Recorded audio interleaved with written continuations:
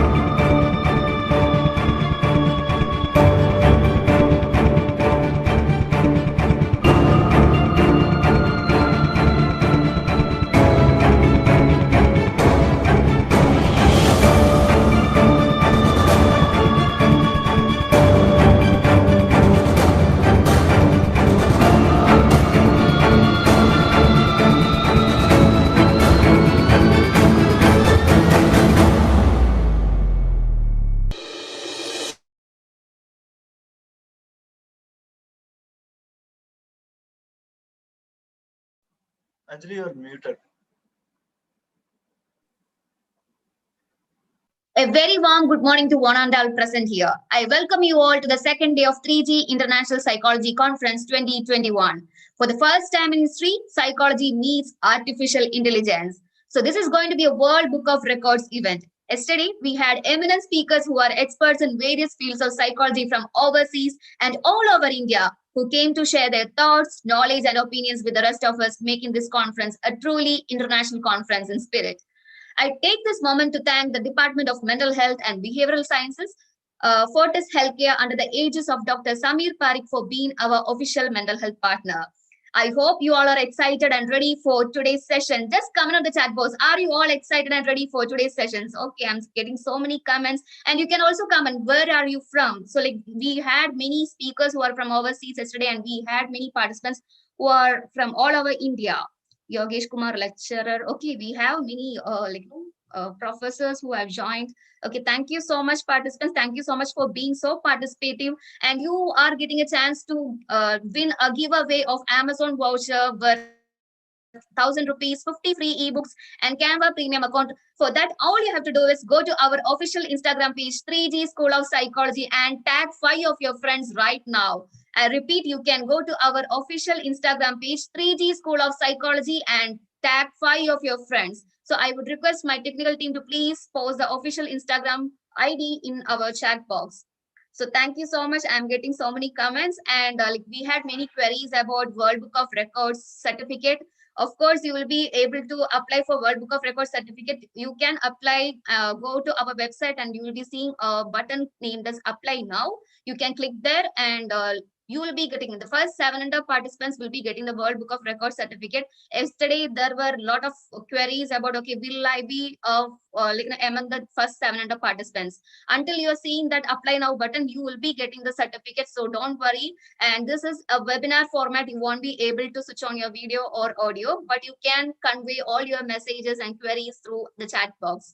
And we would also love to introduce the revolutionary master's program of MA Psychology with 100% job guarantee. So you can apply now for the same at www.3gschoolofpsychology.org/masters. And you can use the scholarship code 3GIPC 2021. So you'll be getting a scholarship up to 40,000 rupees if you are applying within the next 2 days. I repeat, you can apply for our master's program at www.3gschoolofpsychology.org/masters using our scholarship code 3GIPC 2021. And I had many queries about the certificate. You'll be getting a participation certificate which will be reflecting on your dashboard. And let me also take this opportunity to introduce about our program. I will be explaining more about our master's program. It's a brand new curriculum of psychology and artificial intelligence that focus on self-based learning, encouraging the students to indulge themselves in extensive research and participate in debates and discussions. It also allows them to get in touch with various professionals with experience in the art of social networking. And the best part is it's open to all UG, PG, and PhD students. So what you're waiting for? Please go and apply soon and use our scholarship code IPC 2021. So you will be getting a scholarship of up to 40,000 rupees if you're applying within the next 2 days. So I think everyone is excited. I'm waiting for today's session. Even I am excited. Yesterday we had a very good start, and we have an energy set of participants here. Whatever questions we are asking, you are participating. So please keep up the same energy. And here we have our national leader Deepak, who is the event coordinator and also the national leader for this conference, who will be addressing you and will be telling a brief about this conference. So I would like to welcome Deepak, who is the national leader as well as the event coordinator to the dais. Over to you, Deepak. So, yeah, a warm good evening to one and all present here. I am Deepak, the national leader and event coordinator. So, welcome you all to the amazing conference. Today, we are not only going to focus on psychology, but we are also going to be focusing on artificial intelligence. This Sunday is going to be the best Sunday in your life because you will be learning a lot from world's renowned speakers. First of all, I take this time to thank our CEO Irfana and our chairman Sai Cholil. So they gave us this opportunity. They give this opportunity not to people who are working, but to interns like us. We are young students. We can change this world. So, and also I would like to thank all our volunteers, our state leaders, our college leaders, and everyone because this event wouldn't even be possible without all these volunteers, the state leaders, the college leaders, and everyone. I like to thank you all from the 3G team. And regarding the queries, you will all will be getting your certificates in maximum 10 to 15 days. You all will be getting your participation certificates. The volunteers, if you have done a minimum of 25 registrations, you all will be getting your volunteer certificates. And the person who are paid rupees 500 rupees for the World Book of Records certificate, you will be getting them. All of them, you will be reaching it in maximum of 10 to 15 days. So yeah, I'm also very very excited about today's sessions. We have sessions about artificial intelligence and psychology, and also we are also having a session tomorrow. So I'm very excited to meet you all. The volunteer kits, it will be presented to all the volunteers who have crossed a minimum of 75 registrations. So yeah, if you guys are excited to start the session, please type boom or let's get started. Yeah, I can see a lot of booms in the chat box now. So yeah, we are all excited too. Yeah, we'll be starting the session in 2 to 3 minutes. Yeah, that's great. That's great. That's the spirit we all want. So if any of your if any of your friends haven't joined the meeting yet, text them and ask them to join the meeting. We are going to be starting in 1 or 2 minutes.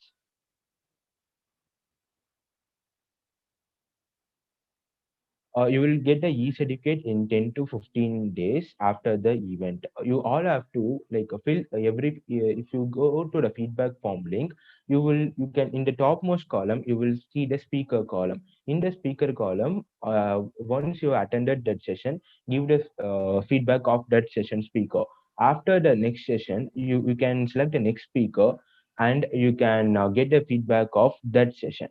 We will be sharing the feedback link soon. So yeah, let's give the mic to MC Anjali. Okay, thank you so much, Deepak. So next, I would like to invite our national leader, Harini Shiva, over to the dais.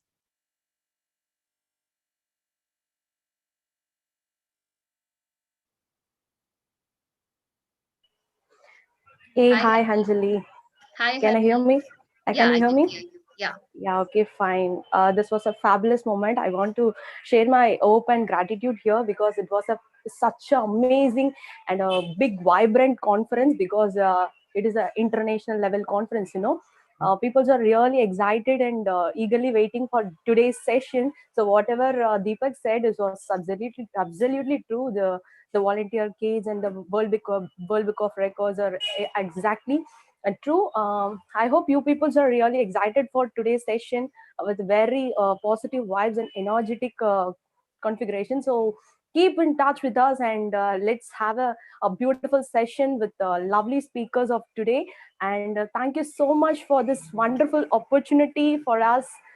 This is a great, it's kind of a miraculous thing for us.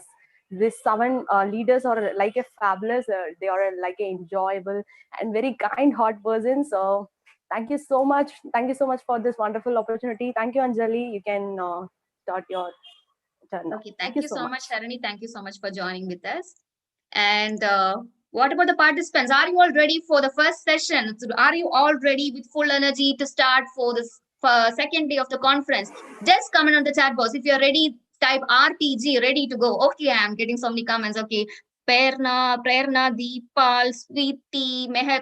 Okay, thank you everyone. Thank you so much. Please keep up this energy throughout our conference and to invite the first speaker. I invite my co-host MC Reshika. Over to you, Reshika. Thank you, Anjali. It is my great privilege and pleasure to welcome our guest of honor for the day, Dr. Shefali Sipari, to the conference. Dr. Shefali is a world renowned clinical psychologist who received her doctorate from Columbia University, New York. She specializes in integration of Eastern philosophy and Western psychology, making her an expert in her field. Dr. Shefali is a keynote speaker who presents at conferences and workshops around the world. Some of the venues at which Dr. Shefali has presented are Wisdom 2.0, TEDx, Kellogg Business School, the Dalai Lama Center for Peace and Education, and many more. She is also an acclaimed author, and her books will definitely change your life. She has written three best selling books: The Conscious Parent, Out of Control, and The Awakened Family. She is here with us today to talk about the power of mental health. I request you to deliver your speech and kickstart today's conference, ma'am. Hello, everyone. I'm so happy to be here with you.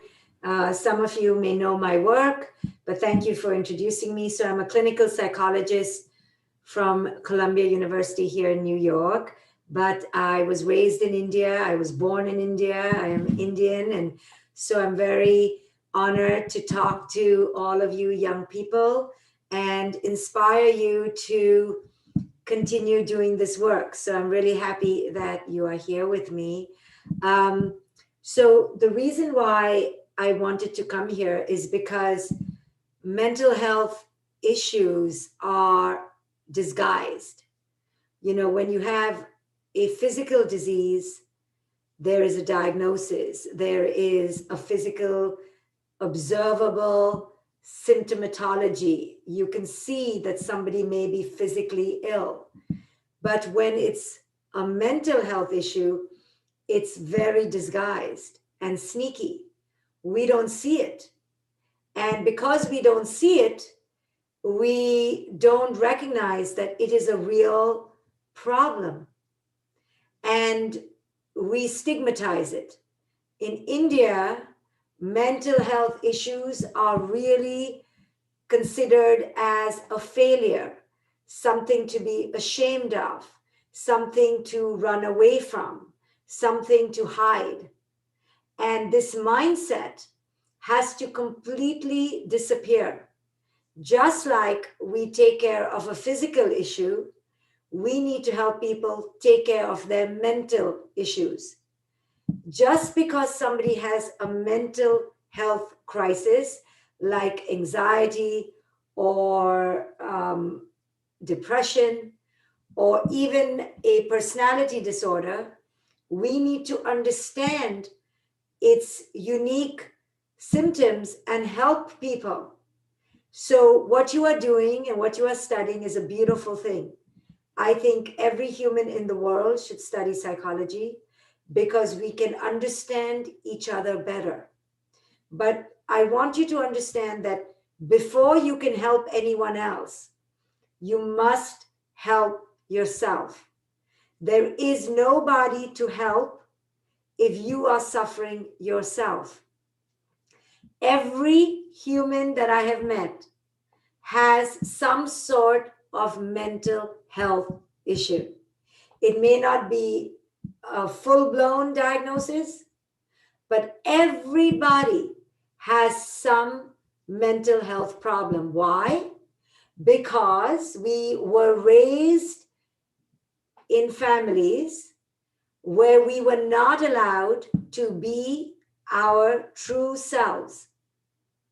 There is not one person here who was raised by parents to be their true self. Now you say, that's not true. My parents allow me to be who I want to be. My parents allow me to be whatever I want, but it's not true. Every human that I have met, and I have been doing this work for 24 years almost, has had parents who were unconscious. And because they were unconscious, and because they lived in fear, and because they lived so addicted and so attached to their parents, to tradition, to religion, to what the people in the neighborhood will say, they did not raise you to be your true self. They raised you to be full of fear, to feel as if you needed to be a certain way in order to get love and validation and worth. So every one of us was raised to be false, fake, inauthentic. Now, there is a continuum of mental health crisis. There are low symptoms and high symptoms. So you're going to meet people across the board. But what you need to understand is that each person you meet is suffering because they're suffering the wounds from their parents, from their childhood. And when you understand that, you begin to ask yourself, wow, do I have wounds from my childhood? And your answer is 1,000,000% yes. I have wounds from my childhood. My entire adulthood has been about healing my wounds from my parents. Now, my parents are lovely people. They're loving people. But They did not raise me to follow my authentic self. I had to give that gift to myself. I had to go through life and check all the boxes and follow what everyone said I needed to do. And you know, in India, girls are taught to be this way and boys are taught to be that way. And there's a whole lot of lies in between. Everyone is lying to everyone else. You know that. Don't tell this one that, don't tell that one that, don't let anyone know you have a boyfriend. Make sure you tell everybody that you can cook really well and be quiet. And you know that you're raised to be a little puppet to the culture. And your parents tell you that this is how to be good and this is how to be successful. So all of us in India especially were raised in a very narrow way. Then your parents tell you to go get married and now go figure it out.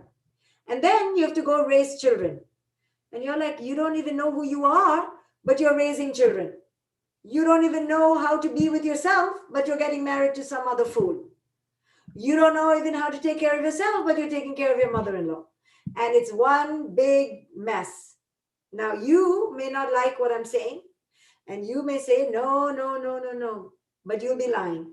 Because there's not one single Indian family I've met who has healed themselves. Because in India, you're not even allowed to have a mental health problem. You're not allowed to talk about this at all. So everyone is pretending that they're okay, but no one is okay. So the first thing we need to do in India is to take out the stigma of mental health problems. In India, everyone pretends that they're amazing. Everyone is amazing. Everyone is happy. Everyone is really rich. And everyone is getting along. No, not true. Open the doors of any Indian family, and it's one big, ridiculous soap opera. Nobody likes anybody. Everybody's jealous of everybody else. The mother-in-law and daughter-in-law, of course. So in India, the first thing we have to do is start telling the truth. But no one wants to tell the truth because what will people say? So everyone in India lives for other people. What will people say? Don't tell them. So I was married for 25 years. I checked every box. I was such a good girl. But after 25 years, I awoke and I realized that I'm done being married. Been there, done that. I'm making it very simple and I'm laughing. But yes, it took a lot of pain. But was it easy for me to do? It could have been easy, but no. What will people say? But by the time I got a divorce, I realized that I don't care what people say. Because I care that I want to live my own life, one life, authentically, truly, not for other people, not for the cousins, neighbors, dog sitter, not for my uncle's wife's nephew. No, I don't want to live for the people who I'm never going to see in my life. But in India, everybody has something to say about everybody else's life. People in India don't live their own lives. They're living it for some, the shoemaker down the street, his sister, I'm living it for her because she may see me one day. So in India, we have to first start speaking the truth.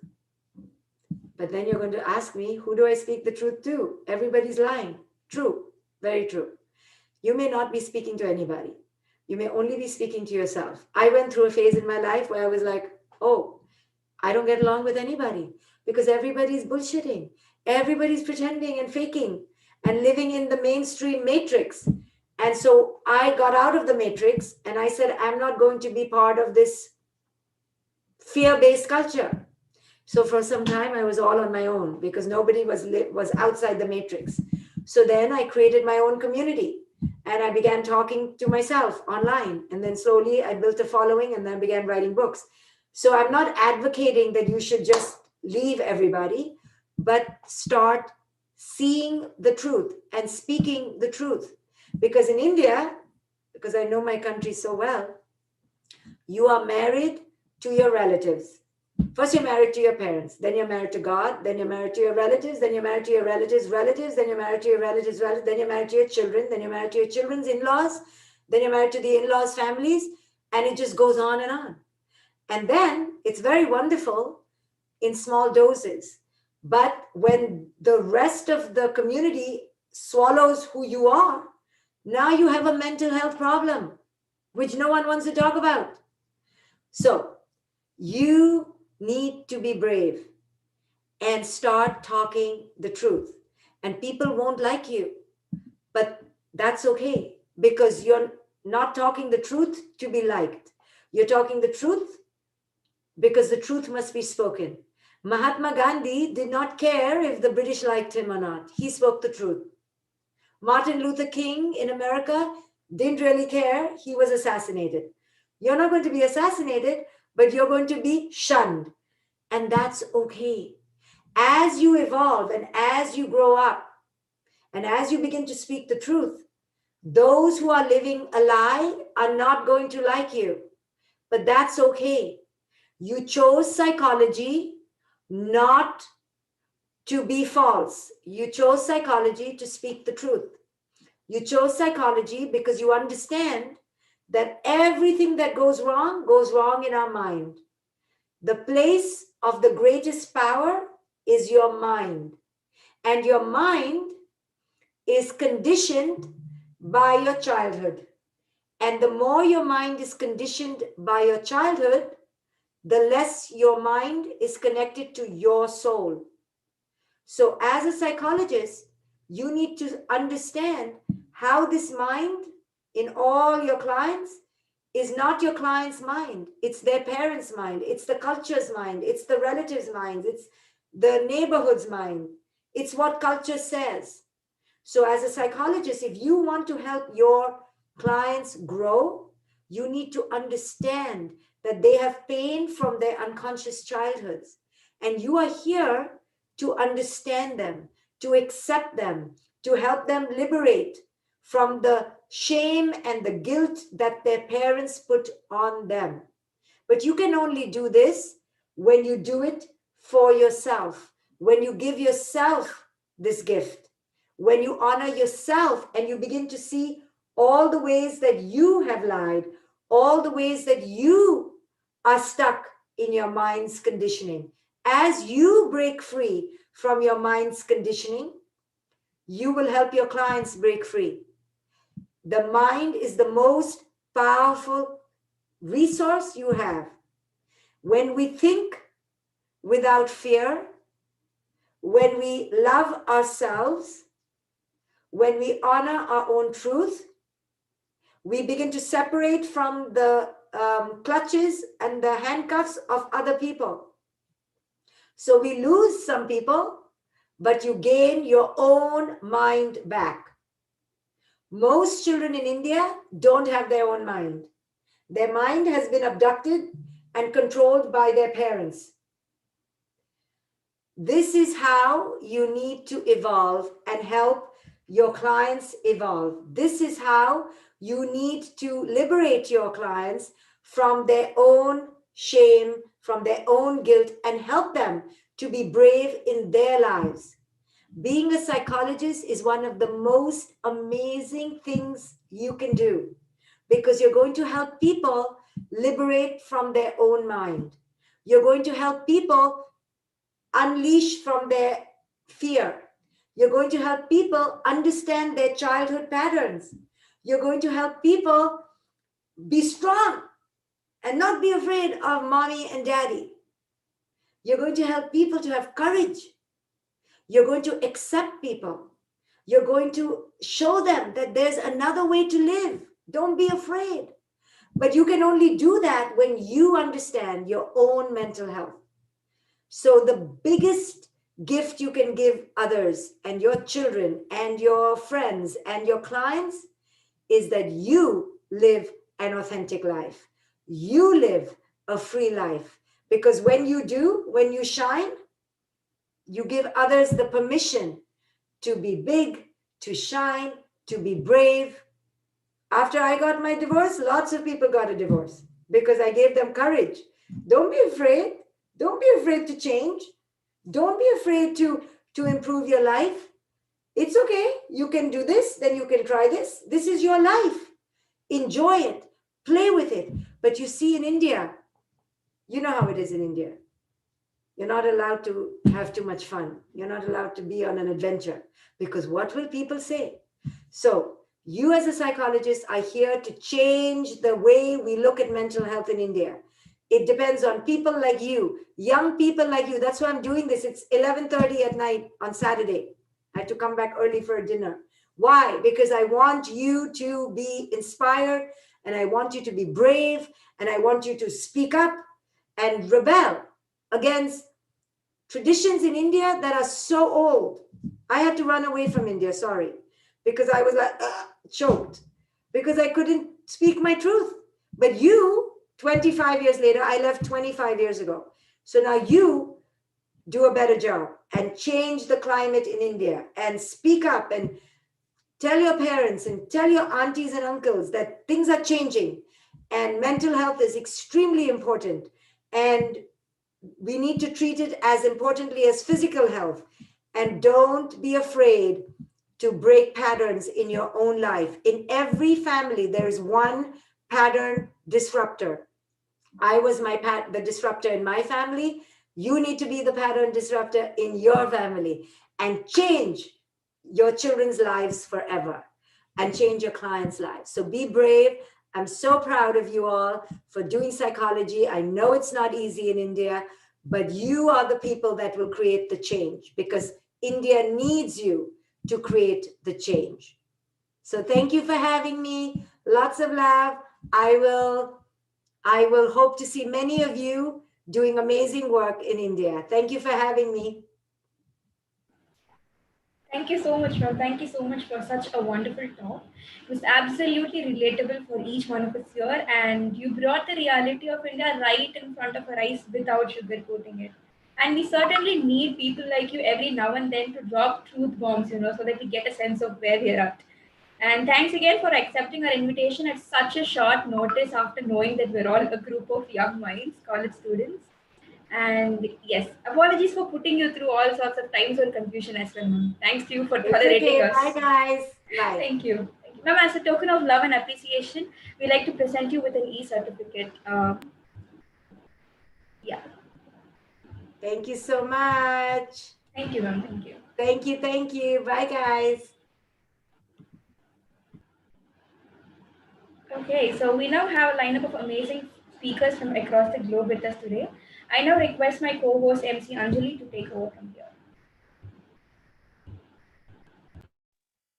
Okay, I request my co-host MC Disha to invite the next speaker. Thank you.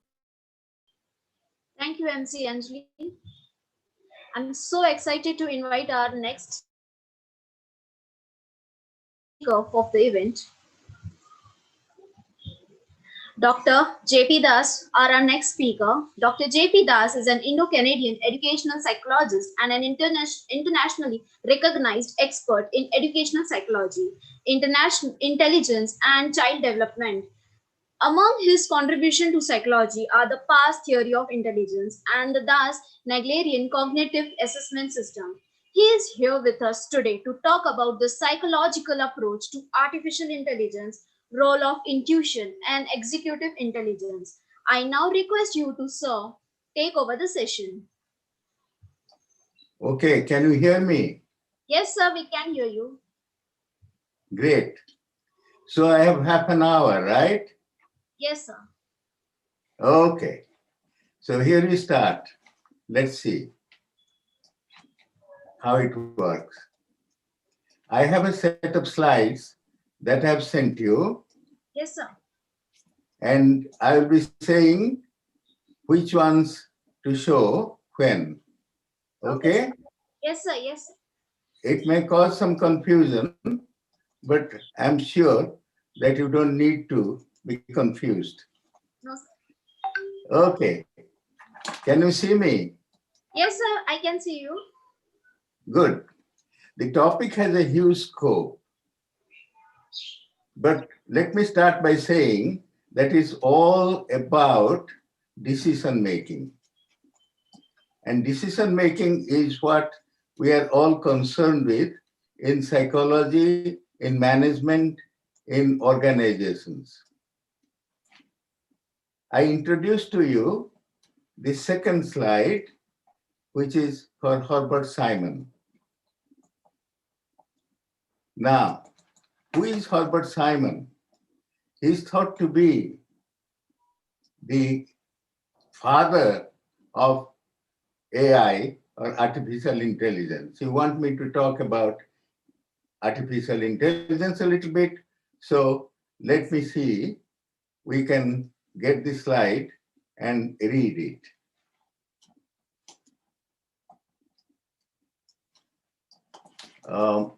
I'm having trouble with showing the slide, but let me see what I can get. Yes, sir. Yes, sir. Yeah, we will be sharing the PPT soon, sir. Until then, you can address the audience. Thank you. Okay. Now, Herbert Simon said that knowledge is of two kinds, intuitive and deliberative. Now, does artificial intelligence provide us with both intuitive and deliberative knowledge? Yes, it does. Now, what's the difference between intuitive and deliberative knowledge? Herbert Simon says that they have, the AI has a very good grasp of well-structured, deliberative, and quantitative information. They have had less of an impact on decision-making that's loosely structured, intuitive, and qualitative. And listen to this, they have had the least impact on face-to-face interactions between the manager and the people he's interacting with or she's interacting with.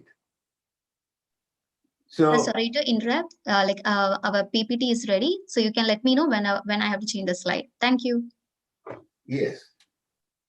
Now, so I hope that we got the slides right now.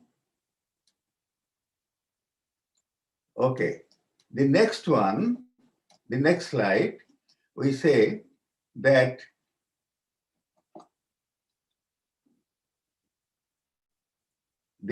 I'm missing the slide here. I can't see it, but anyway, intuitions like deliberate decisions require a common base of thinking. The base is generally believed to rest on a few pillars, a few platforms. We do not yet know how the trillions of nerve cells act and communicate with each other in myriads of ways in artificial intelligence. Now, in the next slide, I show you how it can be used and how it can be useful. Let me see the next slide here. It talks about AI. Intuitive decision-making has for its base the frozen wisdom gained from years of experience and reflection. Remember, it is in contrast to slow and deliberate decision-making. Remember the book that Daniel Kahneman wrote, Thinking Fast and Thinking Slow. He too won the Nobel Prize, and he still writes about intuition. Now, how does intuition fare in advancing the neuroscience? In slide 7, you see the old and the new. Even until a few years back, we could only imagine stages of executing an action. We're not able to describe the neural base for these stages. Oh, I can see the slide now and then, but not all the time. Now. Sir, are you facing any difficulty? Like, no, we are on now on the 7th slide. AI can be useful in decision making. That is the slide which we are in now. Okay. Yeah. Now, let's go to number 8. We do not yet know how the trillions of nerve cells act and communicate with each other. In myriads of ways, artificial intelligence is the tool that neuroscientists depend on to unravel the mystery of intuition and deliberate thinking. At the level of cognition, we explain decision making. Number 10 slide shows that we have attempted to measure these core cognitive processes. Sorry, you have to excuse me for a minute because I can't seem to get the slides here. Unless I can see them, I can't talk to you very much. But anyway, let's continue. Sir, can you please tell me what you are able to see in the screen? You are not able to see the PPT? No, I'm not able to see any of you. Okay, sir. Can you see me anyway? I can see you, sir. And we have shared the PPT. Is it coming in a smaller screen? Is the PPT coming in a smaller screen? Yes. Okay, sir. Sir, you have to switch that. I think you will be having a 4 square button in which you have to click, and you have to click on speaker's view. Click on what? Speaker's view. Or else, if you have the PPT in your desktop, you can open that, sir, and you can tell me the slide number. I will change accordingly. Yes, okay. Now, I can see my slides, so there's no problem there. Okay, sir. The next slide I want to show you is about an intelligence test that we have started. Now, the difference between the traditional test of intelligence and ours is great. The difference is this: we do not believe that IQ or intelligence is fixed. In fact, we cannot believe that because look at the connectome picture. When our connections, yes, I see your slides now and then.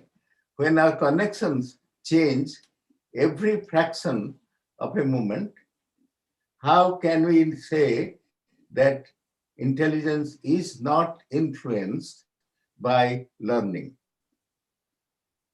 We cannot, of course, say that because learning and experience go together to shape our brain and our interactions with others. Now, let me focus on one kind of intelligence, that's complex problem solving. I have 2 slides here. One is of the deliberate logical type, and you can see the slide number 15 and 16. The other one is the most interesting one, which takes care of emotional decision making, the kind that Simon wanted us to pay attention to. And I will describe it in 2 minutes. You have a situation like this here. The insolent colleague,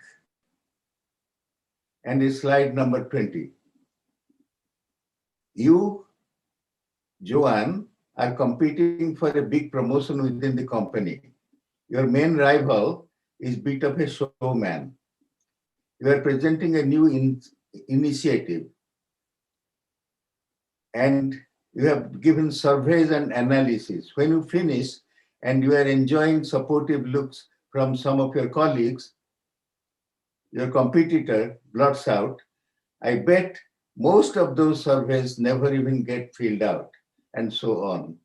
Everyone turns back to you and waits for your response. What can you do? Slide number 22 says what you can do. You are asked to write as many solutions as they can within 2 minutes. Next, you are asked to choose one of the solutions that they can justify best and give the reasons for justifying it. And the third part is the most important one.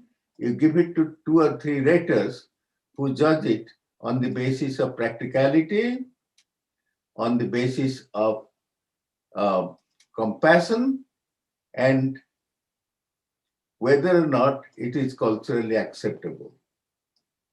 Now, compassion is an important thing these days in all kinds of management jobs. American businessman Jeff Weiner said, once he had started to fully appreciate the significance of compassion, he often wondered whether or not it was a quality that could be taught.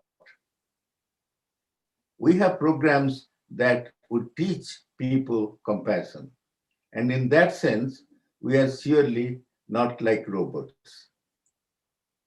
If I have a couple of minutes, I'll give an example of how compassionate decision-making may work. Now, this is the story of a young man who had been in jail for drugs. He's released and comes back to his parents. He finds that his father has a stack of books on how to help drug addicts and what to do, self-help books. He shows him all those books. Then what does the mother do? She just holds his hand and cries. Do we have a place for compassion in our business organizations, in interacting with each other, in psychotherapy? I think it's most important that we do. And in that sense, the human being is not a robot. Unless, of course, one day we can teach compassion to a robot. Thank you for listening to me. We are at the end of my talk, and you can see a sign that shows where I work at the University of Alberta. Bye-bye.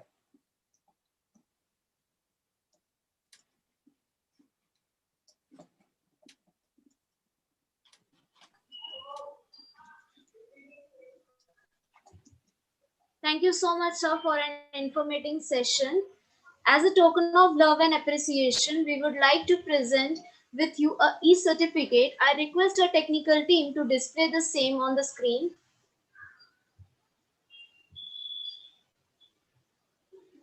Thank you, sir. Okay. Now Thank you for listening.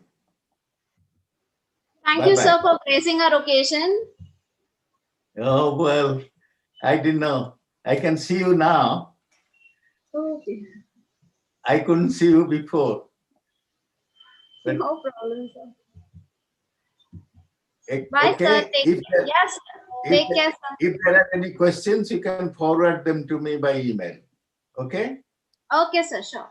So if you have time, you can take a couple of questions, sir. We have 10 more minutes, and our participants will be happy if you are addressing the question. Okay. Yeah. Sure. So participants, like this is a golden opportunity we can hear from JP Das, sir. So if you have any questions, please post it in the chat box. Okay. So, sir, like if you are saying like all the people who are joined this young psychology aspirant students, so what is one message you want to give to them? Oh, I think we can never want to compete with the robot. we can ask the robot to do unnecessary details that human beings shouldn't spend any time for. Like the robot nowadays is analyzing genomes, and it can do that very fast. So one thing I would ask the psychology career seekers is this, that you have to have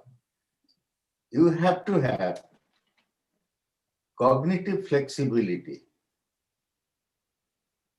That you have to be able to shift your set. Then you have to have the ability to control and inhibit your impulses in any situation that you are there.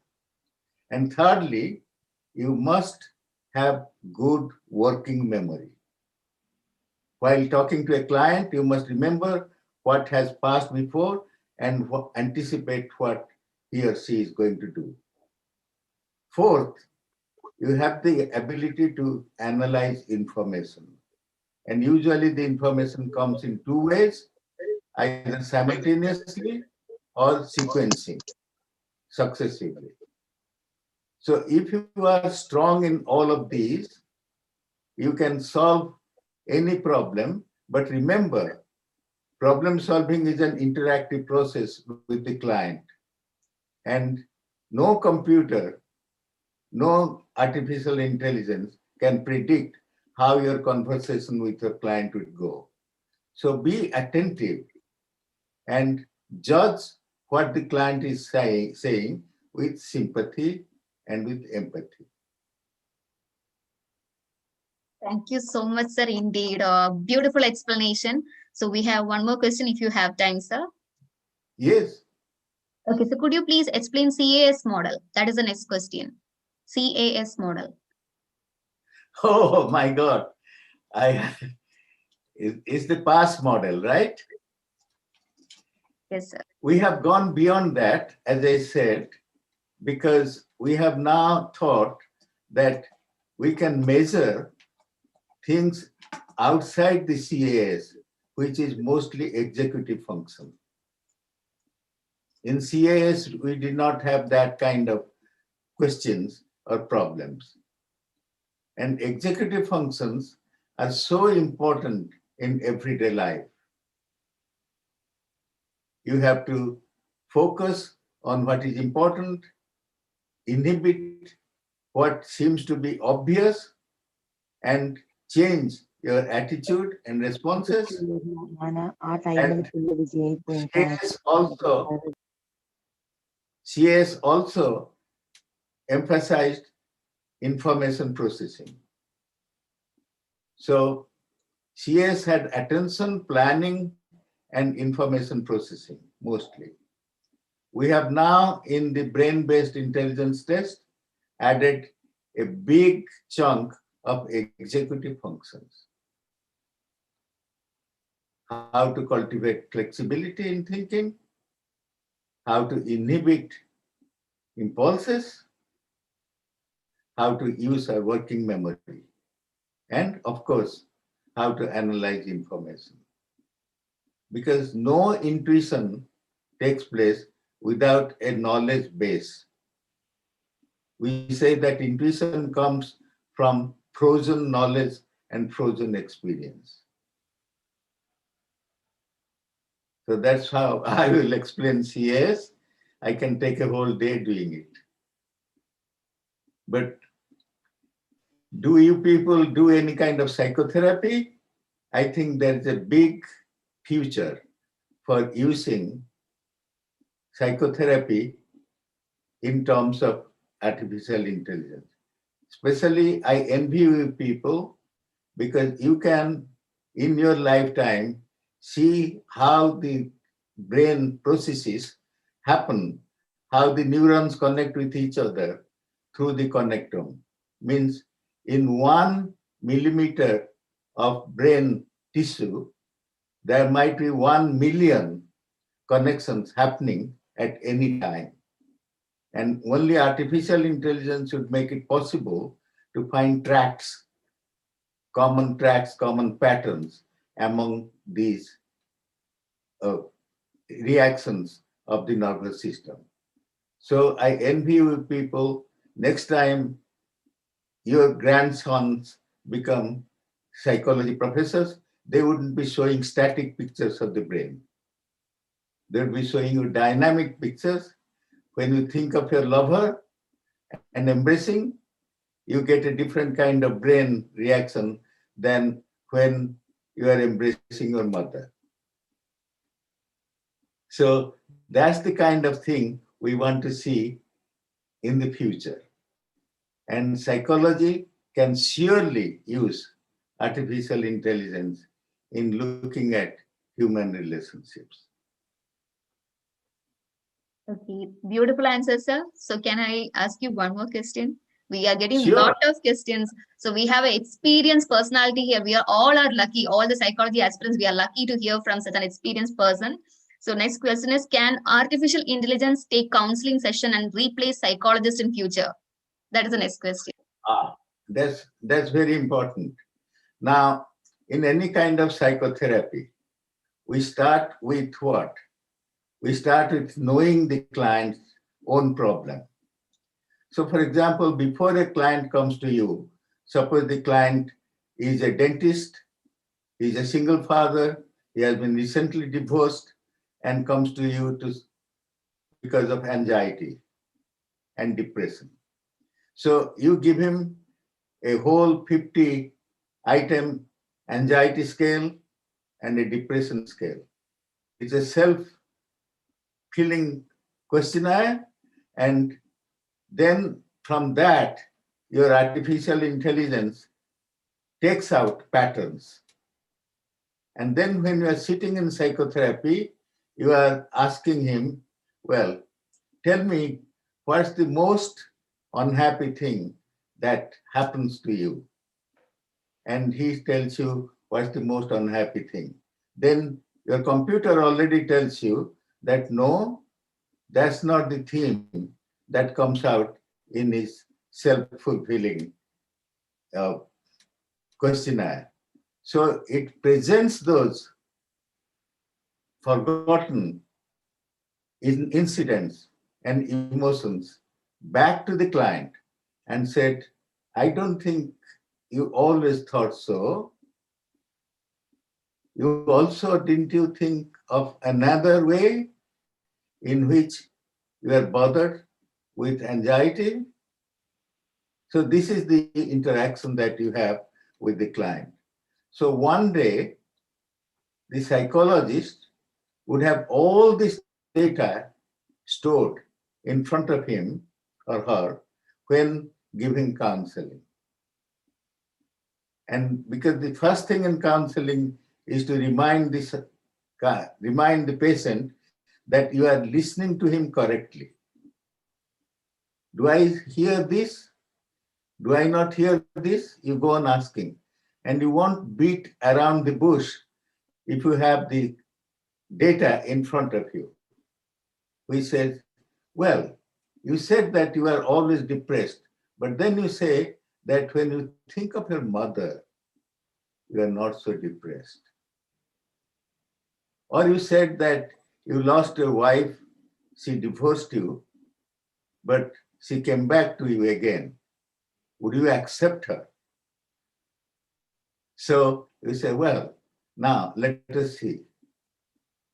You had said that shortly after getting married, your wife had told you, never let me go, even if I want to.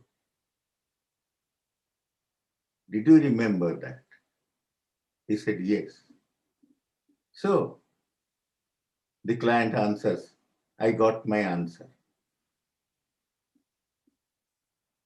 So this is the way interactions occur. As Herbert Simon said, that interpersonal relationships, interactions in an organization cannot be predicted by artificial intelligence. You have to have the human factor. Even today, in medicine, AI is used widely. You get reports on X-ray that are much more accurately interpreted than by 10 radiologists.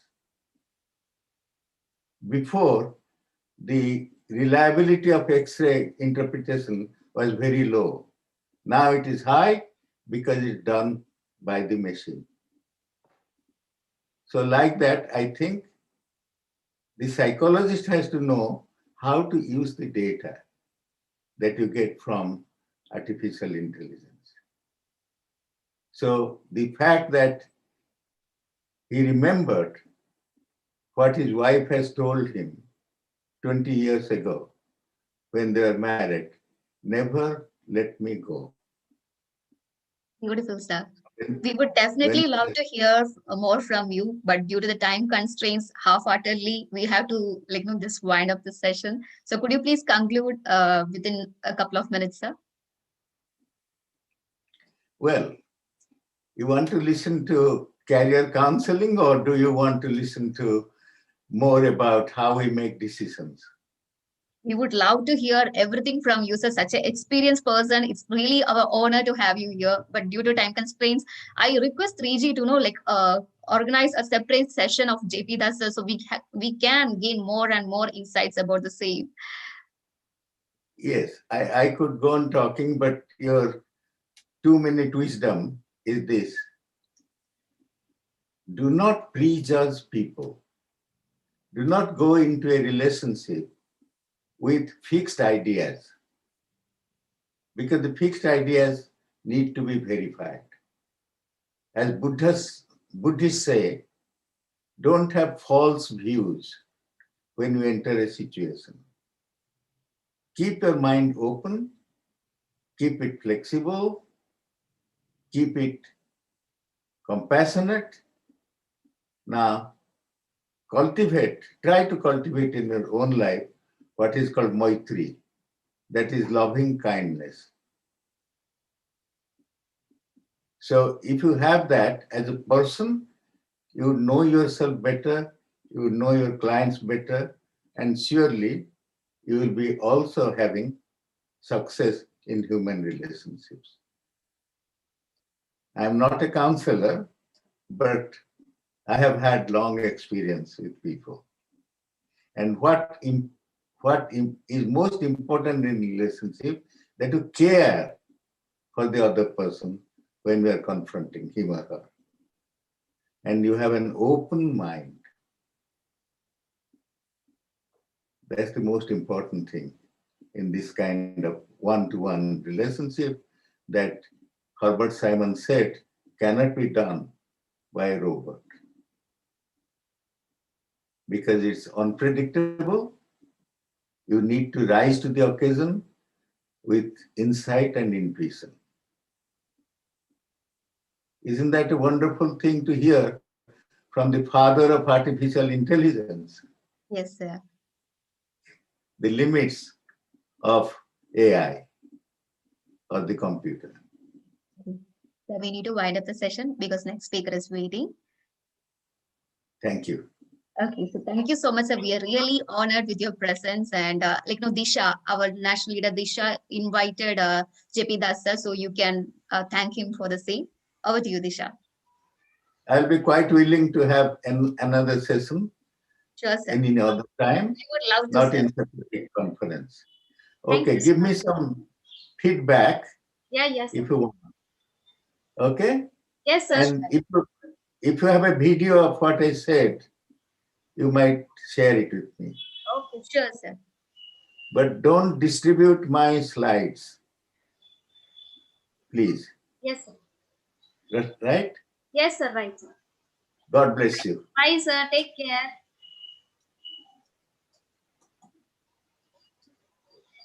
Thank you, MC Anjali.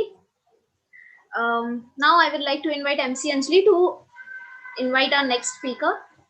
Thank you, MC Disha, and thank you, JP Das, sir. So our chat box is full of messages. I hope you all gain some knowledge from this session. And guys, hold on. We have our chief guest as a next speaker. So are you all ready for the next session? Just comment on the chat box. So we are gaining a lot of insights, a lot of knowledge. Are you all ready? So please be, with full energy. Please be attentive. This is going to change your life. Okay, so it's my privilege and honor to welcome our chief guest for the day, who is an experiential corporate facilitator, outbound trainer to small and large teams to MNCs, a business stimulation coach to Fortune 500 companies. He's the author of 3 best-selling books and a life coach columnist. He is known as leadership coach who inculcates strong and meaningful impact in individual and organization. His coaching method is inclusive, experiential, co-creation, and conservative. He is also a TEDx speaker. Ladies and gentlemen, let's invite our chief guest for the day, Mr. Anand Munshi, over to the dais with a virtual round of applause. He'll be speaking on the topic Outliers of the Motivated Orbits. Warm welcome, sir. Thank you. Thank you very much.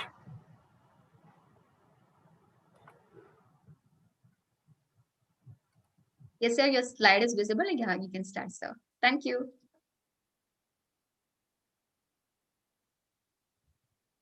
All right, my slides are visible? Yes, sir. Yes, sir. It's perfectly visible. Fantastic. First of all, thank you very much. It's such a wonderful occasion for me and also very inspired. I'm listening for last half an hour. It's a plethora of knowledge, such a wonderful attempt. And let me take this honor to really appreciate the great work youngsters are doing by clapping. So wonderful, wonderful, wonderful. That's a wonderful session that I've been seeing. One important thing that I have noticed, there is tremendous, I would say, high energy participation from the crowd. In fact, this is one of the best participation that I have seen. So once again, my congratulations and really, really my best input for you guys. Thank you very much for having me here. So the topic here is re-engineering of your mind, outliers of the motivated orbit. What it really means is how I can come out of the clutches of my own mind and then do something more meaningful and more powerful. That is something what we are expecting here for the day. Let me take a very small story that happened like 7 or 8 years back. I was on a Mumbai airport. And I don't know if you've been to Mumbai. Mumbai is a place filled with so much humidity, so much sun, so much chaos, so many people around. So I was doing a session. It was a whole long day session. I was very tired. I just want to take a flight from Mumbai and go to Melbourne. That was my plan. I was in so much rush that I reached to the airport and I was, I would say, the first person for that particular flight to reach the airport. I've been there and then hardly, it was like 10 minutes. I tried to convince the people that let me in. He said, "You're too early for the flight." I said, "Please let me come in." Somehow they entertained me. I was in there and I reached to the airport counter, the airline counter, and I requested them. They said, "You're too early. I have to wait for some time." The blocks were open. I was so relieved to put my stuff there. I quickly checked the immigration check. I quickly checked the security check, and I was waiting, probably the first person for that flight to enter the plane. I go there and I sleep peacefully. Again, that was my plan. I got into the seat, and as soon as the plane was about to leave, and hardly the plane was 5 minutes in the air, suddenly I felt the gravity bump. And I realized this is the time something bad is going to happen. I was blindfolded and I said, it's time to recite the prayers now because it's anything going to happen. But I took some courage and took that blindfold off, and I saw a young, beautiful girl sitting next to me, and she is chewing her teeth like this and pressing button one after the another. I said, "Ma'am, is there anything I can do? You look a little upset." And she said, "Is plane mein kuch kaam nahi kar raha hai. In this plane, nothing is working." I said, "Relax, just calm down, be quiet. We are 10,000 feet in the air. What's not working?" And she said, "I'm trying to press this button again and again, and my seat is not reclining." I said, "Man, it's happening. You are pressing my buttons. Why don't you press your own buttons?" Guys, cutting long story short, haven't we given the control of our life to people around us? Have we not given control of our mind to the external conditioning? Have we not given control of our action to the temporary things that are happening all around us. Once the control has gone away from us, the ownership also goes. Once ownership is not there, then your life is just like going from here and there. So outliers of the motivated orbit is the first thing that we have to think, and this is what I will be covering in the whole session, is how to re-engineer yourself, how to be an outlier and still feel motivated and start to add value to the people around you. Okay, all right. May I request if there is any question and people really want to ask in between, so please unmute them if that's okay. And can ask question, that's perfectly fine, because I want to have this session little more interactive. Okay, so this event, it is a webinar mode, so the participants will be sharing everything through comments. So whenever there is a question, I will be helping you with the question, sir. I will be reading the question, sir, at the end. No problem at all. All right. Thank you, sir. Okay, sure. Okay, let me go to the things. This is the best statement I can think of for today's occasion.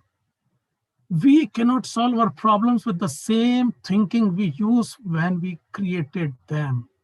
This is such a profound statement. I keep on thinking about this.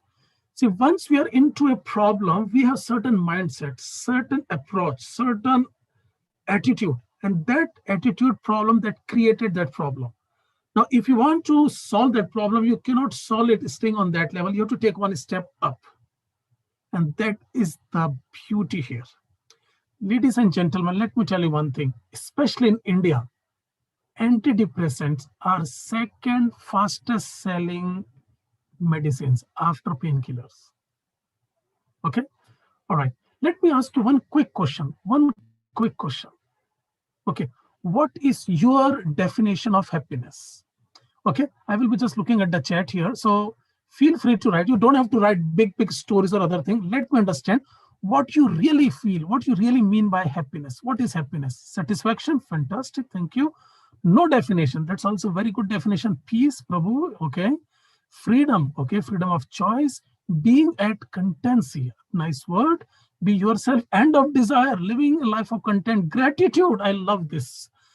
Internet, smiles on the eyes, things going on, satisfied. Subjective feeling, my God, smile, no problem is satisfaction, happiness.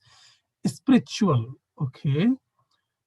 I must tell you this is one of the most vibrant and most diverse set of people that I'm seeing. Peacefulness, and still the messages are coming, very nice.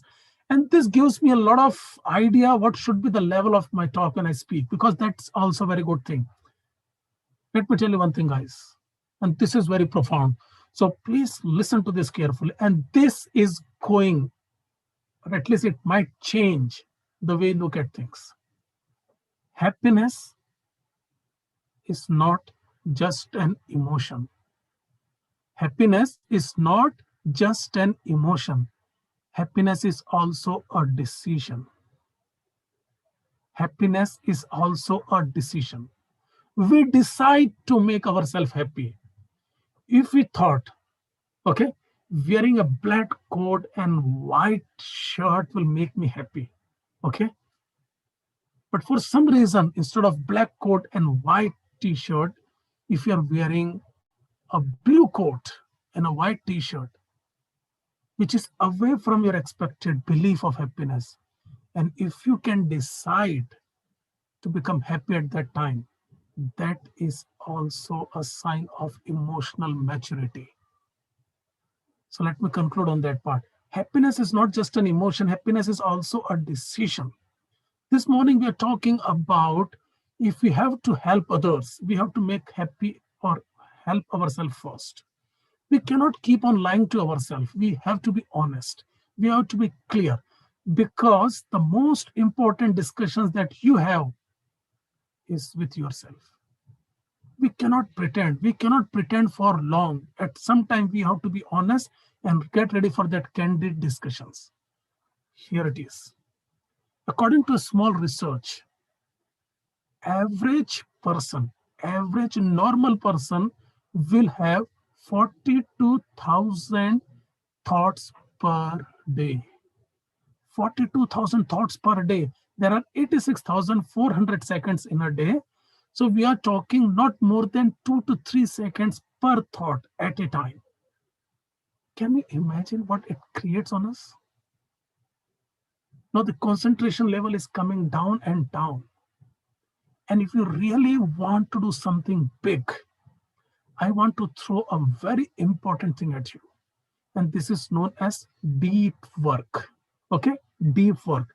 This topic, the topic of this discussion, it's entirely new discussion, which we won't be touching here. But I want to tell you one thing. Do you know, if you look at the CEOs of all over the world, and it's a question, okay? It's a question. If you look at the CEOs of all over the world, there are two streams that are more and more dominating in people who are leading the organization as a CEO. Can you name them? Which two faculty of education or learning are more dominant for CEO or decision-making roles? Any guesses? Technology, okay. Okay, just one. Money lays, automobile, AI, okay. Technical, all right. Psychologist, okay. Pankaj, skills, okay. Beautiful, beautiful. Guys, let me tell you one thing, because we can take on this. The maximum number of CEOs all over the world, they are either coming from lawyers, they are coming as a lawyers, or they are coming as a psychologist. Good news for you. And this is important because we all have to understand why. What is so important about this? I don't know if you know this. When it's a Greek terminology, psychology, when it started, the meaning of psyche was not related with mind. In current day context, the study of psychology is about mind. But when it was initially coined, it was a study of the soul, study of the psyche, study of something more intrinsic and meaningful. My suggestion for you is how you can take it out. So my first thing for you is, how can you help yourself and to the people that you are touching to go for a deep work? Now, deep work is consistent, non-disturbing, a fruitful, engaging work that makes you dig deeper and deeper to create wonderful things. But we are not able to do this. Why? Because the maximum time that we're spending on one thought as an average person is not more than 3 seconds. Few years back, it was 5, and 20 or 30 years back, it was 7 seconds. Because of technology, because of so many distractions around us, now we keep on switching.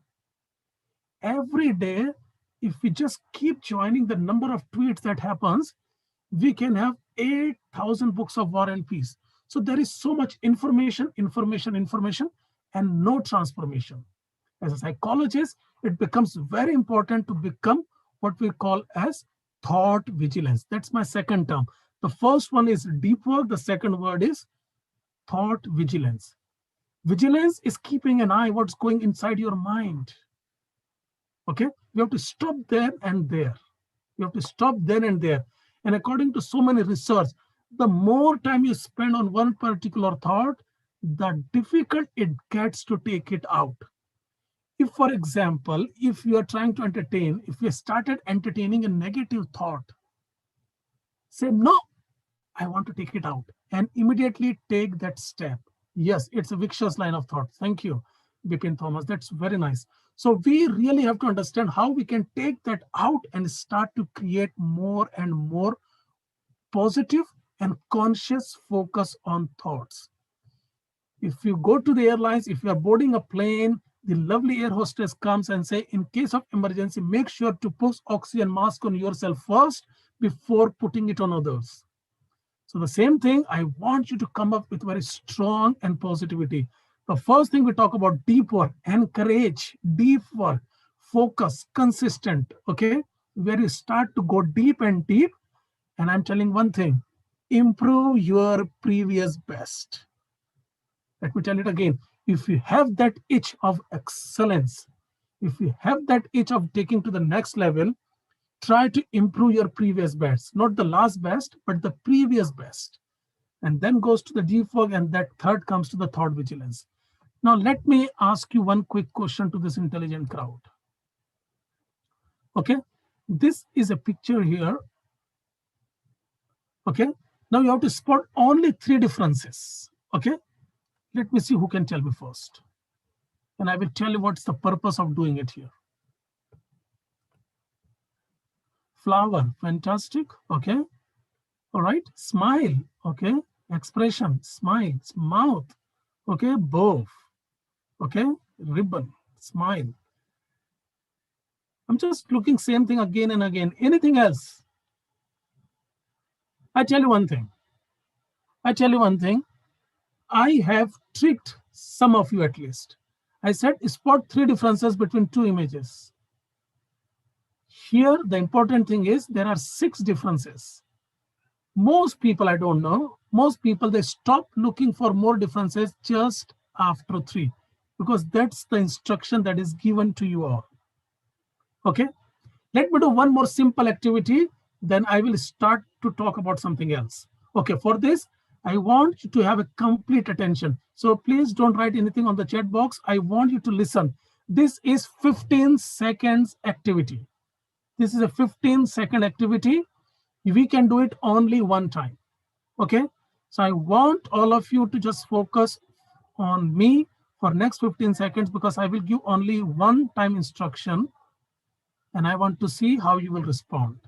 And this will give a very important breakthrough when you are dealing with yourself, with your clients. Are we all ready? All right. Now, I want all of you to put your finger like this. Okay? Beautiful. Done? Now, consider this is like a pen. Okay? Pen. The instrument that you use to write. Okay, this is your pen. Now turn this pen towards your forehead like this. Done? Take it like this. This is your pen.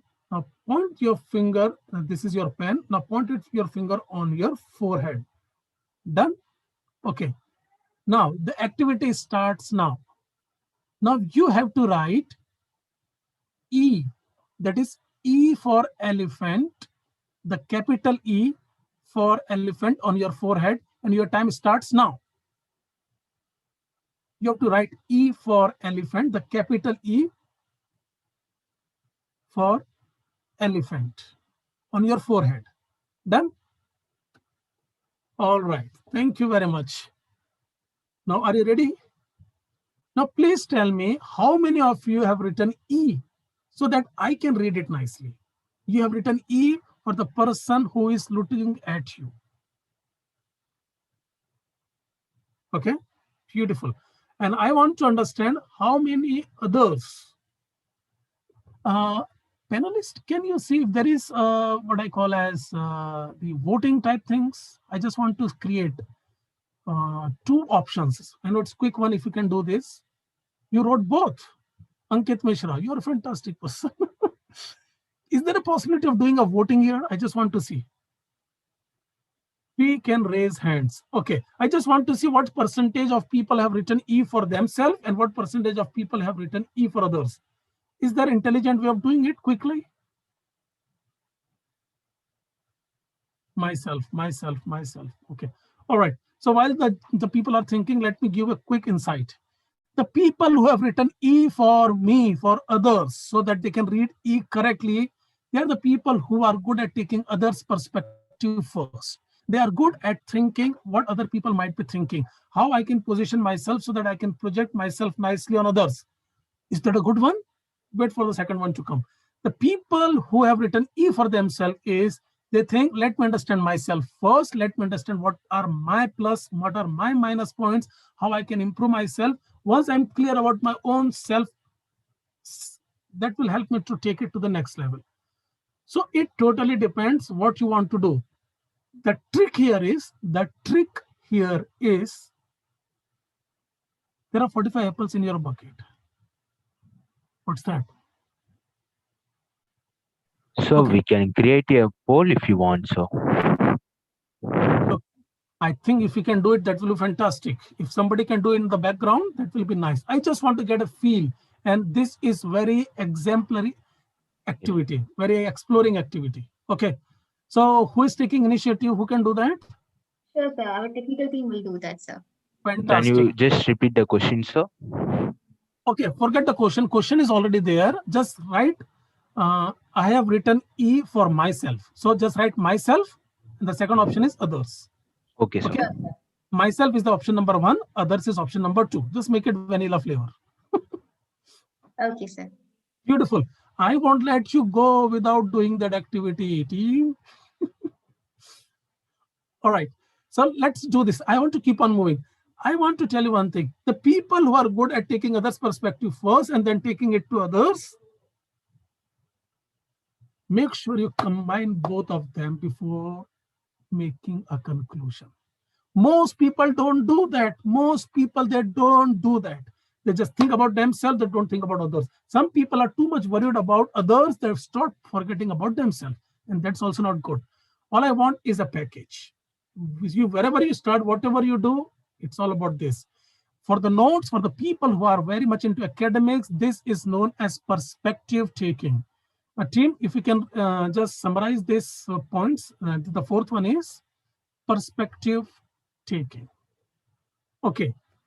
One more question. What is the most important, effective, and quickest way to get someone's attention? Okay. Host is sharing poll results. Okay, I don't know what's that. Okay, I have asked a question. Speak. Okay, eye contact. Okay, let me repeat this.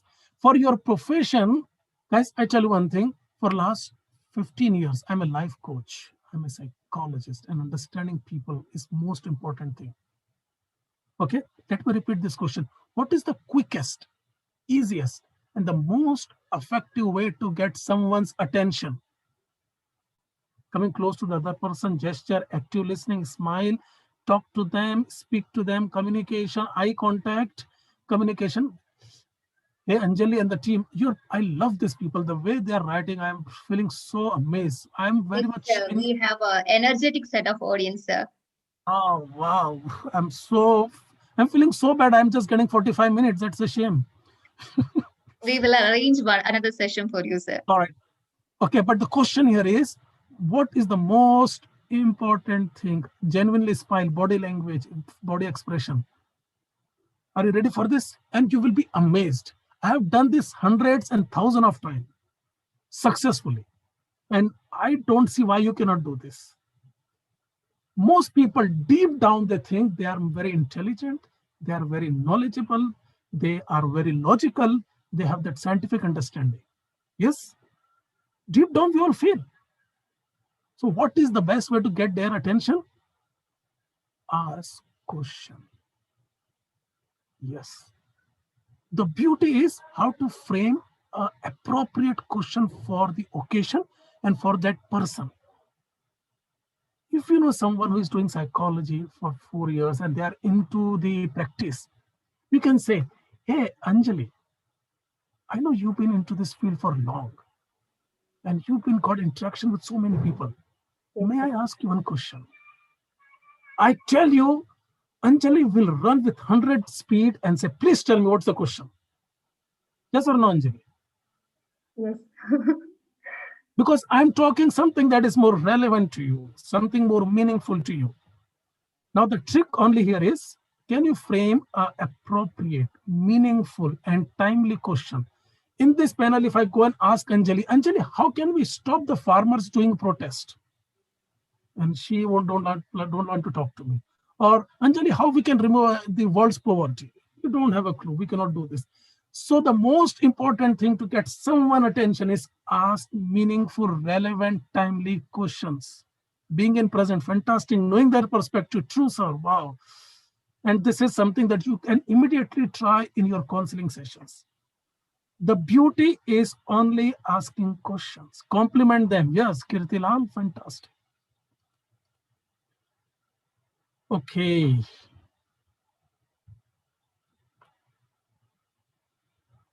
All right. Now, the importance of understanding the VUCA world is so great because we are living in a world that is volatile. We don't know what's happening. What is true now, and in half a minute, it will be something else. We cannot predict, we cannot give a confirmation of what things are happening. The things, they were so simple, now it's very much complicated. And nothing is going to be straight. It's all ambiguous, it's everywhere. So we need equally powerful mind to deal with that situation.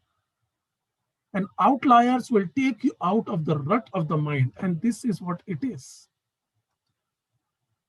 Okay, let me introduce your own mind with you.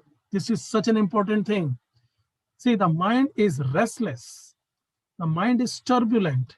The mind is obstinate. The mind is strong. Okay, let me ask you one quick question. If I tell you guys, don't think about watermelon. Don't think about watermelon. What is the first thing coming to your mind? What is the first thing coming to your mind? If I say, don't think watermelon, the first thing that comes to your mind is watermelon. Yes. So your mind is obstinate. Beat, mouth water. Wow, stop thinking. Watermelon itself. So we have to be very smart when we deal with the mind. Restless. It cannot fix at one place. Turbulent. We think about doing so many different things again and again and again. Yes. So how to come out of this? The answer is here. Okay. Anjali, I will be playing a small video. This is a very, very important video. I just want to tell me if you can look at the video and is the audio is coming as well. Okay. Sure, sir. Sure, sir. All right. The fifth important thing we want to do it in this people is, are you coachable?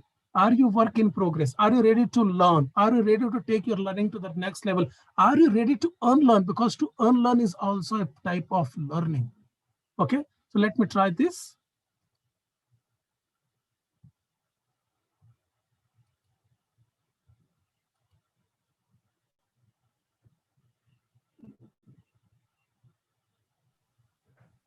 So you can click on escape so that you can exit from this PPT. Can you see the video? No, sir. You can you try resharing? You can stop this screen sharing and you can share it again. I think you have chose a tab while you are sharing so that we won't be able to see the video. Yeah. So you can close the PPT, sir.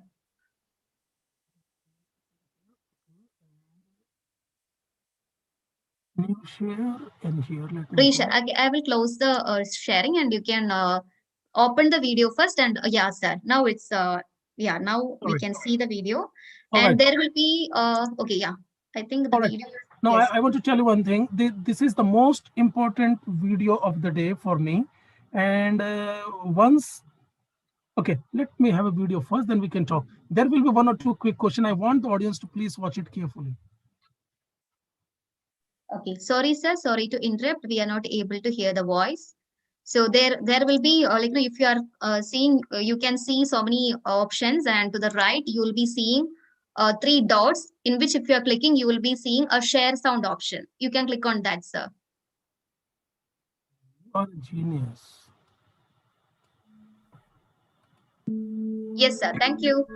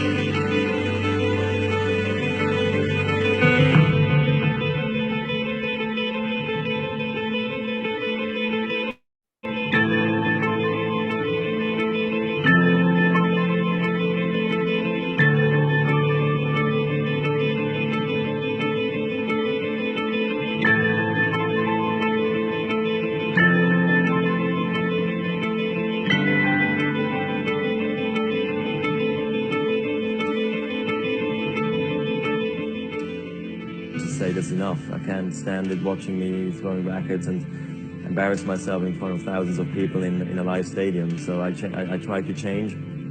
Quite a transformation from a screaming, racket throwing, swearing kind of brat on the tennis court to this calm guy you know today. It's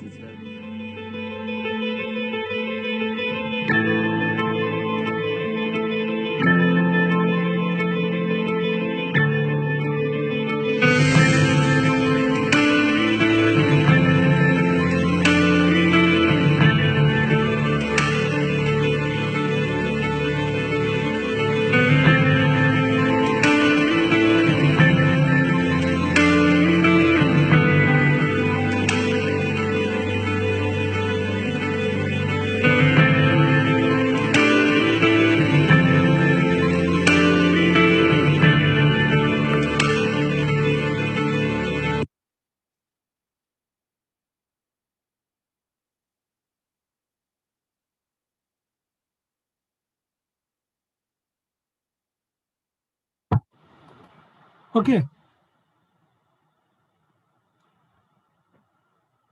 All right. So, Yes, sir. We can see your PPT, sir. guys, I tell you one thing.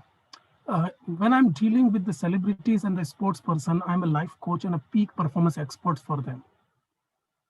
And this is on a very serious note. Until and unless if you cannot work on your own behavior, the positive aspects, and you are not opening yourself to become a bigger version of yourself, that 10x is not going to happen. People come to me and say, I'm earning 50,000 rupees a month. I want to earn 60,000 or 70,000. I said, why not 5 lakh rupees? He just laugh at me and say, is it possible? I'm trying to push myself very hard just to earn 1 rupee more, and it's not happening. I said, you got it wrong. Because the moment you go from 50,000 to 60,000, it's not a major jump. That does not require any aspect of you to change. You can pretty much stay with the same people. You pretty much stay at the same time. You wake up at the same time. You read same newspaper. You talk to the same people. You watch the same movies. You don't do anything different. But the moment you say, I want to earn 5 lakh rupees, immediately your body language change. Immediately the type of vocabulary that you use will change. Immediately the type of thing that you want to do is change. On that very point, I developed a very important point about Albert Einstein. Albert Einstein, well, I'm in very much love with him, the most important person that I have seen. And I've done a small video. Okay. So I just want to share that video with you, if that's okay. I just give that link. You can see it yourself whenever you want.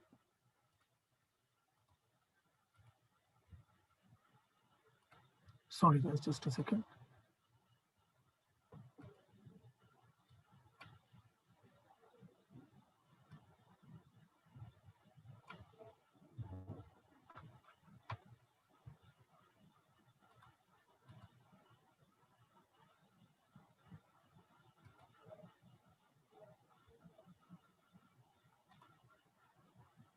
Sir, is the screen frozen? Okay, that's okay. Look, I just want to share this small video. You can watch it in your own good time, no problem. This is important. How a person can go from here to there. You know, I just want to tell a small story. When Albert Einstein was only 6 years old, his father gifted him a magnetic compass. And the moment he saw, he was so much thrilled. And whatever he do, the magnetic needle will always point in north-south direction. He was amazed. And it is said it was for the days and months. He was busy himself just looking at it, how this is happening. Now, I'm sure you remember you getting it the magnetic compass first time from your father or mother. How much time did you spend on it? 2 minutes, 3 minutes? And suddenly we got distracted from going to a dead squirrel somewhere. What have we done? Guys, till the very last day of his life, Albert Einstein was working on theory of magnetic energy. So he was with him throughout your life. One thing. And I want to tell you one thing. He said very famously, he said, I am not a very intelligent person, but I have patience to stay with problem little longer. Let me repeat. He said, I am not any genius. I stay with problem little more longer than other people. I think there is a message for me and as well as for you. If you are into psychology and if you want to be an outlier, solve the problem that other people are not able to solve yet. Stay with the problem, have patience, accept the things and try to learn the things. Don't go for shortcuts. And you will see it's amazing. It's amazing. More and more people are troubled by their own mind. They cannot focus. They are filled with depression, anxiety. More and more people are coming to me with their divorces. More and more people are telling that they cannot stand their own mind. Bhagavad Gita says, a controlled mind is one's best friend, but uncontrolled mind is someone's worst enemy. Again, Arjun says to Krishna, Vayurapi dushkaram, I can control the wind, but I cannot control the mind. And Krishna gives the answers. He says, Abhyasam and Vairagya. Abhyas means practice, Vairagya means renunciation. Guys, the sixth important thing I want to tell you is, if you want to be an outlier, simplify. The best ice cream in the world is vanilla flavor. Don't go for complex things, just simple. E is equal to mc square. Google is so powerful because it is so simple. Just go to the browser, type, and you can type the things and you get the answers. Imagine you have to wait for 5 days, you have to fill the form, you have to go to the government office, you have to fill a 25 rupees draft, and that to submit in once again some government banks, come back and wait for 20 more days to get the answers. It's not going to work. The important thing I want to tell you is, refine yourself. And again, Albert Einstein says, if you're thinking I'm in love with Albert Einstein, yes, I am.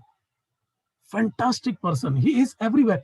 He says, if you cannot explain something in a very simple term to your grandmother, it means you haven't understood it well enough. Make it simple. Try to create the aspiration that people can come out with the whole thing. My only suggestion is here. I want to tell you this. Is my slide visible, guys? Yes, sir. Your slide is visible. It's now on escape velocity. Fantastic. Thank you.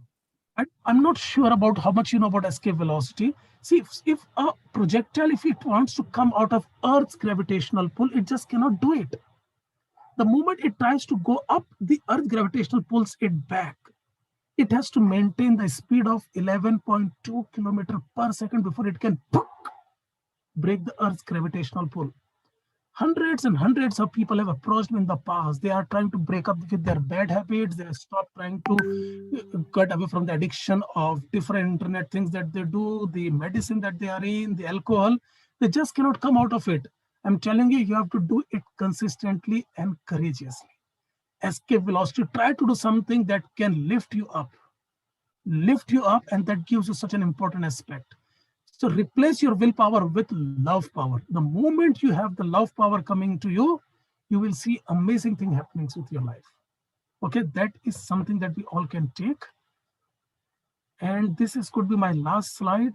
The biggest thing that we can do is the fear of failure. Okay, the people who cannot reach the top in their own life is because they are so much afraid of fear of failure. They will do something, and if they fail, that they don't want to be in that situation. The second thing is poor self-image. When they look themselves in the mirror, they don't have that positive, high regards for themselves.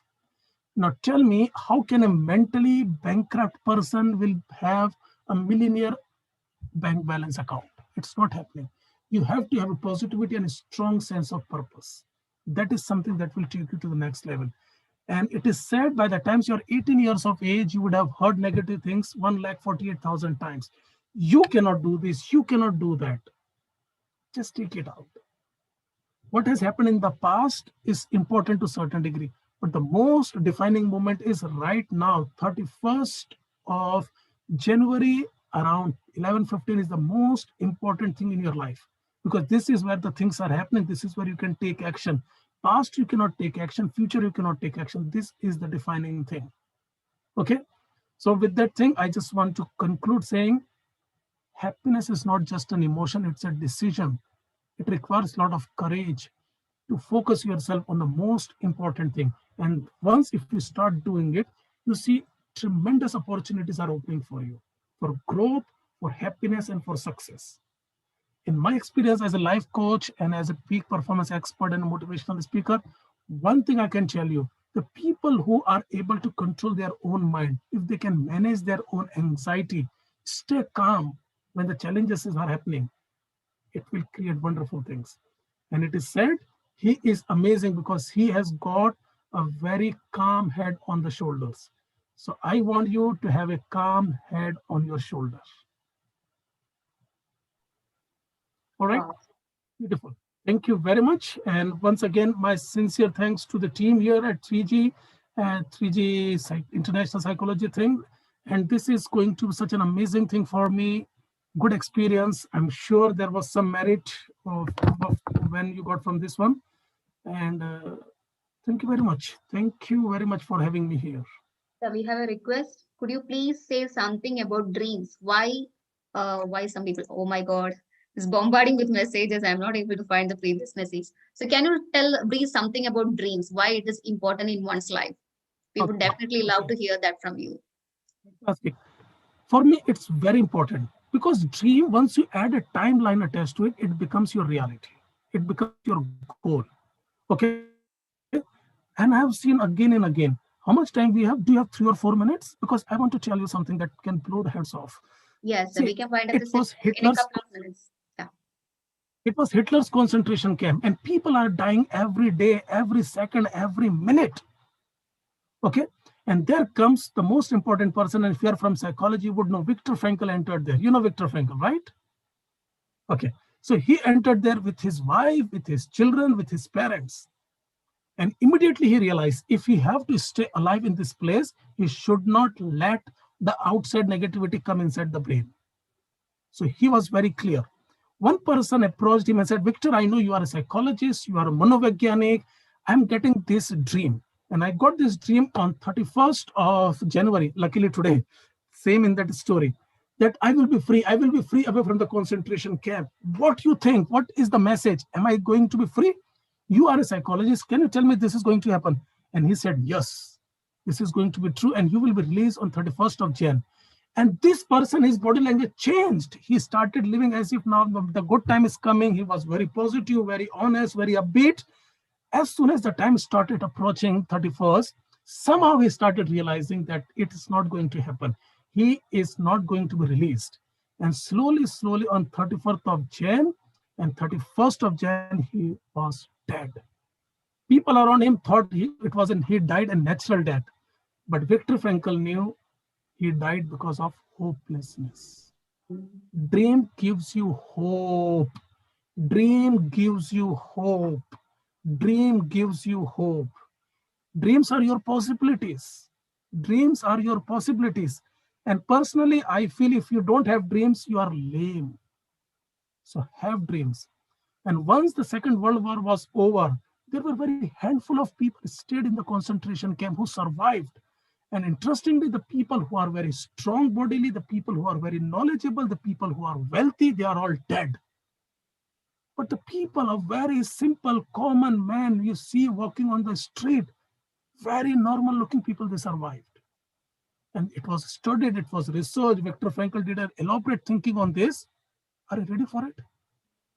The people who could give their life a bigger purpose during the challenging time, they are the one who can come out of the negativity and wait patiently, focusing, working in the background. Instead of suffering in silence, they are contributing in present. If you have that purpose, you can immediately come up and start to add positivity. So my only thing here with is have a purpose that will stay, that will wake you awake, that will make you positive when things are not going as per your plan. And from experience, I can tell you guys, 9 times out of 10, things won't go as you have planned. Trust me on this. So you should plan for failures more than for success, because things won't work. There are different permutation and combination. Unfortunately, we don't have time to go into the details. But the only thing is, have the purpose. Anjali, I have one request for all the participants. If not in more than one line, and this is purely volunteer, if they can write me what is their purpose. Please don't confuse goals with purpose. Today, your goal is to tolerate me, which you're doing it. Today, your goal could be meeting your girlfriend. Today, your goal could be preparing a best gift for the Valentine's Day. But the goals keeps on changing. Purpose is like a north. It doesn't change. Yes, sir, we are getting so many comments. To bring meaning to life, Sadhana is telling. Then Kirti is telling to be positive. I want to give my best. Oh my God, I'm not able to read. Priyanka to be happy. Geeta, live my life to fullest. Sriyeshi to reach my full potential. Rachel to facilitate healing through. Oh my God, it's Can I tell you one thing? Purpose cannot be generalized. Okay, I want to do something good for others. How? By giving them ice cream? What are you going to do? You cannot talk whimsically. You have to be very specific. I want to give 1 rupee to a beggar and that will make me happy. Then do it. Baba, do it. You cannot talk in generic terms. I want to earn money. How much? I love you. How much? 5 kilos, 10 kilos? I don't know if you're married, but if the moment you're married, you will understand the gravity of this statement. You cannot talk in a generic terms. Purpose has to be very substantial and very deep. So I want you to take at least 1 day to think and not more than 20 words. What is your purpose? And it's a very gravitating statement. All right. Anything else, Anjali? Oh my God, sir, like within a short span of time, how beautifully you have explained everything. And the thing which you have said about dream, no, it's amazing. We would love to hear from you more, but due to time constraints, we would really love to have another session from you, sir. Exclusive one session from you, if you could, like, no, if you are. Oh, wow, we are 501 participants. Well done. Yes, sir. Wow, very nice. Guys, you have done a fantastic job. The energy that it's there, it's amazing. And I have one request. Here is my YouTube channel. Please, if you don't like my face, at least like my channel. There are certain videos. I want to share 3 more videos. They are very good. This will help you to, I'm a big word of vocabulary, okay? I love vocabulary.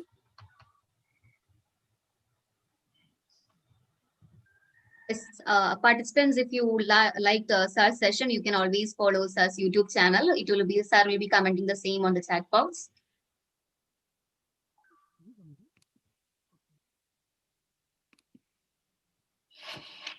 Okay, look, I'm a big fan of vocabulary. If you want to learn 100 words in 8 minutes, this is the one, and this is coming up again and again, okay?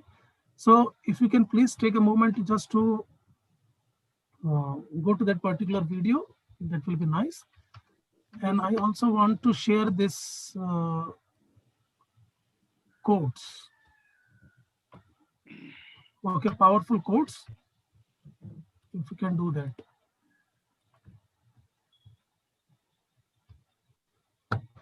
Thank you very much. मेरे दिल से, I don't know if you understand Hindi. ये मेरा सौभाग्य है. This is such a nice occasion. आपने मुझे इस अवसर दिया. मेरी पूरी इच्छा है कि आप खूब मेहनत करें, खूब पैसे कमाएं, and just make it happen, guys. Thank you very much, Anjali and the team. Thank you for enlightening us with all your insights. We are very much privileged and honored to have you here. Thank you so much for thank you so much for coming, and thank you so much for taking our invitation. And as a token of honor to value your time, we have a small e-certificate for you, sir. Kindly accept it. Beautiful, beautiful. Thank you. Yes. So this is for our chief guest, Mr. Anand Munshi. So thank you so much, sir. Thank you so much once again for all the insights you have shared. And no, our participants are requesting, we need more session from you, sir. And thank you so much, participants. I am feeling really happy that you all enjoyed Anand Munshi's session. Thank you. Anjali, let me see if there are some regular sessions where I can be on the body of your institute as an honorary person. That will be nice. So let's explore this once everything is done. Sure, sir. We would love to have you in our team, sir. Thank you. Thank you very much. Please. Thank you once again, sir. Thank you. So may I allowed to leave now because I have other sessions to conduct. Sure, sir. Sure, sir. Thank you. May God bless us. Thank you. Thank you.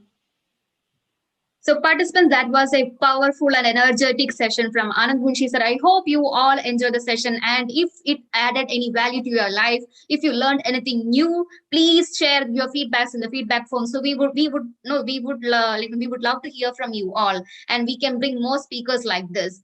And there is a giveaway the giveaway for everyone. So if you want to win the giveaway, you will be getting giveaway of Amazon voucher 1,000 rupees. Then you will be getting a Canva premium account. All you have to do is you have to go to our Instagram page 3D School of Psychology, and you have to tag 5 friends right now. And you can also tag our CEO Irfana Izzat at Irfana Izzat Cholil. So moving ahead, we have many more interesting speakers and many more interesting sessions. And to invite my next speaker, I invite my co-host MC Hajra. Beautiful co-host Hajra, over to the dais. Thank you so much, Anjali. Thank you so much for inviting me. I would request you to start the video, Hajra. Yeah, thank you. Yeah, thank you. So a very pleasant morning to everybody. Next up, we have Sudhir Kakkar with us. Sudhir Kakkar is a psychoanalyst and writer who lives in Goa, India. A leading figure in the field of cultural psychology and the psychology of religion. As well as known a novelist, Dr. Kakkar's person and work has been profiled in the New York Times, Le Monde, Frankfurter Allgemeine, New Zürcher Zeitung, Die Zeit, and Le Nouvel Observateur, which listed him as one of the world's 25 major thinkers, while the German weekly Die Zeit portrayed Sudhir Kakkar as one of the 21 important thinkers for the 21st century. He is here with us today to enlighten us about psychoanalysis and mysticism. Over to you, sir. Thank you.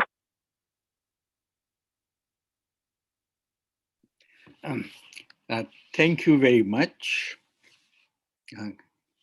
It's unmuted and everything, yeah? Is all okay? Yes, sir. Yes, sir. All right.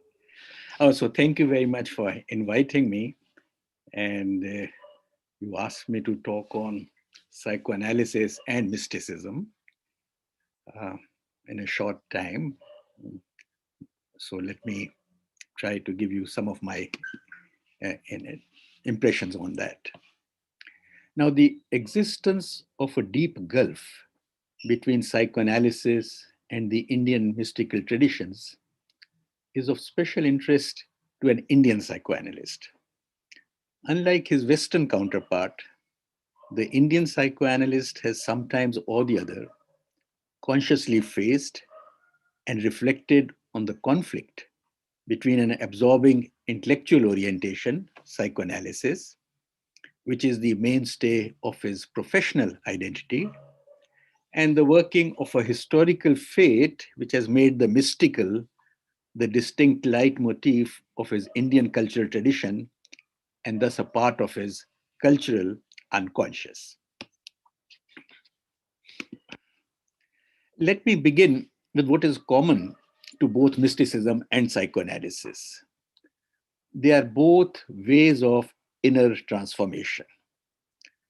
The mystical path, of course, is more ancient, universal, and highly regarded, even when in many countries at different historical times, its practitioners have often lived in an uneasy truce, if not frank antagonism, with the established religion of their societies. What divides psychoanalysis and mysticism are their diverging goals of inner transformation, what that transformation should look like. Let me first take the goal of psychoanalysis.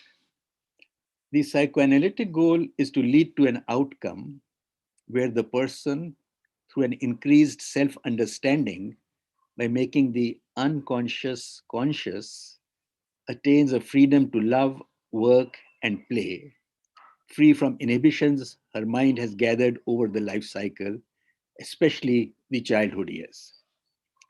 You can also say one of the aims of psychoanalysis is increasing a person's choices.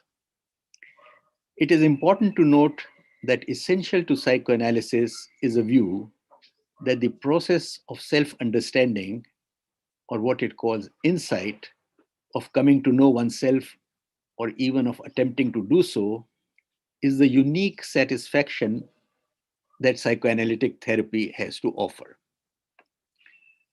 Coming to mysticism, we usually equate mysticism with what I would call the peak mystical experience.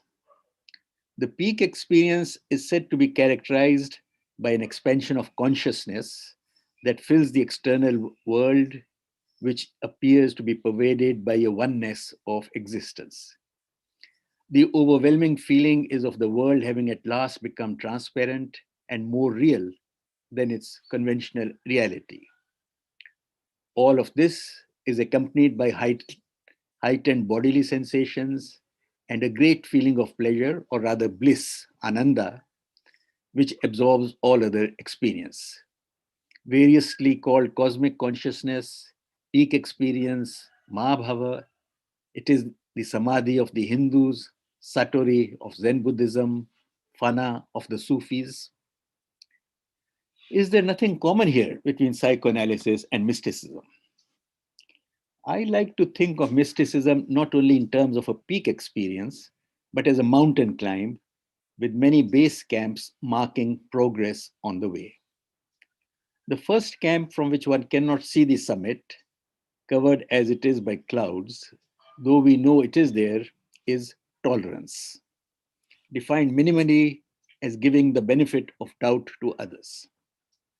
The second camp, a little higher, can be said to be compassion, while the third and the last camp, from where one climbs to the summit, is empathy, the feeling into another person, although of course empathy can also encompass a feeling into nature. The point is that the spiritual climb fosters deeper and deeper feelings of connectedness, although only a few rare saints can reach the summit, the peak experience. Most of us can consider ourselves fortunate if we can catch a glimpse of the peak from the base camps of tolerance, compassion, and empathy. We need to recognize that psychoanalysis too is a spiritual climb insofar as it makes these base camps accessible, even when it prefers to stop short or negates the existence of a summit. It seems to me that one reason for the friction between psychoanalysis and mysticism arises from the fact that they essentially cultivate the same field, what is called the self, and with not dissimilar methods that attempt to look inwards. Mutual irritation is bound to follow as the two keep on bumping against each other. Historically, the psychoanalytic practice of healing what was at that time called soul disturbances was too near that of numerous occultists and faith healers who operated at the fringes of the established churches in Europe.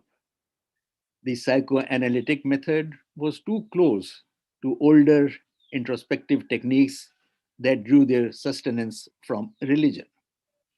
Craving respectability as a science, it is understandable that psychoanalysis would seek to sharply demarcate its boundaries and differentiate its methods from comparable mystical techniques that antedated so vastly in the history of human consciousness.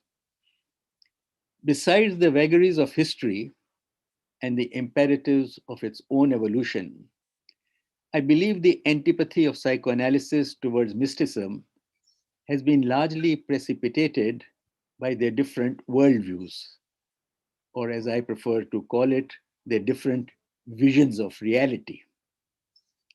Disseminated through myths and legends, proverbs and metaphors, enacted in religious rituals, conveyed through tales told to children, given a modern form in films, glimpsed in admonitions of parents, as also in the future vistas they hold out to their children, a vision of reality is absorbed from early on in life.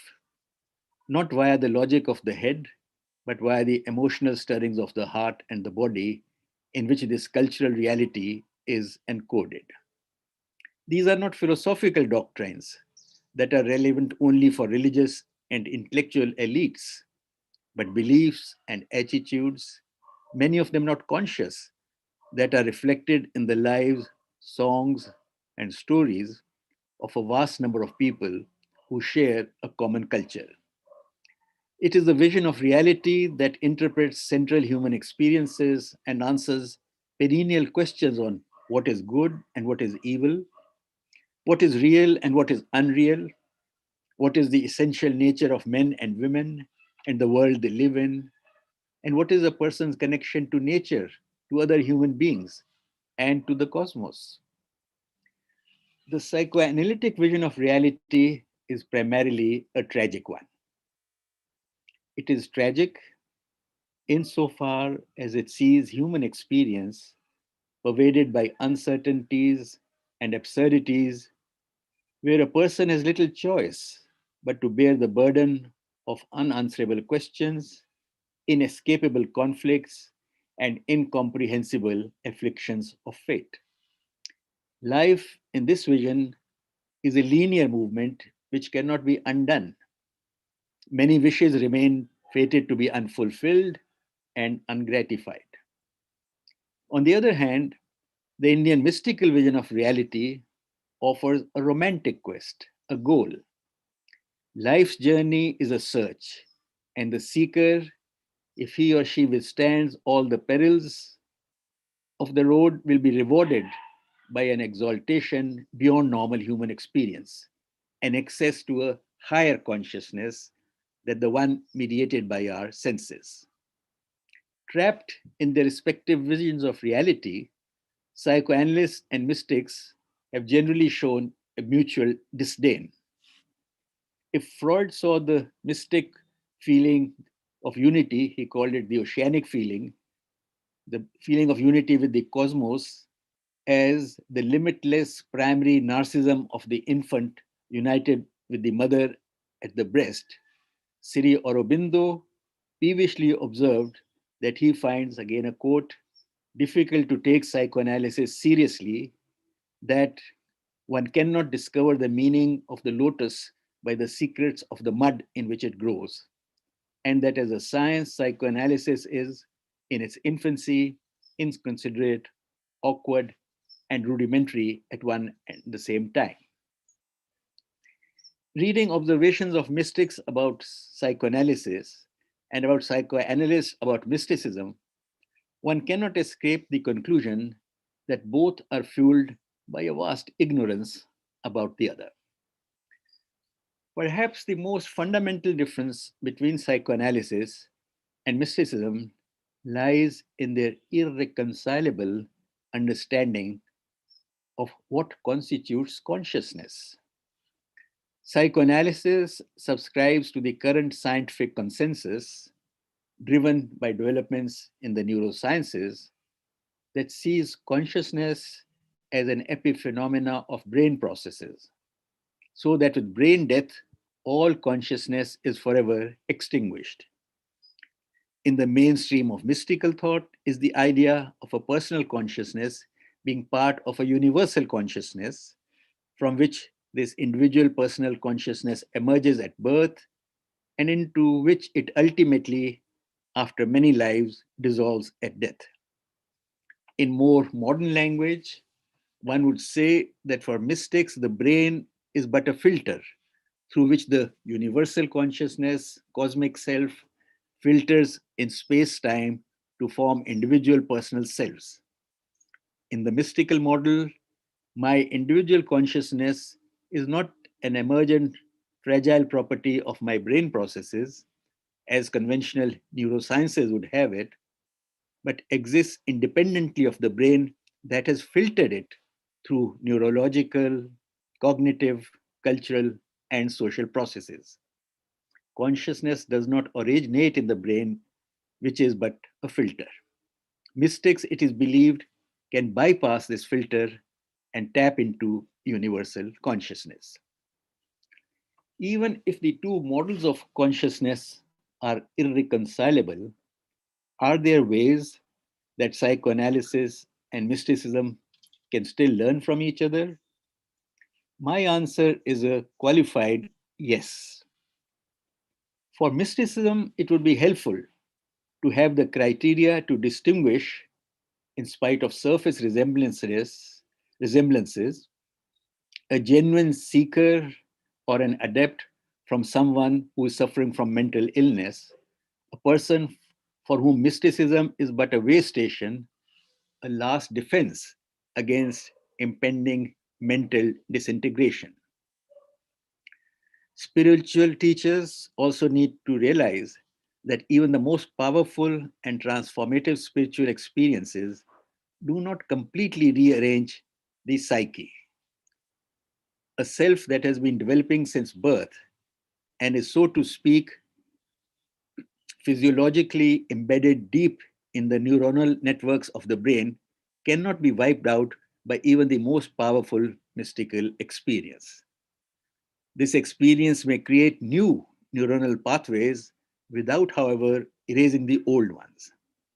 In times of personal crisis brought on by great psychological stress or serious illness in old age, there may be an automatic regression to the earlier self as its cut-off parts or unresolved psychological conflicts once again demand a hearing. This is a possibility to which neither the mystic nor the seeker is immune. It is especially at these times that mystical traditions need to welcome psychoanalysis, which more than many other psychotherapy shares their quest for the growth of wisdom and the realization of a higher self. They need to understand the psychoanalytic viewpoint that psychological pain need first not to be eliminated, but understood. Elimination or reduction of suffering is then a byproduct or a consequence of understanding. From this perspective, depression is less like a tumor and more like a stabbing pain in your abdomen. It is telling you something and you need to find out what. The American poet Emily Dickinson observes, "The heart cannot forget unless it contemplates what it declines." This sentiment is also echoed by the Sufi poet Rumi. Don't turn away, keep looking at the bandaged place. That is where the light enters you. I wonder here whether the meditation techniques of mystical traditions, where the emphasis is often on witnessing rather than understanding the working of the mind, are adequate in preparing most people's minds for achieving the mystical goals.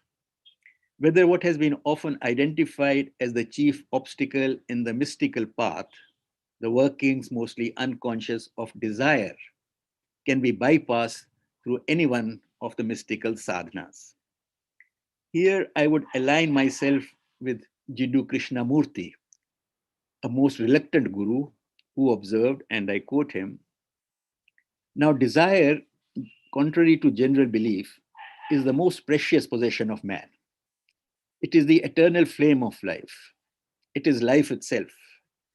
When its nature and functions are not understood, however, it becomes cruel, tyrannical, bestial, stupid. Therefore, your business is not to kill desire, as most spiritual people in the world are trying to do, but to understand it. If you kill your desire, you are like the withered branch of a lovely tree. Desire must keep growing and find out its true meaning through conflict and friction. Only by the continuance of the conflict can understanding come. This is what most people do not see. As soon as the conflict comes and the sorrow born of conflict, they at once seek comfort. Comfort, in its turn, breeds fear. Fear leads to imitation and the sheltering behind established tradition. From this come rigid systems of morality, laying down what is spiritual and what is not spiritual, what is religious life and what is not the religious life. It is the fear of life which produces guides, teachers, gurus, churches, religions. please, I know. This is the quote, ending of the quote. It can only be helpful to an aspiring mystic to familiarize himself or herself with the various disguises of desire psychoanalysis has uncovered, including the ones in our dreams. One does not become enlightened by imagining figures of light, but by making the darkness conscious. Where psychoanalysis can contribute most to mysticism is by throwing light on some psychological threats faced by gurus, which they need to negotiate in their own lives before they can helpfully guide their disciples. As someone believed to be in possession of a higher consciousness, of being in touch with higher powers, a guru, often now they call the God man, is often regarded with awe and reverence in the Indian context. This was not always the case. In Vedic times, 1500 to 500 before the Common Era, when a human being's encounter with the sacred mysteries took place through ritual, the guru was more a guide to their correct performance and an instructor in religious duties. A teacher deserving of respect and a measure of obedience, he was not yet the mysterious figure of awe and venerated incarnation of divinity. In the later Upanishadic era, 800 to 500 before the Common Era, the polar shift begins as the person of the guru starts to replace Vedic rituals as the path to spiritual liberation. He now changes from a knower and dweller in Brahman to being the only conduit to Brahman. Yet the Upanishadic guru is still recognizably human, a teacher of acute intellect, astute and compassionate, demanding from the disciple the exercise of his reason rather than exercises in submission and blind surrender. Here, the ideal of the Hindu guru was not too far removed from the Buddhist master, who too constructed experience-near situations to illustrate a teaching and who saw the master-disciple relationship as one of potential equals with spiritual insight as its goal. The change from the teacher image of the guru received its greatest momentum with the rise of bhakti cults in both North and South India, starting from 6th century after the Common Era. Devotional surrender on part of the disciple with such figures as the worship of Guru's feet, bodily prostration and other forms of veneration, and divine grace on part of the Guru mark the Guru-disciple relationship. The Guru is now an extraordinary figure of mystery and power, the God-man. Guru is Brahma, Guru is Vishnu, Guru is Maheshwara is a verse familiar to many Hindus. It is forgotten that the mystic Guru may know Brahman, but that is all he knows, not physics, not stockbroking, not neurosciences. There are not many gurus who are aware of the psychological danger posed by this massive idealization of their person by the disciple, a danger that increases exponentially with the number of one's followers and one's prominence as a guru. Negative feelings and the malignant projections of other towards oneself are easier to handle. It's easier for me to handle if you abuse me. They cause severe psychological discomfort, yes, but they compel us to reject them by discriminating inside between what belongs to us and what other people are projecting onto us. This painful motivation for repelling the invasion of the self by others does not exist when such projections are very gratifying to our narcissism, to our self-esteem, as they are invariably in case of adoring followers.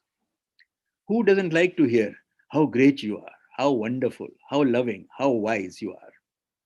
It is difficult not to at least smell the incense smoke being burnt at your altar by so many proclaiming your greatness. A retreat into a feeling of omnipotent grandiosity, while in the sexual sphere, a retreat into sexual perversion has been reported often enough to constitute a specific danger of the guru role. It is sad to hear or read reliable reports about 70-year-old gurus who become peeping toms as they arrange with all the cunning of a voyeur to spy on their teenage female disciples, generally Western, undressing for the night in the ashram. The promiscuity of some other gurus, pathetically effortful in the case of elderly bodies with a tendency to flag, is also too well known to merit further repetition. On its part, psychoanalysis too has much to learn from mystical practices in fine-tuning and increasing the sophistication of its own methods in the clinical setting. First, in psychoanalytic therapy, one seeks access to the client's unconscious through methods such as free association, that is, saying whatever comes to the mind, paying attention to the client's slips of the tongue, hesitations, dreams, fantasies, and to what is going on unconsciously between the client and the therapist. Language and words play a vital role in psychoanalytic therapy. From the mystical perspective and its emphasis on direct experience, language and words distract us from this direct experience. They create distance from the immediacy of experience in order to do the cognitive work necessary for communication to the therapist. This disdain for language is shared by most mystical traditions. The 16th century Saint Dadu puts it this way, I quote, "The guru speaks first to the mind, then with the glance of the eye. If the disciple fails to understand, he instructs him at last by mouth. Sir, sorry to interrupt. Yeah, we have a couple of minutes for winding up the session, sir. Thank you. He that understands a spoken word is a common man. He that interprets a gesture is an initiate. He that reads the thought of the mind unsearchable, unfathomable is God."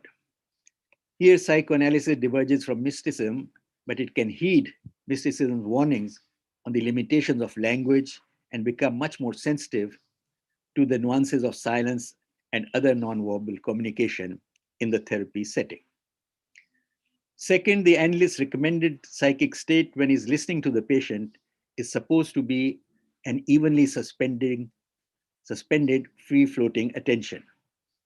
When examined closely, this free-floating attention seems to be as much, if not more, belong to the meditative practices of mystical tradition. Consider, for instance, Freud's description of the therapist's psychic state as he listens to the patient. I quote, "Experience soon showed that the attitude which the analyst could most advantageously adopt was to surrender himself to his own unconscious mental activity in a state of evenly suspended attention to avoid as far as possible reflection and the construction of conscious expectations, not to try fix anything that he heard particularly in his memory, and by these means catch the drift of the patient's unconscious with his own unconscious." In such comparisons and descriptions, expert meditators will not fail to recognize advanced stages of meditative contemplation in certain Hindu and Buddhist mystical disciplines, such as the Shamta practice of sitting meditation without object and goal. And if, as has been reported, meditation increases one's empathy, then I can imagine a meditative practice also becoming part of a budding psychoanalyst training, since empathy also constitutes the foundation of psychoanalytic work with the patient, essential for gathering data for interpretations made by the analyst. So in conclusion, in spite of their divergences in goals, visions of reality, and views of the self, psychoanalysis and mysticism can indeed profitably learn from each other as far as their practices are concerned. Thank you. Thank you so much, sir. Thank you so much for an informative and interesting talk. As a token of love and appreciation, we would like to present you an e-certificate. I request. Okay. Thank you. Thank you so much, sir. I request all the participants to fill up the feedback form for our speaker. Thank you so much for your valuable presence, sir. Thank you. Thank you also.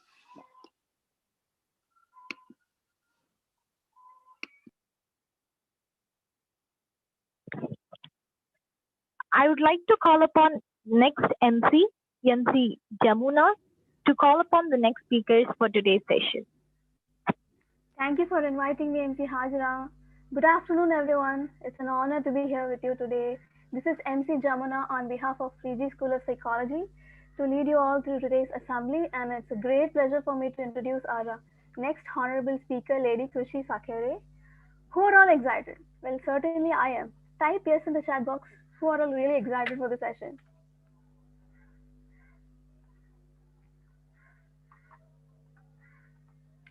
Okay, I think the messages are scrolling really fast. So thank you for all being here and being such an amazing audience. Moving on to the session. Her session today is going to be about inner peace and love. She is the director at Inner Peace University and the vice president of Commonwealth Entrepreneurs Club UK. She had received an invite under the auspices of His Excellency, President of Egypt, Abdel Fattah el-Sisi, where she had been the speaker for annual World Women Economic Forum 2020 at Cairo, Egypt. She was also a speaker at Global SDG Forum and the UNESCO SDG Forum at World Youth Kindness Conference. She is also an actor and a model. She has held various international and national titles like Miss Asia Continent Style Icon, Miss Glory of India, Miss Bharat, and Kindness Ambassador by UNESCO. Some of the awards that she has received include Asian Lifestyle and Fashion Award, Global Humanitarian Award, Woman of Substance Award, and Award for being Young Leaders Creating a Better World for All, and Pride of Being Women Award. And with a round of applause, let me welcome our honorable speaker, Lady Khushi Sakhere. Over to you, ma'am. Thank you. Ma'am, I think you've muted yourself. Yes. Hello. Thank you, Jamuna. Thank you for introducing me so sweetly. Thank you. Hello, namaste, adab to all of you. Myself Khushi Sakhere, and I'm here to represent my Inner Peace University and the Love course. So can I share my screen? Yes, ma'am. Yes, ma'am. Go ahead, ma'am.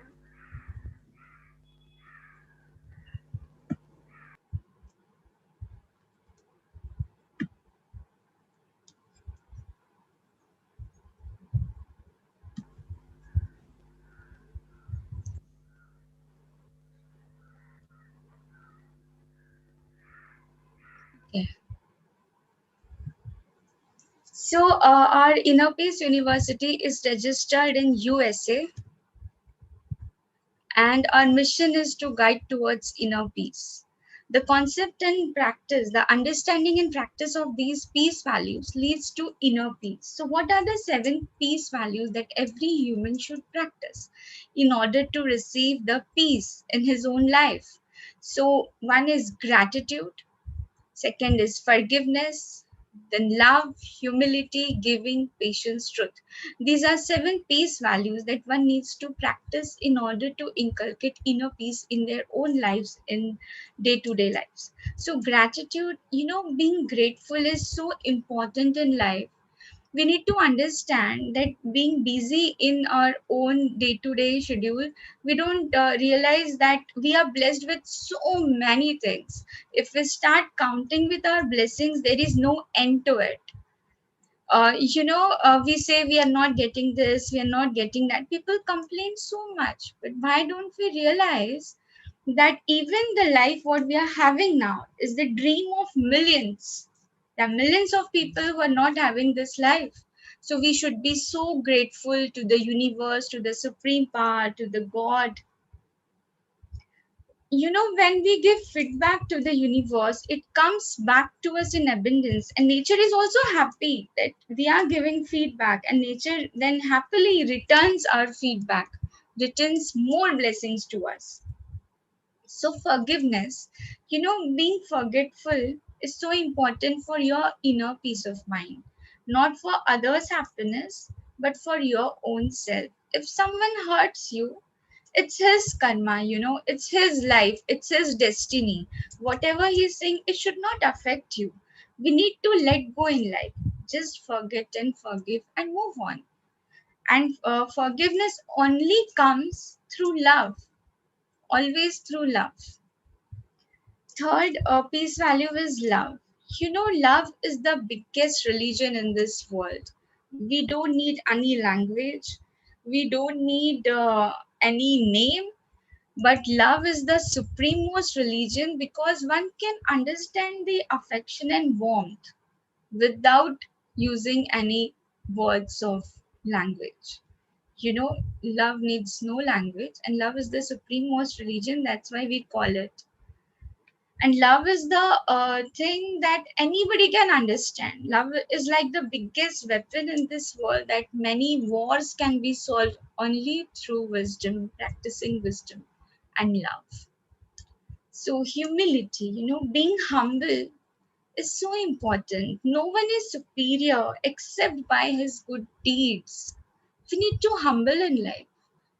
Like people are so egoistic. People feel that they have everything in life, but still they're not happy. Once they become humble and respect every individual by practicing the value of humility, people actually attain inner peace. So giving is a very divine thing. It is said as charity is the holy duty of the rich. Giving doesn't mean only by using monetary value. Giving can be a smile, a happiness, a love, words of wisdom that can make it a day for someone and bring smile on someone's face. So be a selfless giver in life, and you never know at what crucial point of time you will be blessed with whatever you are giving. If you're giving love, you'll be blessed with love. If you're giving happiness, you'll be blessed with happiness in abundance. That's the law of nature. You create causes and you receive the effects. Then patience. Patience is something that we need to practice, as we have seen how we all have suffered the last year, how it has passed, how we have come victoriously through pandemic. There was a lot of patience between us. We learned how to be patient in life. And there is no need to hurry. People are running. Come on, life is not a rat race. You are running and just competing with each other. No, you have to compete by your own self. Patience is much required in today's life, in today's generation. Even for seconds, if app is not opening, people get restless. So patience is much required. Then there is truth. Being truthful is so important because truth is eternal. There is no other substitute for truth. So truth is very, very important. You should be very faithful in life. If you trust each other, then people will trust you. So Inner Peace University is founded by Sir Dr. Woods.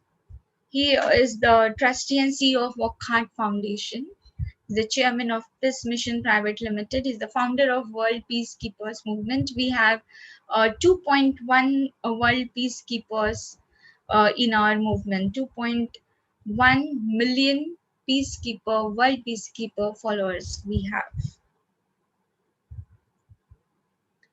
So why do we need inner peace in life? To eradicate turmoil in the world, to improve mental stability, because people are in stress and anxiety. These are course details. Our website is okay. So I'll share the love now.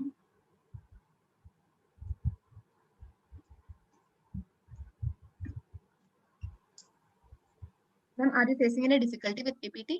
Okay, ma'am. Thank you. Yeah. All right. So love course. This is our third peace value, that what I feel today is very important, and I should undergo this course for today's conference. As in psychology, we are studying love is so important, which is felt deep within. So our founder is Sir Dr. Hurs. As I mentioned earlier, I'm the director, Khushi Sakri. So guys, what is love? What do you feel? What is love? There are many people who have love is a much talked about, by the philosophers, by the painters, by the artists.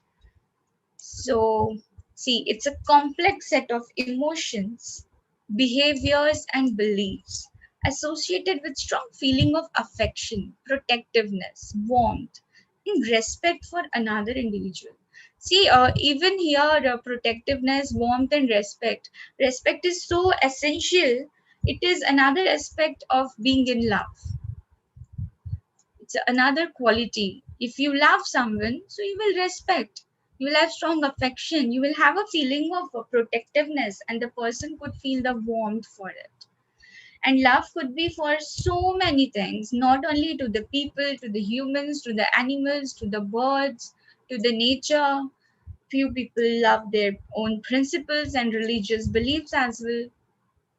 So an individual loves his family. That's the biggest love.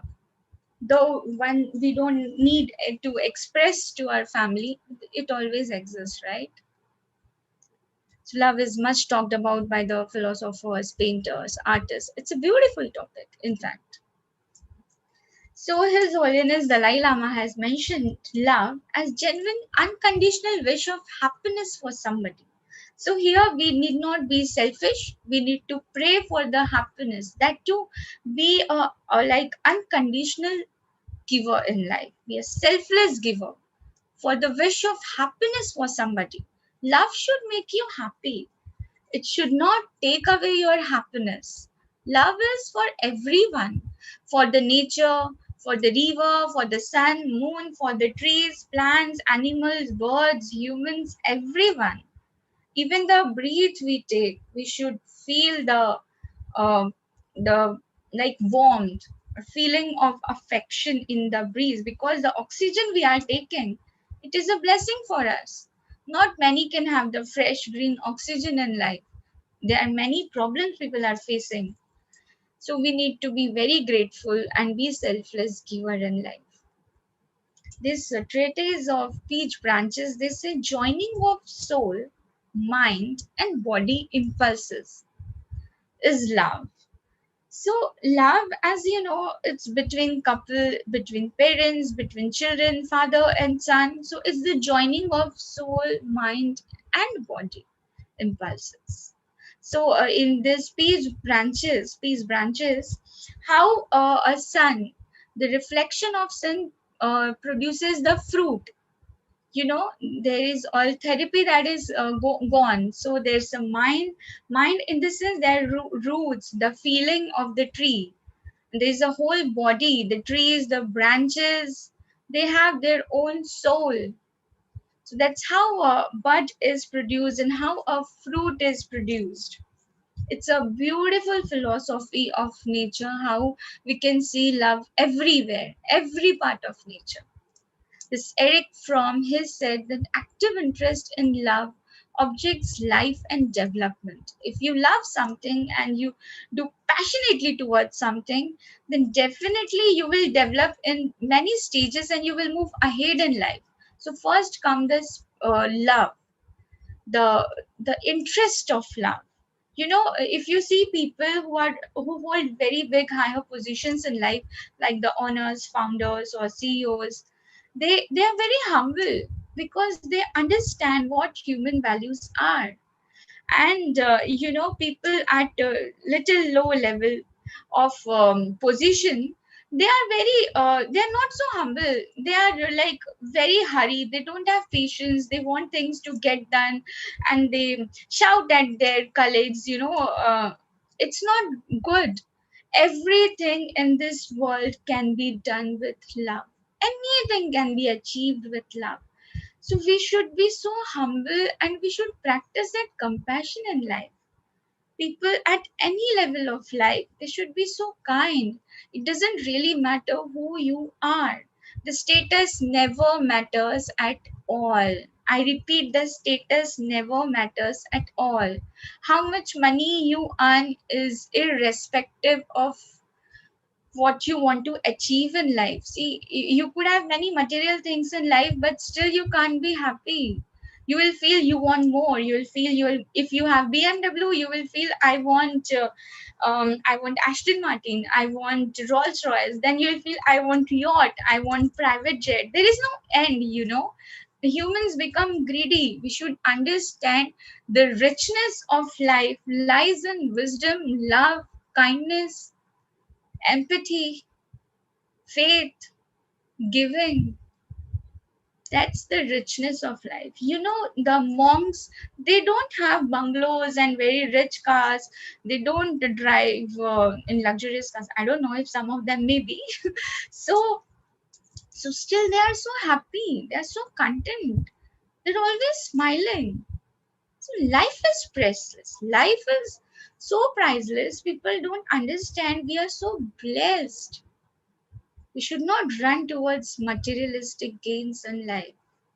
In fact, we should think what we can give to the universe.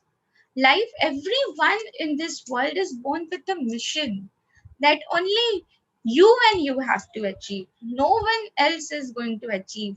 Everyone is competing with their own self, but not with others. You have to walk that path alone, my friend. So make good deeds, follow your heart, don't follow your mind, don't follow people, follow your inner self, follow your inner gem that is gifted to you. So love has been a favorite topic of philosophers, poets, writers, scientists for generations. There are many poets like William Shakespeare, there is Gulzar, and so many people, scientists for generations.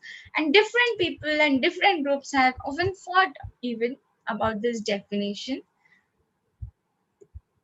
Love is a beautiful feeling where one can share things, share selflessly, and receive endlessly. That's what the cause of nature you create in your own life. So, Elizabeth Browning, she says, love doesn't make the world go round. Love is what makes the ride worthwhile. So, love is like enjoying the journey at every step of your life. Life is like some believe life is like a roller coaster. Some believe life is like a blessing. Some believe no, life is a struggle. So love every journey of your life, every stage of your life, and you will be mesmerized by what blessing you have been gifted by this universe, the God, the supreme power. Enjoy the journey, make it worthwhile to live for. So love means caring, sharing, sacrifice, joy, hope, depth.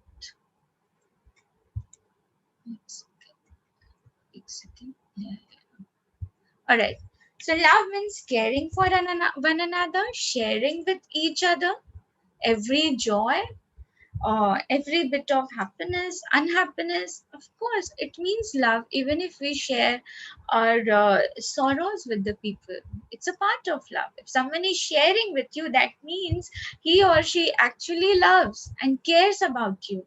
And maybe you are needed to them more than to yourself. So please listen to the people. If someone shares their sorrow, please respect them. Love is a service. Yes. To serve others, it's also an aspect, it's one of the aspect of love. Sacrifice. People sacrifice a lot for love, but sacrifice for the respect, for the joy, for the love, not just like a fool. No, you have to sacrifice by practicing wisdom and compassion. Love is a beautiful joy. Enjoy the journey. Love gives you strength, courage, and that hope. That hope is like a candle in your heart. By lighting a candle and passing it on to others, it actually brightens your own path. It's a beautiful feeling of love. And love is in the depth because it is so divine. You have to feel that sense just by going depth into your heart, going very deep. So, every person has that gem in their heart. Every person is a gem. If someone is not behaving good to you, that means he or she is going through some circumstances in life that we are not even aware of. So we have to pray for that person for their absolute happiness. And every person has that gem in their heart. So one has to do mining and dig deeper and deeper into your soul to understand the value of love and being a selfless giver in life. So loving one another is half of wisdom. How beautiful the world would be, if we actually love one another and talk with respect and all other aspects of love like caring, sharing, service, courage, hope, depth. So let us see love according to different religions. So in Hinduism, love is calm, karuna, prem, bhakti. So, being in bhakti state, being in love with God, or being in that divine soul or divine reincarnation of any God is also an aspect of love in Hinduism. So, karuna means being so compassionate and so kind towards every human being, every living being, every part of the nature. Even water has such particles in it. The element of water, they are very sensitive. It's like if you put a glass of water in front of you and you say all bad things or say all bad words that you are not good and whatever sorrows you have, you say all bad words to it, the color of water actually changes. You can taste the water. It's not as clear and it won't be so pure. It would be like it will taste a little bitter. And at the same time, if you put a glass of water in front of you and if you say all beautiful words, all words of love and affection, all praises, and dive in all the kindness and love, and after that if you taste the water, it actually tastes sweet. So water is an element of this nature and it feels. So being kind is so important that even river water can feel the emotion. So the air, the breeze, the trees, everyone, every living thing, every element of this nature feels the emotion. So be kind whenever possible, as His Holiness Dalai Lama says, be kind whenever possible, and it is always possible. That's what he says. It is always possible. If we learn the kindness in our life, so life will be so beautiful. There will be no distinction, no differentiation, nothing. It will be all love and kindness around. Happy atmosphere around. So prem bhav, as mentioned in Hinduism, prem between Radha and Krishna Bhagwan and Shivji and Parvati ji. So that prem, the affection, is so important. As Lord Krishna has given different meanings of prem, he has a lot of respect for women. So beautifully he used to speak about love. In fact, very deeply he used to explain that love is not attraction. Love has to be in the depth of your soul. So beautifully he used to explain that. So according to Islam, see, so love encompasses the Islamic view of life as universal brotherhood. Wow. It's so beautiful that each one, every human being is your brother, universal brotherhood. How the world would be so beautiful when there were no boundaries between the nations, no religions to distinguish between each other, how beautiful that world would be. Just imagine, the sun, the moon, the nature hasn't differentiated anyone on the basis of caste, creed, age, color, countrymen. No, never. They give same sunlight to all the nations of the country. There is no distinction. They give same moonlight, same breeze, same rain. So when nature is not distinguishing between ourselves, why we are distinguishing between ourselves? There are boundaries between the nations, and then the land is separated. Still, in the boundary, people are fighting for the nations, between the nations, for that place. How bad it is. Why can't we live with compassion and wisdom? And in the Islam, in the eyes of Islam, it's so beautifully explained for the universal brotherhood, what we call the love. So everyone in the universe is your brother. How beautiful the family would be. There is no discrimination between each other. Life is so beautiful. Life is so magical. If you believe in the miracles of life, you will love your life so beautifully. Ma'am, a gentle reminder. You can Yeah. wind up the session in next 5 minutes, ma'am. Thank you. Okay. So half an hour is over. Yes, ma'am. You have 5 more minutes, ma'am. Okay, thank you. So among the 99 names of God, I'll do the life. Okay, I'll move ahead. Christianity gave a very satisfying definition of love. So love is patient, love is kind, love is not rude, love is not proud.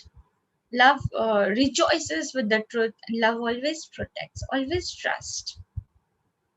So there are four elements of true love according to Buddhism: loving kindness, the desire to offer happiness for everyone. That is love. That's a maitri. The karuna, the compassion, desire to remove suffering from other person's life. That should be the mission of each one of us, to remove the suffering from other person's life.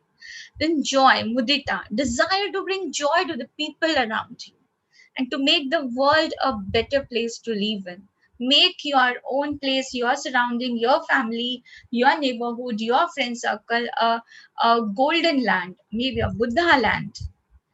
Desire to accept everything and not to discriminate. It's equanimity, upeksha, acceptance and not to discriminate. So you can search throughout the entire universe for someone who is more deserving of your love and affection than you are yourself. So who it should be? You can't find that person anywhere, but it should be only you, because you yourself in the entire universe deserve your love. If you truly loved yourself, you could never hurt one another. So those who experience the unity of life sees their own self in all beings, and all beings in their own self, and looks on everything with an impartial eye. How beautiful the world would be. So in the end, what matters? How well did you love? How fully did you live? And how deeply did you let go in life? So there is no forgiveness without love. Hatred is destroyed with love. A humble man is much loved. If you truly loved yourself, you could never hurt another. So peace comes from within. Do not seek it without. So if you have peace within, so therein lies eternal perfection and completeness, unlike that of the outside world. So when we are spiritually fulfilled, we can offer ourselves truly in a relationship. So love the whole world as a mother loves her only child. Wow, how deeply the mother loves, That's why this earth is known as the Mother Earth. So how a Mother Earth nurtures each one of us. How deeply the love is, the bonding between the child and the mom. If we could love the whole world as the same, how beautiful the world to live in. If we can attain that, we will live in a world where everyone helps everyone and spreads the circle of our love. We have to realize that not only our closed ones, but the entire world deserves our love. So hatred does not cease through hatred. At any time, hatred ceases only through love. That's why love is called as the greatest weapon. It destroys all the hatred and the wars. So I'll play this song. Wait. Ma'am, you will be seeing 3 dots.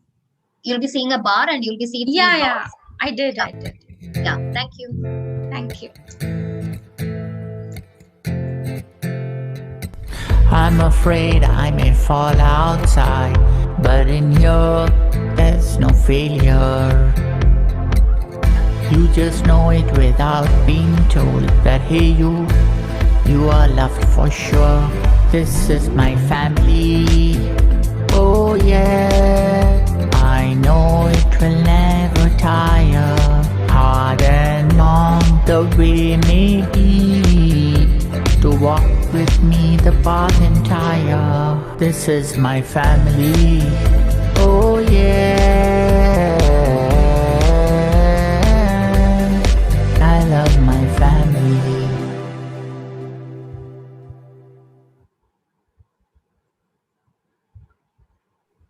So I think Jamuna, the time is over, I guess. Yes, ma'am. You can conclude in 1 or 2 minutes, ma'am. Yeah, thank you. So, what is your understanding of love? What does love mean to you? When do you feel most loved? What factors combine to make love a reality in life? Is it important? Why? So these are the questions we need to ask ourselves. So I'll give one small tip for the last minute. Take a diary and write on top, I love. So write everything, whatever you love in life, be it your family members, be it in your relationships, be it in your material things, be it in your normal things, whatever we love in life, your favorite bag, your favorite dress, everything, your friends, your kids, the nature, the children, the rainbow, anything, and list goes on. And when you see that there is abundance, what you love in this life, you will receive more abundance in life. Thank you. I'll conclude. Have an amazing day, guys. Thank you so much. Thank you for delivering such a wonderful and lovely session, ma'am.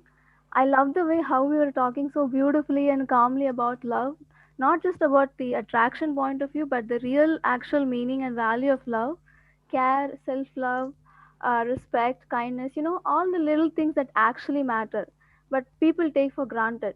So thank you for that. I just have a quick question from my end, if you're fine with it. Yes, sure, please. Thank you. So, what's the one important message that you would give to all the young aspiring minds here?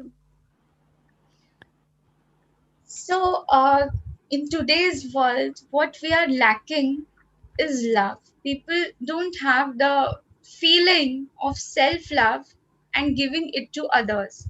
If you start loving yourself, then only you can give. You can give only what you have. If you don't have love in your own life, how can you give to others? So first start loving yourself, and please be a giver in life.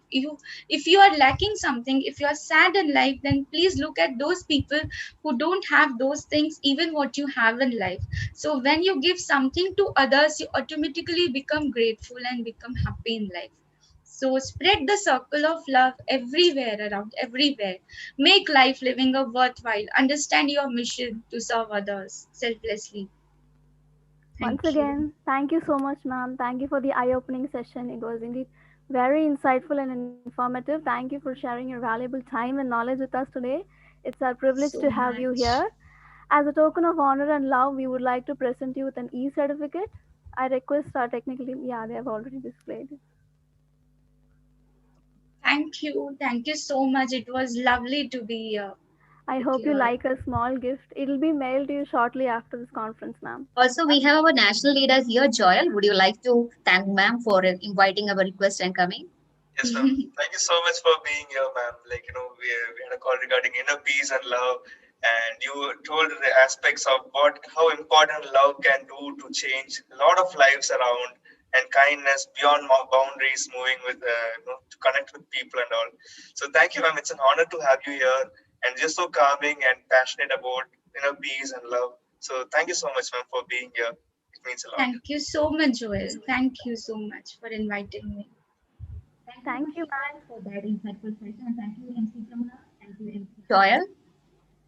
With that, I would like to call upon my co-host MC Anjali over here. Thank you, Jamuna. Thank you. Thank you so much. So participants, I hope you all like the session and you are gaining some insights. So please do fill your feedbacks in the feedback form. And I am reminding you again and again about our giveaway. You'll be getting a giveaway of Amazon voucher, Amazon voucher of worth 1,000 rupees. And you'll be also getting a Canva premium account. All you have to do is log into our Instagram page and tag 5 of your friends right now. It is Instagram page ID is 3D School of Psychology. And I'm very happy that we have one eminent personality in our team as MC, who is the present director, academic and administration at Pristine Vibe School. And she's working as a director now there. She holds 3 Guinness World Records to her credit, created in November 2019 during the 5th India International Science Festival for National, and she has also received one award for National Freelance Educationalist Award this year. So we are so happy that you have joined our team as an MC, ma'am, and I would request MC Mayuri, ma'am, to introduce the next speaker. Over to you, ma'am. Ma'am, sorry, in case you are speaking, we are not able to hear you. Yeah, now we are able to hear you, ma'am. Sorry, ma'am, we are not able to hear you. I think there is some issue with your audio. Camera. Ma'am, I think now it's audible, ma'am. Yeah. And can you try speaking? Yes. Can you hear me now? Yes, ma'am. Yes, ma'am. I can hear you. Okay, so you can invite the next speaker, ma'am. Yeah. Thank you very much. So thank you very much, ma'am Anjali. I'm rather privileged to be part of your organization. A very warm day to all our amazing audience who are here on a Sunday afternoon from all over the world attending this conference. First, I would like to welcome you to this wonderful, first of its kind 3G Psychological International Conference, which was flagged off yesterday, the 30th January, to be concluded on the 1st of February.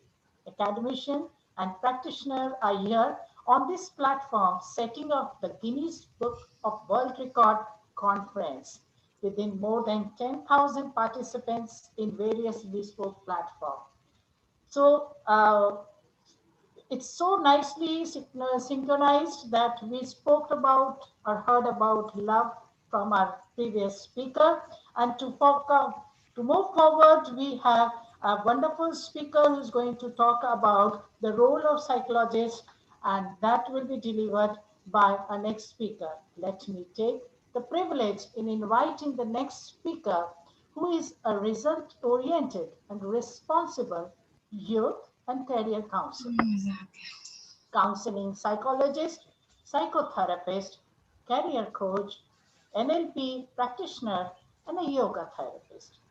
She is dedicated in improving well-being behavior and coping skills at risk, youth, and public in general. She possesses undertaking of the psychological, developmental, and emotional problems people face at various stages of their lives, including personal as well as professional spheres. Our experience includes working directly and empathetically with youth population, being a creative and innovative thinker with effective people management and goal-setting abilities combined with superior communication, interpersonal, and presentation skills. Self-motivated with ability to excel in a fast-paced environment and changing environment, communicates effectively at all levels, manage competing priorities, and adapt readily to new challenges. It's my privilege inviting Mrs. Bhuma Krishnan to speak on topic, changing role of psychologist. Over to ma'am. Good afternoon, everybody. Thank you so much, Madam Mayuri, for that wonderful introduction. Yes, guys, you must be having a great feast, deliberations, discussions, knowledge pouring in for the last 2 days. Come on, let me get a few answers. It's been really, really interesting and amazing, isn't it? Just today morning, I heard the expert in the field, Sudhir Kakar sir, speaking on psychoanalysis, and very cushily speaking about love, and what a session it was. It has just set the trend of positivity everywhere. Right. Having got so much of knowledge, psychoanalysis, love, and she rightly said, right, we can give only what we have, be it knowledge, be it love, whatever it is, we can give to society what we have. Charity begins at home. I can donate money only when I have a bank balance. We all know about the Maslow's theory. So as a psychologist, how are you guys, the young budding psychologists? What is your role in the changing environment is what I would like to talk with my experience being relevant to the present situation. Are you all ready for the session? And do you agree that you are excited about having psychology as a career? Can I get a few answers? Yes. Are you all equipped enough to be a psychologist in the new decade, 2021-30? Do you feel that you are equipped enough? Yes. Knowledge, theory, degree, graduations, everything is there. Apart from that, do you have all those qualities that you can be successful as a career? Okay. Host, can I share the screen? Sure, ma'am. Sure, ma'am. You can do that. Yeah. Ma'am, are you using two devices? No. Okay, ma'am. Oh, no. Okay, 1 second. Oh, no.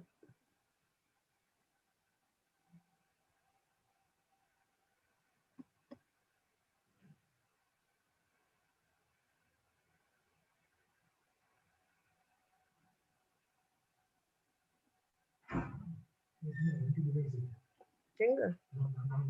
Don't please put off.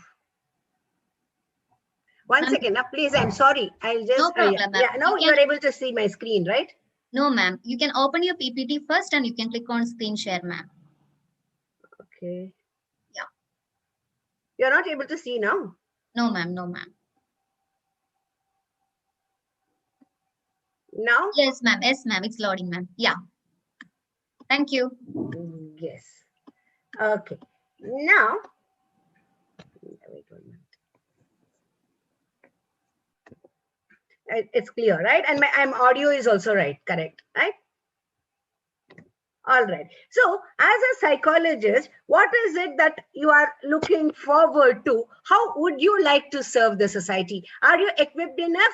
Leave alone the academic qualification. But do you feel that as psychologists, you are in great demand now? Yes. Let me have a few chat sessions. I am not able to see the chat.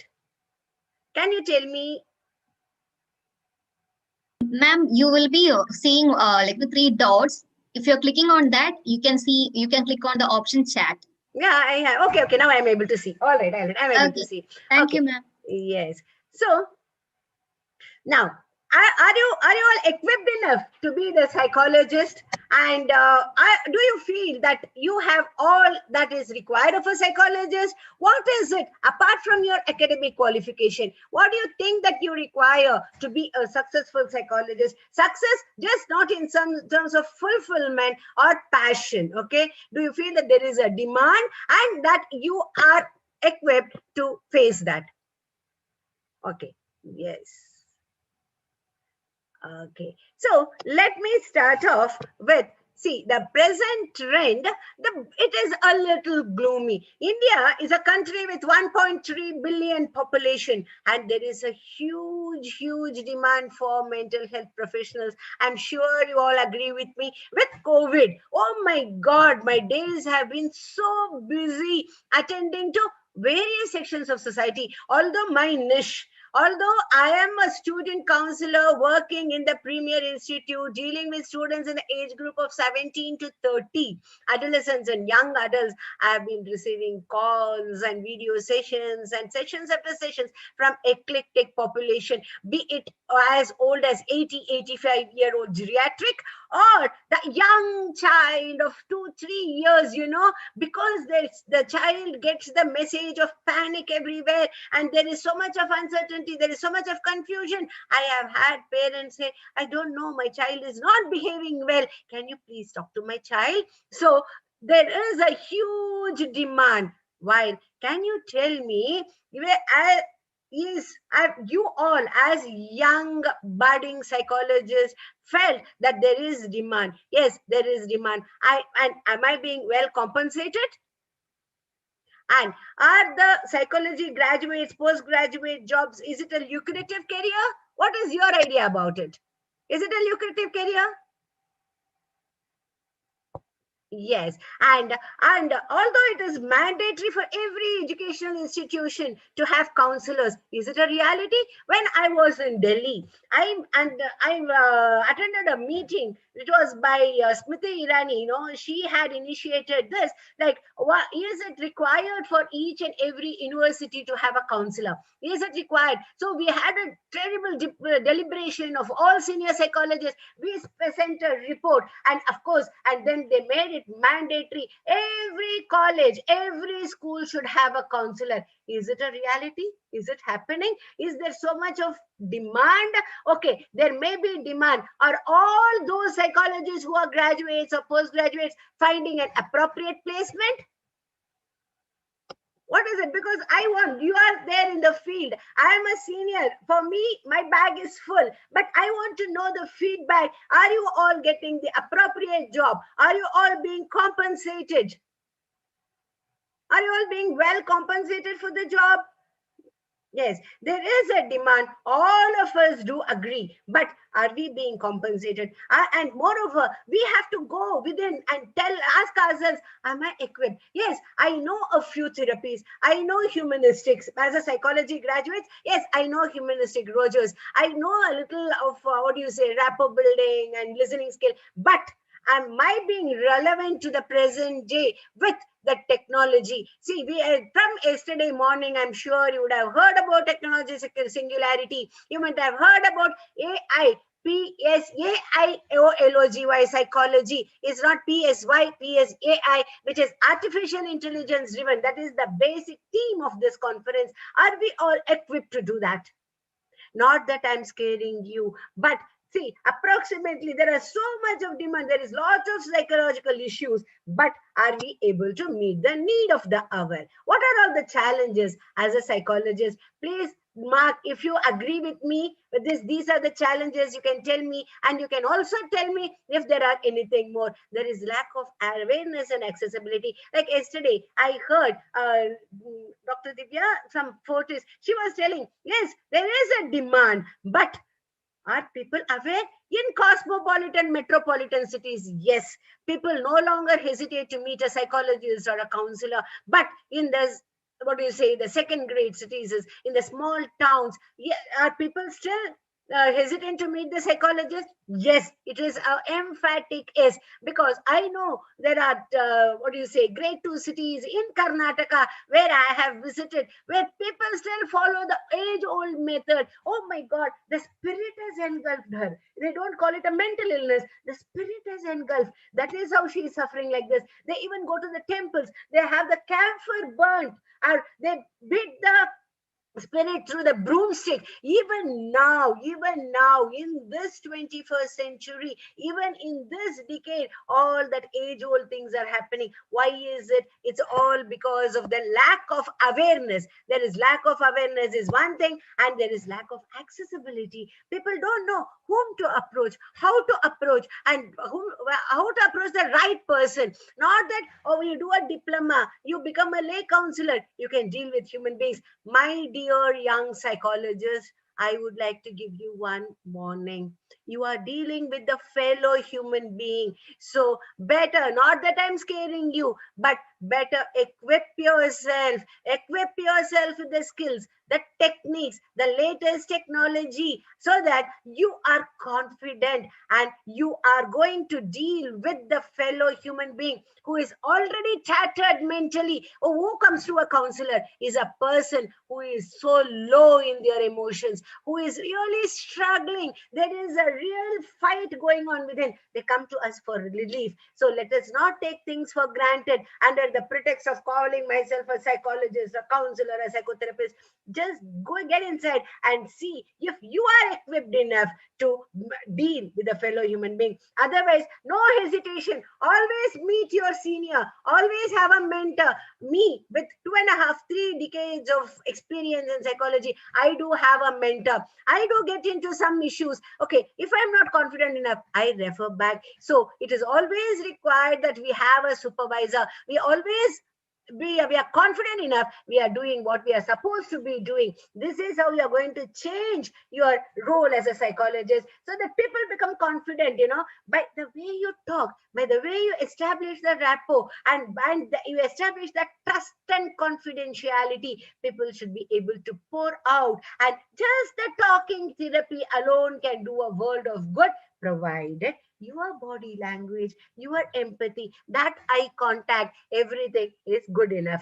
Okay, see, that is the reason that lack of awareness and accessibility, we need to break the ice as psychologists. We have a great responsibility there. Meeting the psychologist is a taboo. You can tell people, no, psychologist is another human being who is going to be so much judgmental, so much away from your family environment. Psychologist is the only person who knows nobody, and you can come and talk to me anything and everything. I promise confidentiality unless it is life-threatening and you are going to commit suicide in an hour or two, and which has never happened in my career. So such assurance is what is required so that you can break that taboo. Psychologists are undervalued and they are often dismissed. But when the family people say, when the young girl or boy goes to their parents and say, I'm really having some issues, I have anxiety issues, I'm feeling low, what do the parents generally say? What great issues have I not led with my life? What great life you are dealing that I haven't led? See, we also had the same childhood. We had the same adulthood. We had the same employment problem. They just dismiss it and rubbish it. Okay, and it is just, they're undervalued to meet a counselor. And there are people who have told me, grandmother is a good counselor. Yes, in those days when joint family was there, when we could just vent out and when we had that support system, the family was a beautiful counseling unit. Not anymore. So we need to get that awareness, how important it is to meet a psychologist and get relieved. And poor salaries and job is another challenge. Students are discouraged by their family to pursue psychology.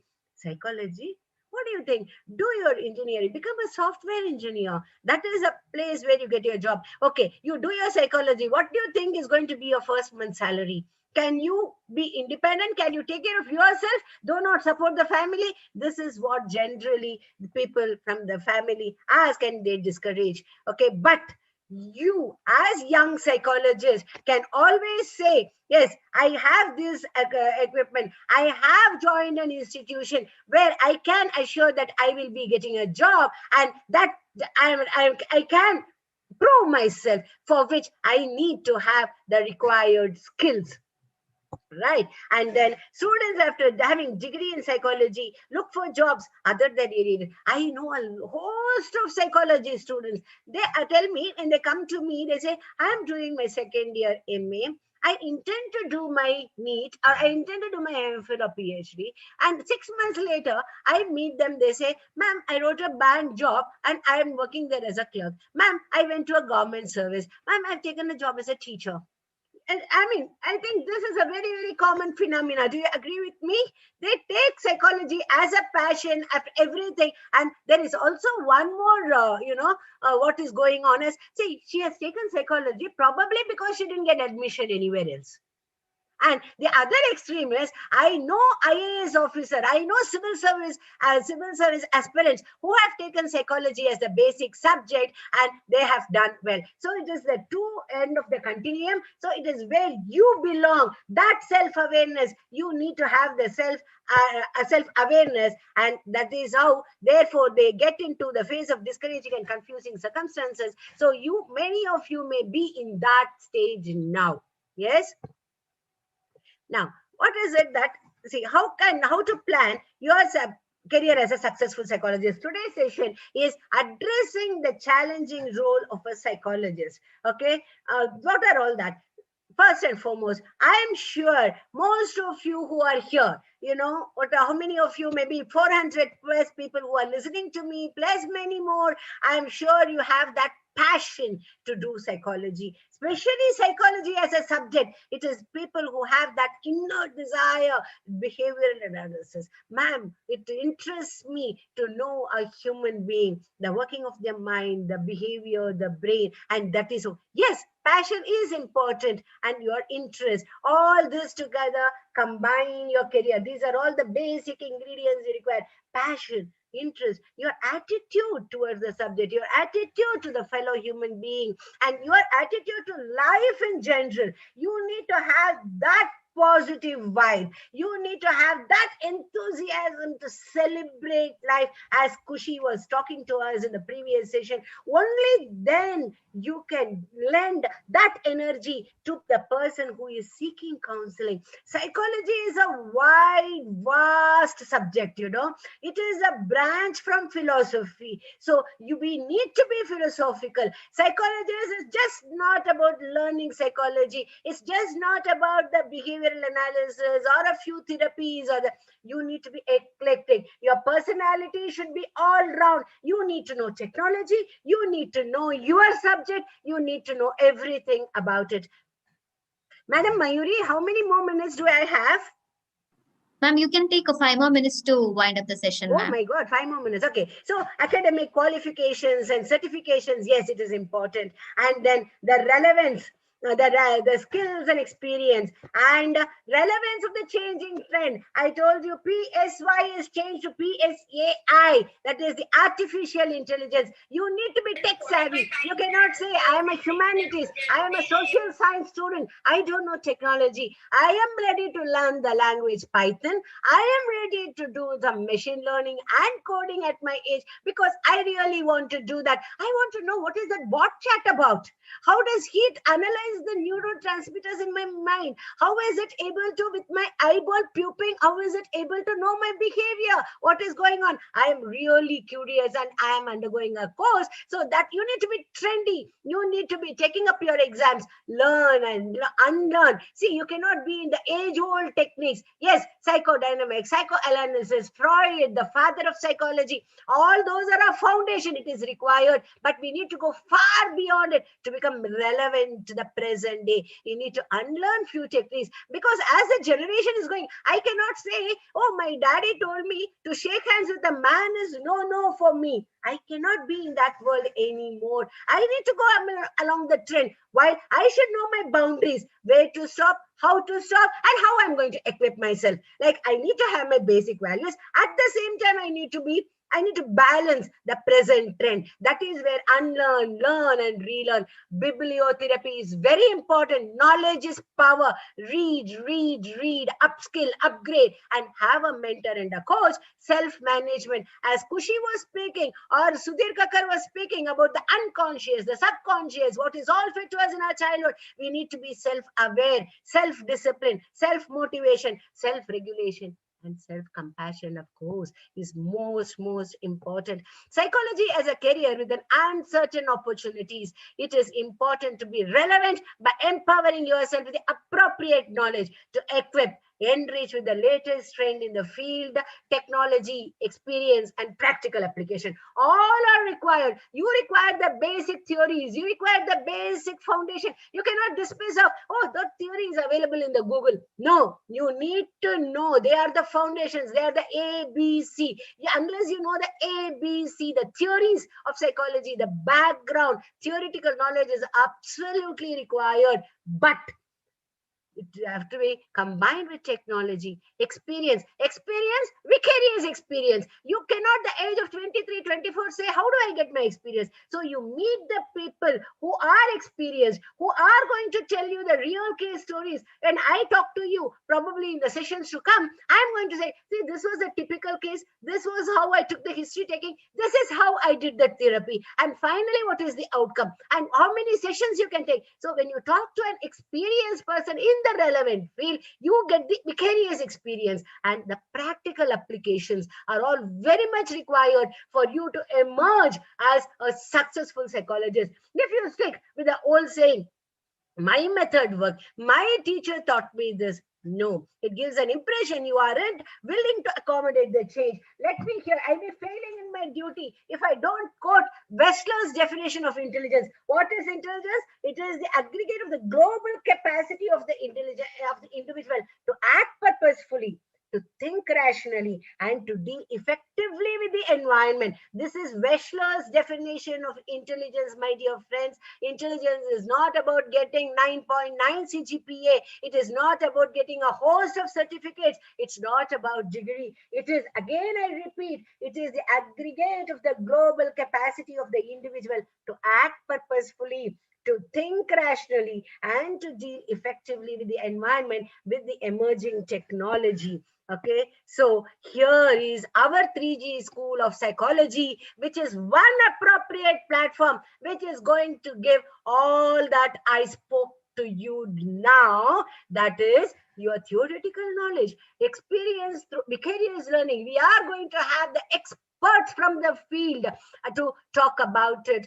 As yesterday Dr. Sahid sir was saying, when we are going to talk about the issue of abortion, we are going to call the topmost gynecologist who is going to give us the real life issues, and the psychologist to tell about what a women who has undergone abortion is going to face. Similarly, we are going to give you a host of books, equipments, and the opportunity. So this is one school which is going to just train yourself with PSAI psychology. So you are going to become a career guidance. You are going to be a clinical psychologist. You are going to be an organizational psychologist. It's going to be all in one combined individual who can really face the challenge of the year to come. Thank you all, my dear friends. Wishing you all a very bright future.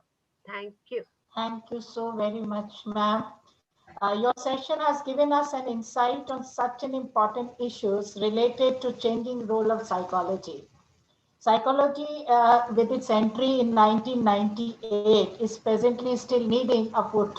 And I think that with your talk and the program which 3G has organized, which will continue till tomorrow, will definitely give psychology a recognition through various talks which are being held in this platform. Ma'am, your session was really very engaging and enthralling.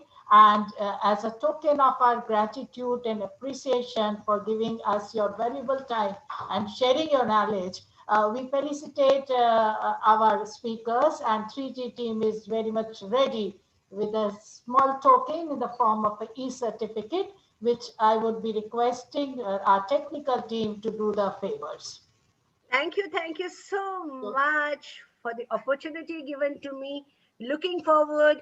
Guys, any question or anything that you have, you can connect with me. You can connect with 3G, who will in turn connect to me, and we can have a wonderful journey ahead. Wishing you all the best and good knowledge sharing. Have the feast for next 1.5 days. It's a wonderful experience that you're going to have. Thank you, ma'am. Thank you. Thank you very much. Before signing off, let me invite our next MC, Srijata, to continue with an introduction of our next speaker. Thank you very much. Over to Srijata.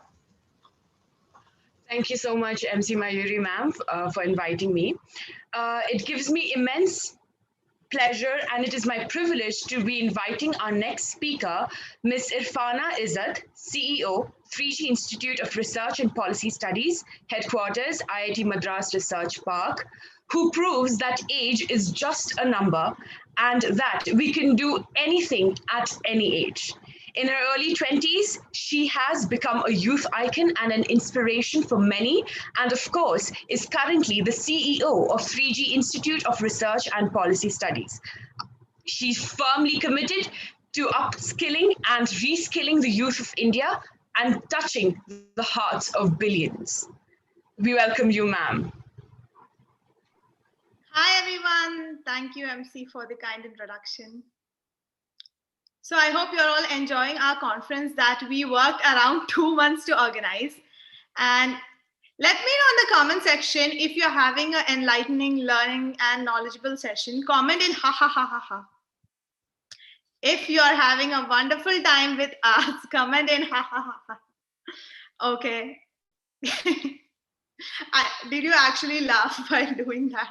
Because it's so funny reading it in the comment section.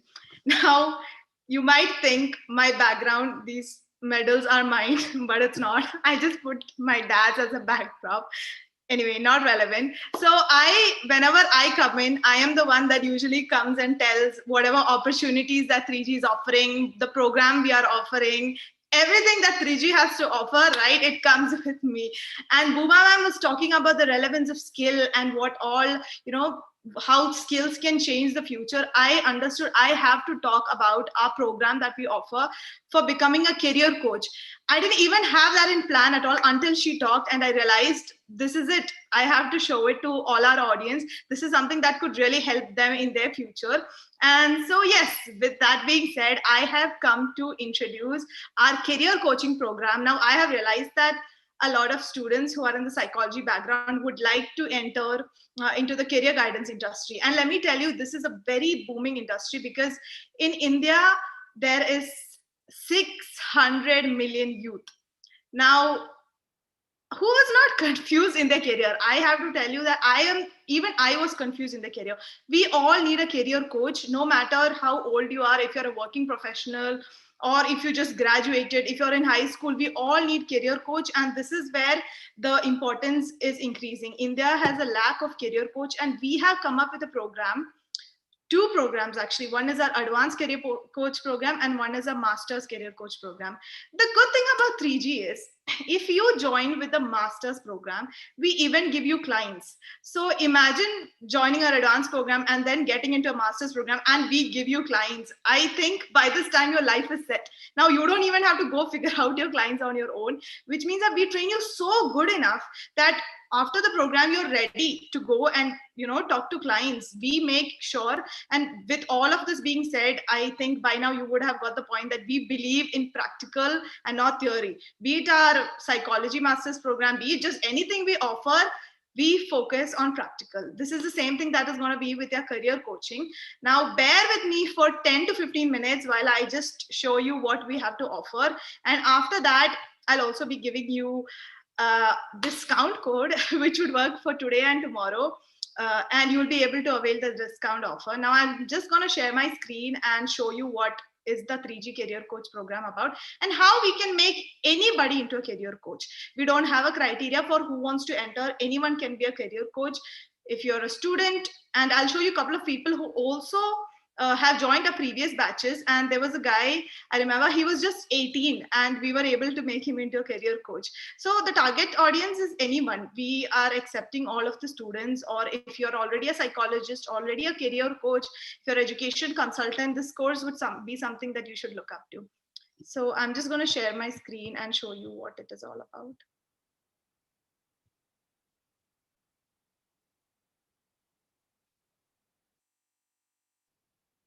Okay, so this is 3G VLife's career coaching program, and like it's written here, it is your journey to being the ideal futuristic career coach. Now, why do we keep on saying futuristic? It's because right now the existing career coaches are not futuristic, and they are more of traditional coaches. What they would do is maybe perhaps they would connect you with a university, or they would connect you with courses. But do they really think what is going to happen in careers in the future? What is the new age careers? So our program would train you for the coming 10 to 20 years, and this is why we use the tag futuristic career coach. Now, 3G, like you already might know, is a research organization. Everything that we come up with is after years and years of research. Now, we have been researching on the Indian education system, on how to integrate AI with education. And why I'm mentioning this is because this is after all this research, we have come up with a career coaching program, which would really help students or the Gen Z or Gen Y, which is coming up. And yes, we were working on how to create 1 million career coaches in the most simplest and quickest way.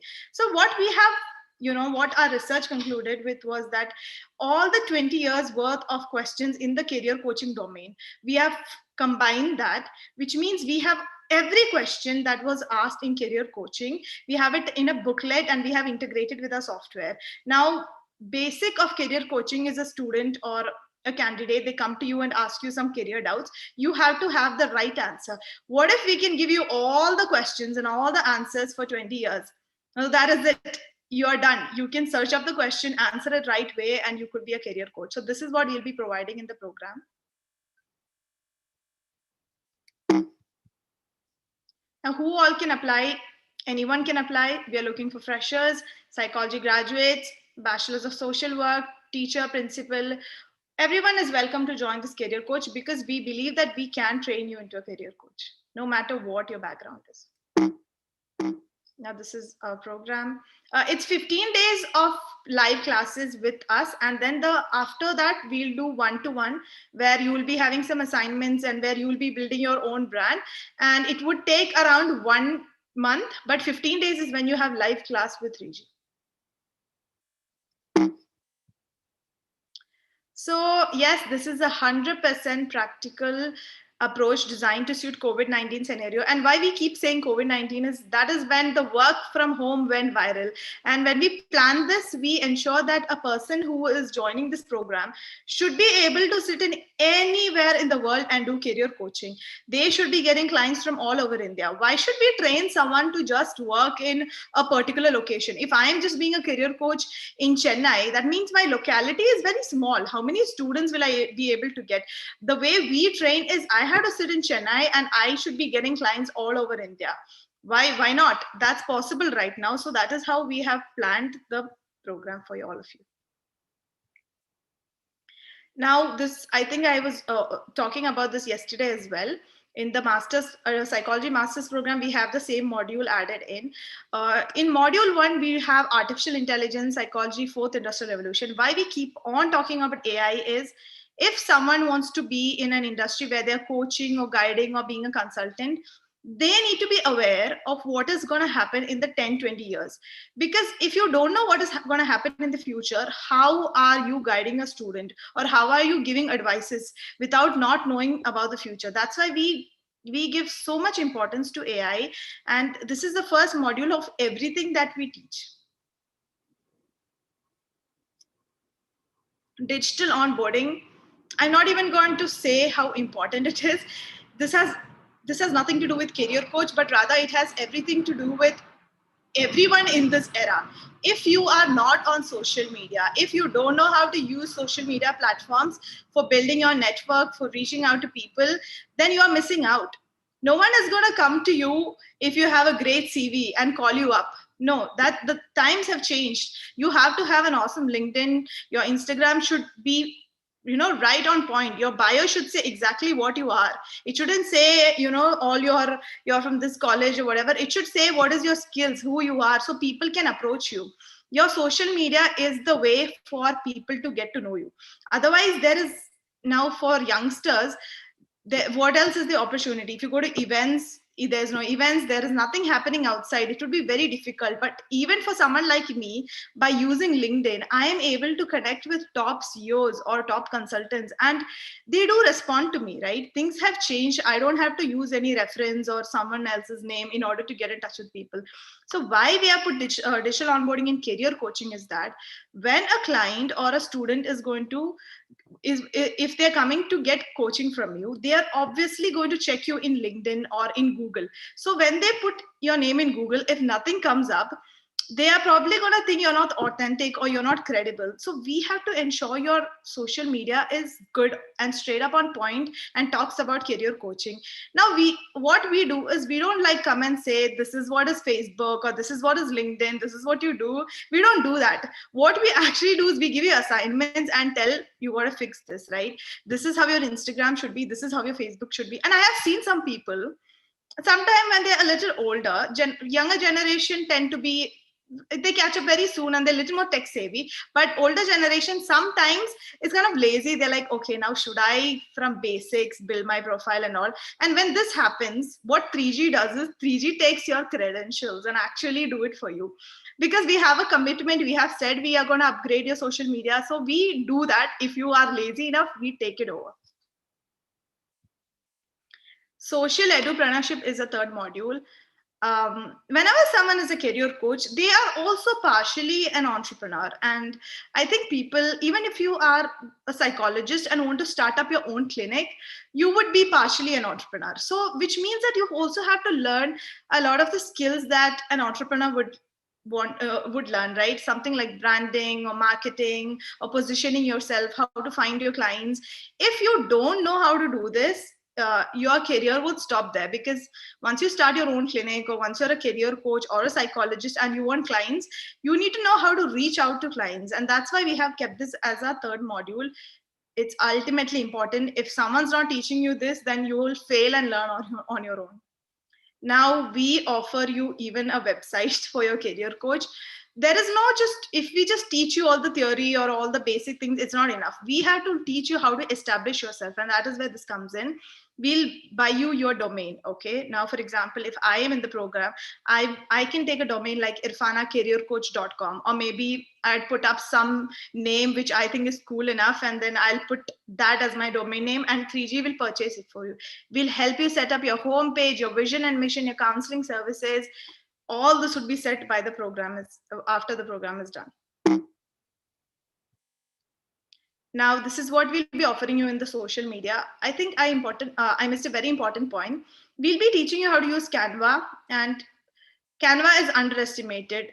It's so important. Everyone should know Canva, not just career coaches, but everyone. You can design anything, wedding invitation, I don't know, a simple party, business card. So we teach you Canva, and you'll be able to do wonders after learning how to do Canva. We'll also be giving you certificates from multiple organizations. This could be used for your personal branding. And yes, a personal branding package. We have to do this for you, because people are this just makes everything so professional, right? You have your own logo, you have your business card, your website is set up, you have a profile, your letterhead. We will do all this for you and also teach you how to do this on your own. Now, these are some other things that we would be helping you with. Now, we will also give you a learning management system, which is basically all the videos of education abroad, or what is the importance of career counseling, what is psychometric test, education system in India. We'll be giving you this, and you can learn it on your free time. We'll be also giving you presentations. Now, when you are a career coach, you have to keep on presenting and giving sessions in multiple, occasions. So with the presentations that we're giving, it's good that the content would be really updated. For example, like if we are giving you a presentation on artificial intelligence, you could use the same one to present in some place. Now, this is the most important part, which we are giving for such a affordable amount right now. The only reason is that we are giving, as we just launched a couple of months ago, okay? The only reason we are giving in such a affordable amount, it's very affordable for giving a psychometric engine. So we have come up with 7 tests after 10 years of in-depth research. And this is what we would offer to you in the career coaching program. The tests that we have come up with, AI Job Risk Finder, these are the psychometric tests that we have. Now, if you don't know what is a psychometric test, it is basically to help someone analyze and understand what is their skills, what is their aptitudes. These tests, if all the students took all this, when they were in 12th standard, they would probably be in the right course or career as of now. So major mistakes happen in a student's life when they choose the wrong course. So these are the criteria, these are the things that you can use to help someone find out where they should go ahead in life. Anyhow, this is what the career coach would be using, and we will be giving them the test. So you will be getting 20 tests from us to begin with, and we'll connect it with your website. Now, beyond that, we'll be giving you the FAQ questions, some books, counseling books, psychometric books, psychology books. These are some of the books that we'll be giving. Now, something that is very good with what we are offering is once we are done with the basic of setting you up, giving, ensuring that you have your website, your profile is all ready, then we also help you launch. Okay, and how do we help you launch? We give you an opportunity to speak in our sessions.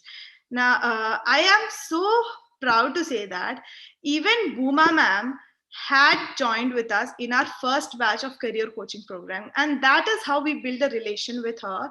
Sobi ma'am is also from our career coaching program. After we build the relation with her, we gave them an opportunity to speak in our conference.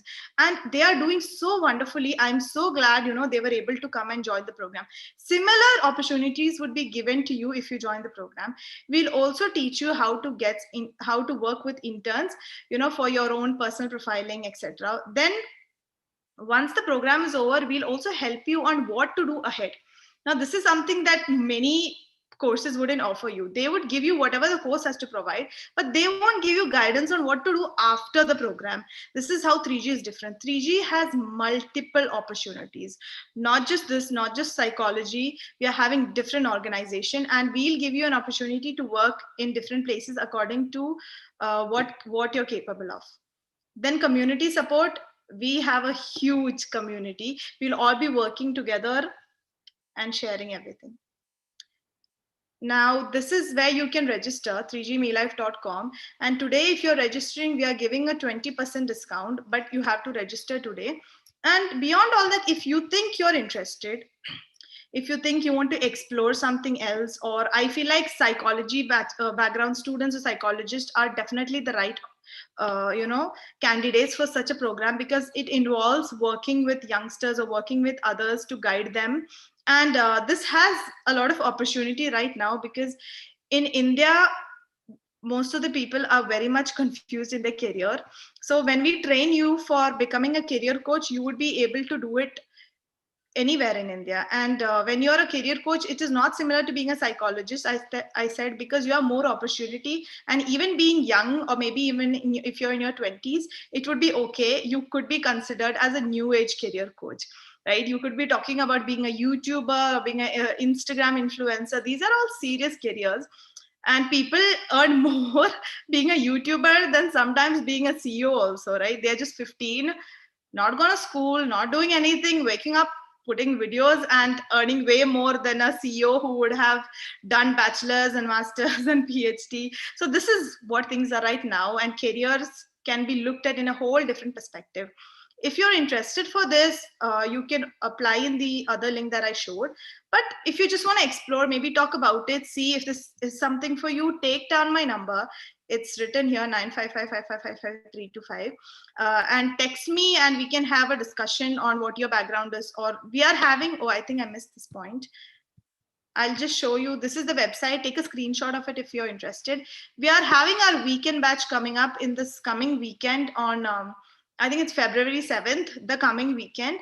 That batch would be running in every weekend. So being a student, and I think I missed out this point, it's an online program. Being a student or being a psychologist, you would be able to come for that.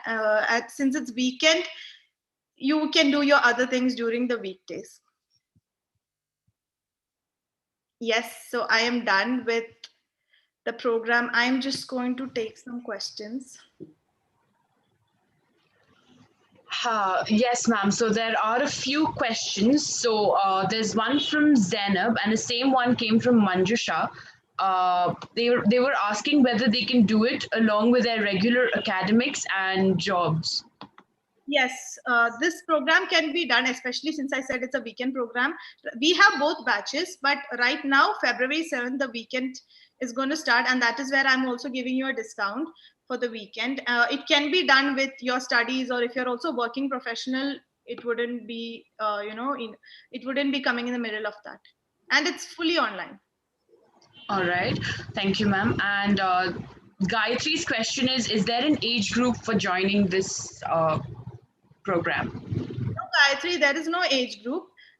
I think in India, the only program that for career coaching with no age group is ours, because we really believe that we can train anyone to be a career coach. So you can do your research, and if you think we are the right platform, do get in touch with me. So I have been seeing a lot of queries about the fees. So it is 20,000 and we are giving a discount, and it will be 18,000 just for the people who's listening to me and for joining the weekend batch that is coming. It's going to be 18,000 for you. However, you have to register today or tomorrow, and then it will be 18,000. Another question is, would the exams be in an online or offline forum? So for our career coaching program, we didn't keep an exam, and the reason is our program is practical. So we don't have to, necessarily assess you through an assessment model and say you passed or failed. No, we ensure that you learn. You're coming into a program. It's our responsibility to make you learn. So if you fail, then it's our fault. We don't have a model as such, because we believe everyone who's coming in the program will be 100% trained. All right. There's someone asking if they're unable to attend a session, would there be recorded lectures? 15 days where you will be having live sessions. It would be in the evening time, 6 to 9. So it will not, clash with any of your other commitments. Then we'll also be giving you recording sessions. But we really believe when you come live and have discussion with us, that really matters to grooming you as a career coach. That's why we have kept it. And the last question is from Rahul. Is it also for homeopathic doctors? Yes, Rahul. We are open to taking all candidates, whichever background they're coming from doesn't matter for us. So you can have this as your additional, designation, or somewhere where you can earn additionally. All right. And I think there's a last question that is also from Rahul. How long is the duration of the course? The course, you would be 15 days, you'll have live session with us. And after that, we work on building you one-on-one.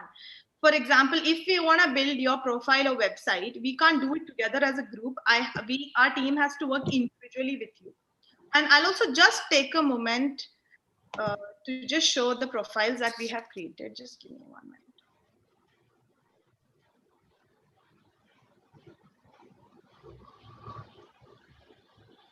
So as you can see here, this is the profile of the candidates. Now, his name is Shire. I think he's just 19. And I will show you Booma ma'am's profile, as she was in our program and we built this for her, this profile.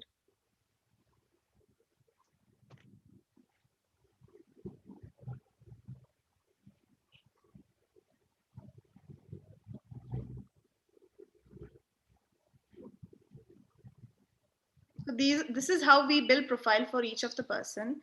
Now, for example, this sir, we always consider all of their background, right? Sometimes they're coming from, they could be already a career coach, or sometimes they're a teacher. So we add all that in their profile. We just don't say now you're a career coach and that is only what makes you. There are other things which they have done, other events they might have attended. Now this is the e-certificate of sir. I'll show you different. So our target audience, we have founders coming in, career coaches coming in, teachers coming in, all different people. Now, Dr. Anil sir is the founder of a fashion institute called Cinderway. Gambhir sir is the owner of a company that is in Nepal. He did the program from Nepal. He's not even an Indian. So I think I had another candidate who was in Kuwait. So the people who comes into this come with various experience and they share together and learn. Now, Gambhir sir, he even wrote a book. We just ensure that in the profile, we mention everything they have done. All their achievements matter. Now, for example, if you're coming from a fashion background, you could be a fashion related career coach. Okay. And if you're coming from a medicine background, that could be your niche. And we ensure to add that in your profile. Now, this is Gambhir sir's profile. He has various initiatives. Our content team, our content writer, They call them, ask them about their story, what has happened in their life, what is the achievement, and then we create the profile.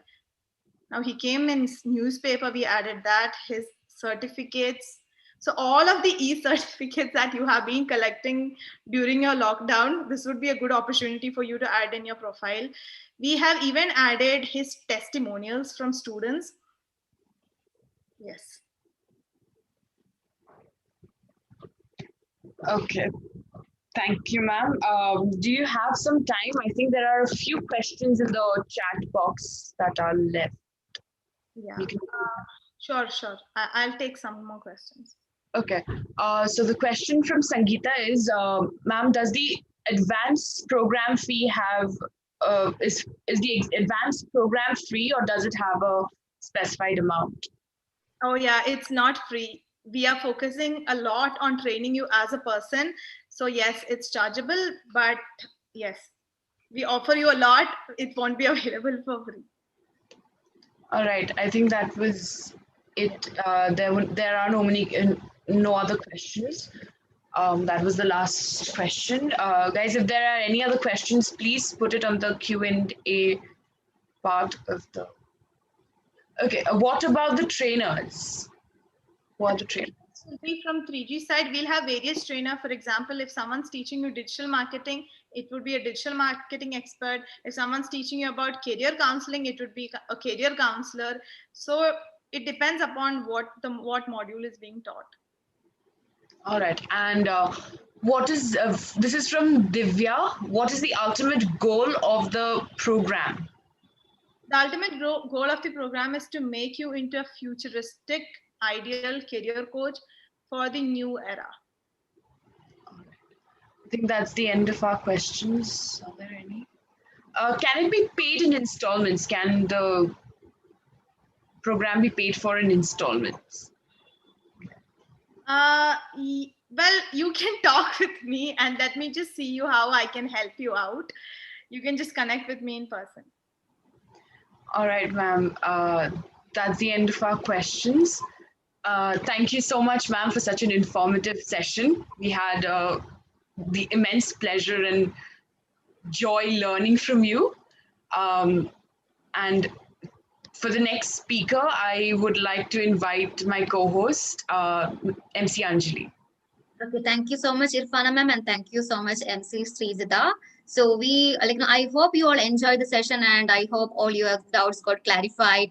And we are so happy to announce the giveaway of Amazon voucher worth 1,000 rupees, 50 free ebooks, and Canva premium account. So all you have to do is go to our official Instagram page, 3G School of Psychology. I repeat, you can go to our official Instagram page, 3G School of Psychology, and tag 5 of your friends right now. You can also tag our leaders as well as our CEO, young and beautiful CEO who spoke to you now, Irfana Izzat at Irfana Izzat Chole. So guys, if you enjoyed our session and if it added some value to your life, if the speaker sounded good, please do let us know that in our feedback form. So please do fill your feedbacks. You can always post your questions there. You can always post your suggestions there so we can improve and we can get to know how you felt about the sessions. And if you want to apply for the World Book of Records e-certificate, go to the website and you will be seeing a button called apply now. So you can apply for the certificate at 3gschoolofpsychology.org/worldbookofrecords.html. So we are getting the comments. Irfana is best. Oh, thank you. So we had many queries about, so we said that, the World Book of Record is available only for the first 700 participants. So everyone was asking the doubt, okay, will I be getting, if I am paying and will I be among that 700 people? So if you are seeing that apply now button, it means that you are eligible for that and you will be getting the certificates. Don't worry, it will be taking around 25 business days, so please wait for that. And you will be also getting the participation certificate, free participation certificate for psychology as well as for artificial intelligence. And we had many requests for recordings for this session. So you can always watch the recordings in our YouTube channel, 3G School of Psychology YouTube channel. It will be always available. If you missed any part or if you want to repeat and see the sessions, you can always go to our YouTube channel, 3G School of Psychology, where you can watch all these sessions again and again. Please provide the WBR certificate. It will be available in your dashboard within the next 25 days. 25 business days. So please wait for that.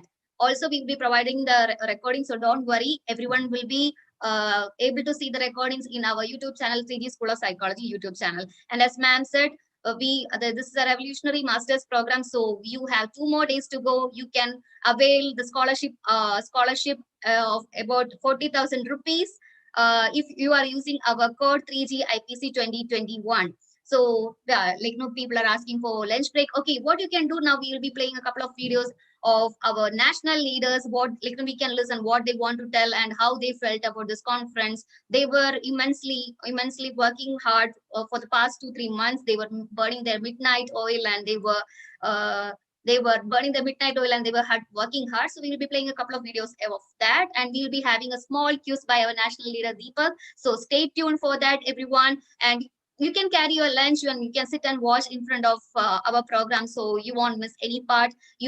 I hope you all enjoy the session. So we will be resuming back from our lunch at 1:45 sharp. So please stay tuned. We have many more interesting sessions and many more interesting speakers ahead to fill your brain. So over to technical team for the videos, please. Yeah, thank you.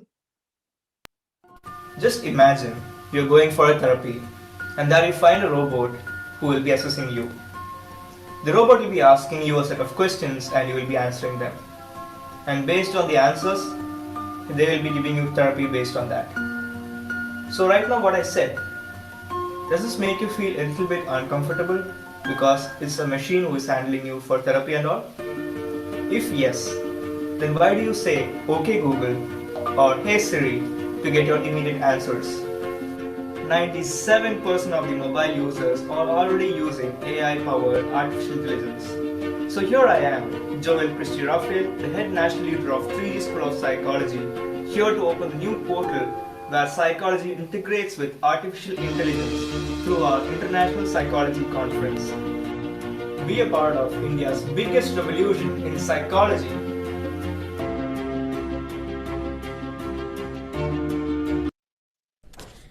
Hey guys, this is Disha. I'm a psychology student, and you know what? Nowadays, human psychology is closely linked with artificial intelligence. So, I'm quite inquisitive to know whether people really know what artificial intelligence is. So let's ask people about it. I think artificial intelligence is when machines respond like us human beings. I think artificial intelligence is beyond human capacity. So the answers which I got from them, that artificial intelligence is related to robots or computers. In fact, some were not even aware of the term, though they are living in the technological world. Artificial intelligence is an undeniable fact, and it's very important for all of us to stay mentally prepared these days for the changes. 3G School of Psychology coming up with the mega event held on 30 and 31st of January, where futuristic integration of psychology meets artificial intelligence. Be a part of India's biggest revolution in psychology.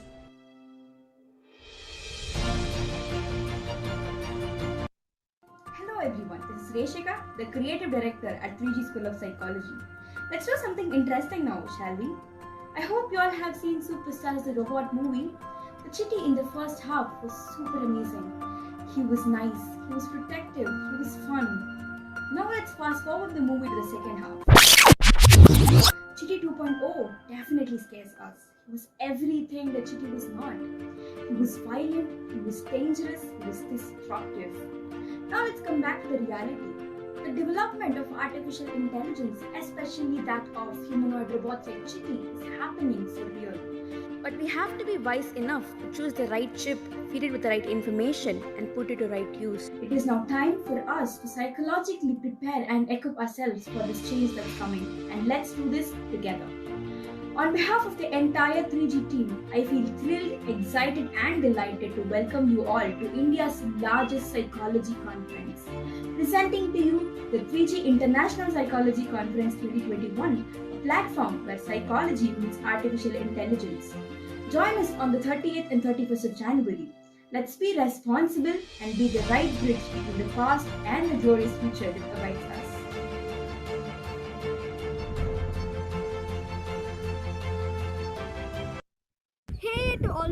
psychology peps? Do you also wish to create a revolution in the field of psychology but is just stuck with boring online classes and binging Netflix series? Do you also wish to break the taboo that psychologists are much more than just Pavlova doctors? Do you also feel that you've been underpaid in this pandemic as you have lost all your clients as a psychologist? If your answer to all these three questions is yes, then help us create a revolution in the field of psychology by creating India's largest psychology conference where we would be addressing your issues.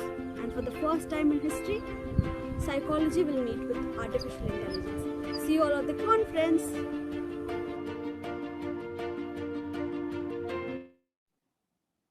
Hi all, I hope you all enjoyed the talks by our national leaders and the leaders of this conference. So are you all ready for a quiz program? So how many of you are ready for a quiz program? How many of you are ready to challenge yourself? How many of you are ready to feed your brain?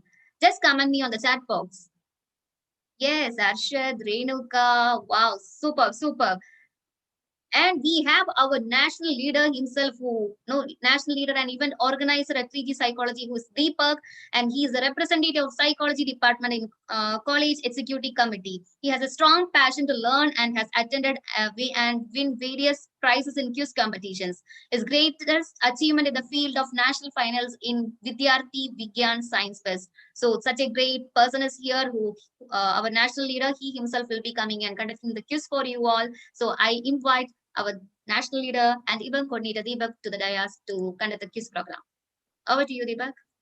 Hello. So thanks for the great introduction. So good afternoon, everyone. It's my pleasure to connect with you all once again. We had a lot of very empowering sessions in the morning, and also we had many sessions yesterday. So now let's take a small break and get rid of all the rustiness in us. So let's do the activity of conducting a quiz. So let's play the quiz game for some time.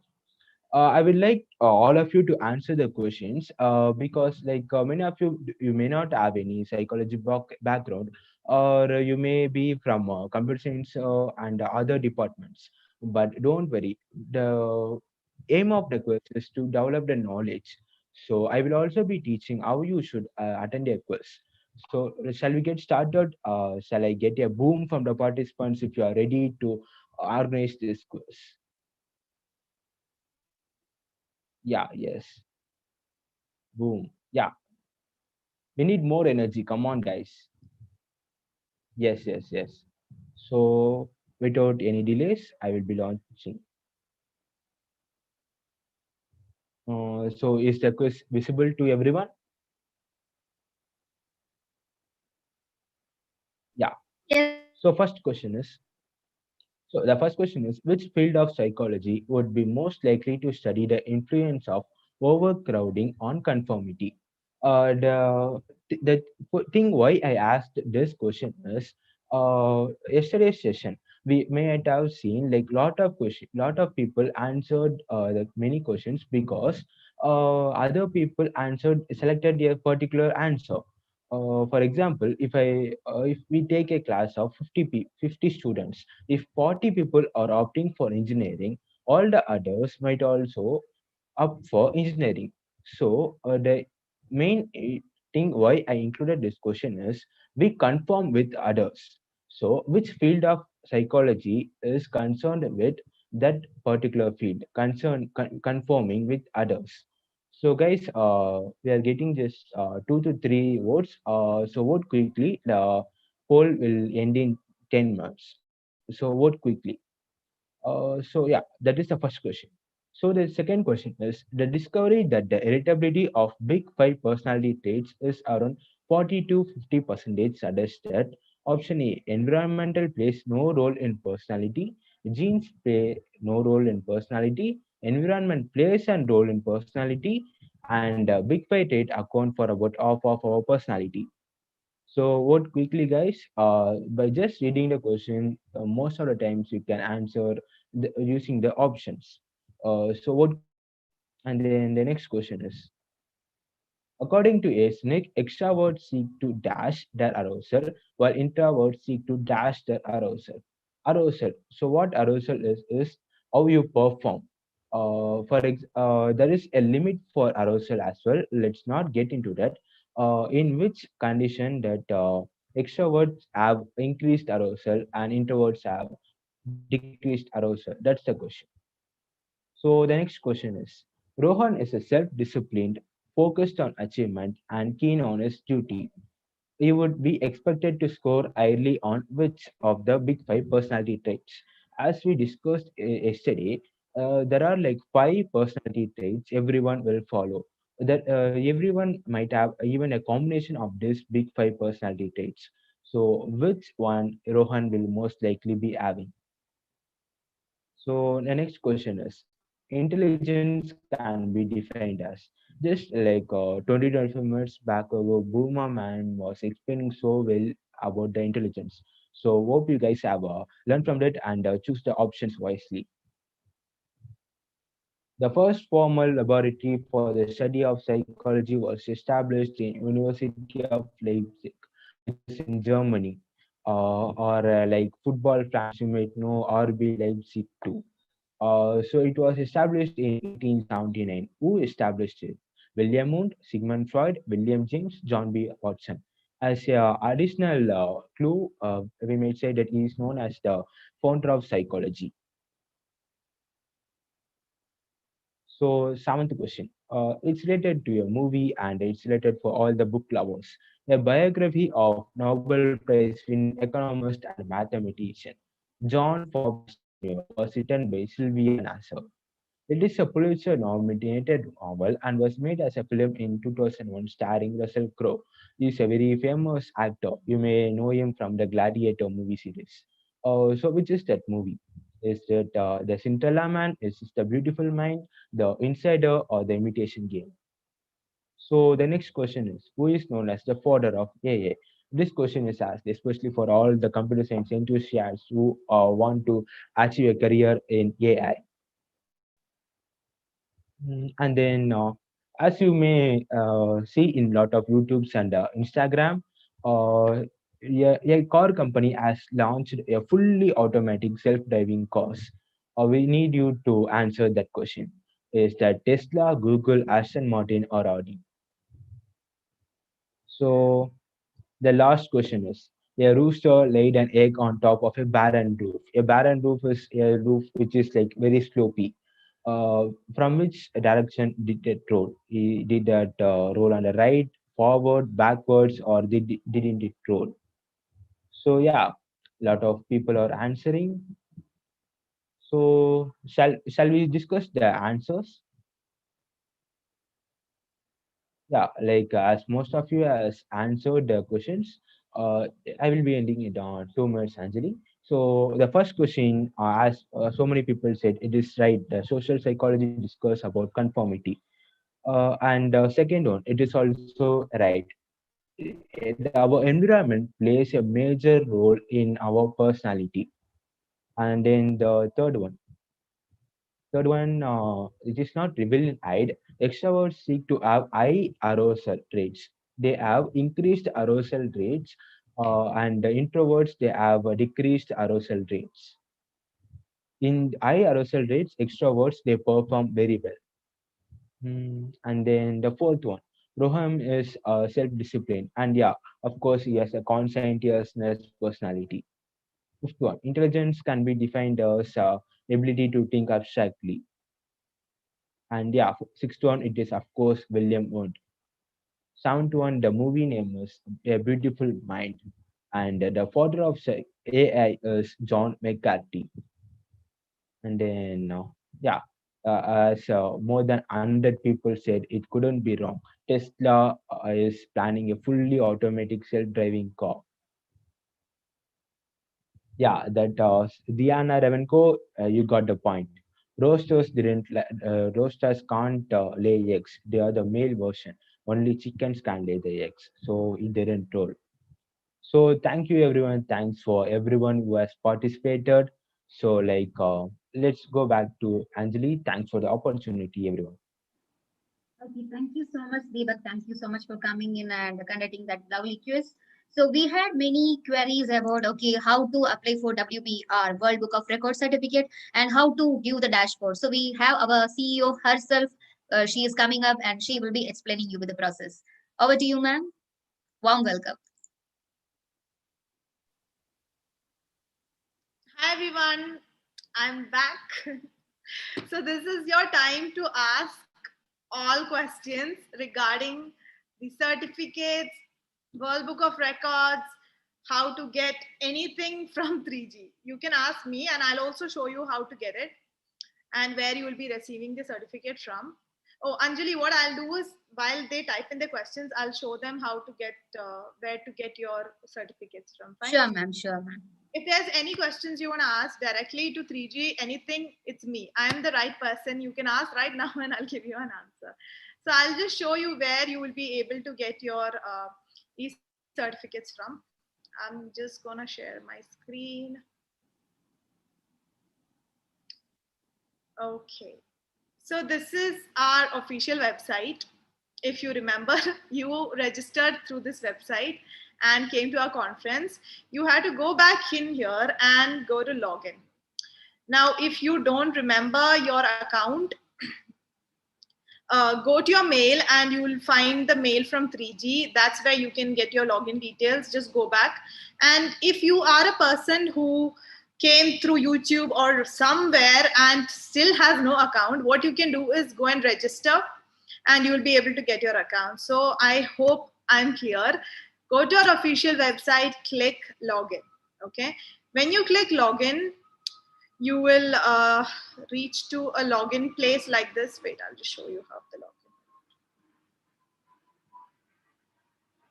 login. Okay. So this is how your login page is going to look like. Find out your mail or password, whatever it is. And if you, maybe you can also go here and put lost your password, change your password. That's one option if you don't remember it. And you just have to log in through this. Now, when you log in through this, you would be either a participant or volunteer. So whichever you are, you can click that and you will reach here. So this is the dashboard that I have created and it is so pink because of me. Anyhow, this is how it would look like.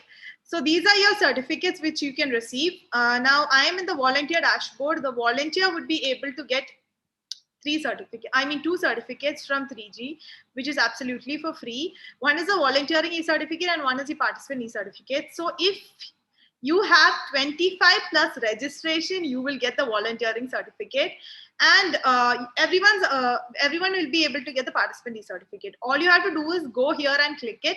Now you will not be able to receive it. Only the certificate is going to be issued after the conference. Okay. I think I have put the date of February 2nd. So our conference is going to end on 1st and on 2nd, you will be able to go to your dashboard. You will have to put in, we'll have a small MCQ just to verify that you have attended the conference. Once you get the MCQs right, you will be able to get the participation certificate and the volunteering e-certificate would be issued. I think I have put the date of February 10th. And on that day, you will be able to get your volunteering certificate if you got minimum of 25 registration. So if you're watching this, it's still not late for your 25 certificates. I mean 25 registration, sorry. If you have a doubt regarding how to do that, I'll let you know after this. So if you get 25 only, you will be able to get the volunteering certificate. Now it's as simple as that. This is what you have to do. Go to the page, log in, and it would be right here. Click on it and you'll be able to receive it. If there's any other doubt, we would be giving you a support number later on where you can tell your doubt and we'll sort it out for you. But please don't bombard and get angry at us. We are dealing with a lot of people. So sometimes the message could be late. I mean, our reply could be late and things could be a little slow. But no matter which day it takes, we'll ensure that you have got all your certificates and all the benefits that we have told for you. Now I'll just take in the questions. Okay, ma'am, they were asking about World Book of Records certificate, how to apply for that as well. Oh, and yeah. For that as well, Anjali, and then we'll take the questions for that too. Okay, we are back to my pink dashboard. Now I'll show you how to get the World Book of Records certificate. And I'll also explain about the World Book of Records certificate and why you should apply for it. So in our main website, my internet, yeah, in our main website, there is this button here, apply for World Book of Records. e-certificate. If you click this, most of the benefits I have ensured to put here, but I'll also explain why, oh, look, it's me. I put myself on my website. Anyhow, the photo changes. So this is where you can apply. Apply now button is here. If you go, you'll be able to apply for the e-certificate. These are all the people that have applied for it before. And this is actually, I picked these photos from their social media handles.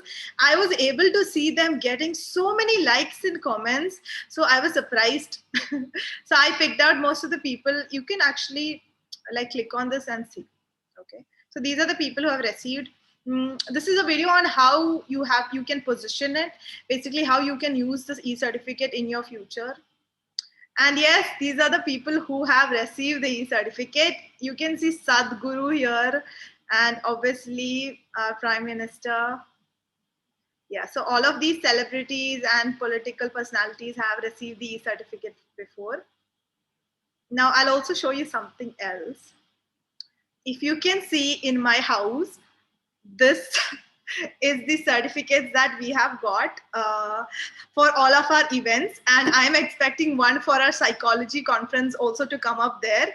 This is so good. I can put something like this up in my house and people would come up to me and tell, oh my God, what have you got the record for? You could do the exact same thing in your house after printing it. Yes. Now I'll also explain why the certificate would be relevant for your career. The certificate would prove to anyone that maybe when you're going up for an interview, that you are someone that goes and attends sessions, that is, taking their future seriously, and more importantly, you are relevant about artificial intelligence and you know what is happening in AI. So when you're in a meeting, you can talk about the conference and how you have learned things from it, and the certificate kind of proves about it. And also when you're putting certificates like this in LinkedIn or in your resume, it would have a lot of added value.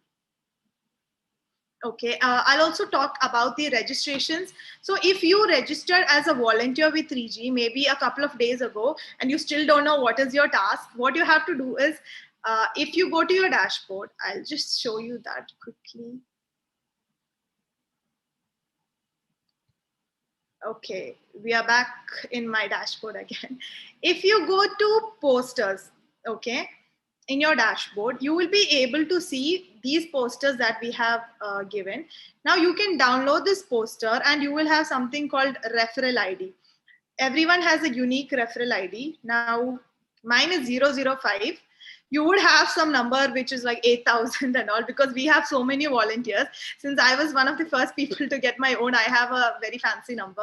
You can use this poster and share it to groups and share it to your other friends or family. Let them also get the opportunity to come attend a conference, right? You don't have to be selfish.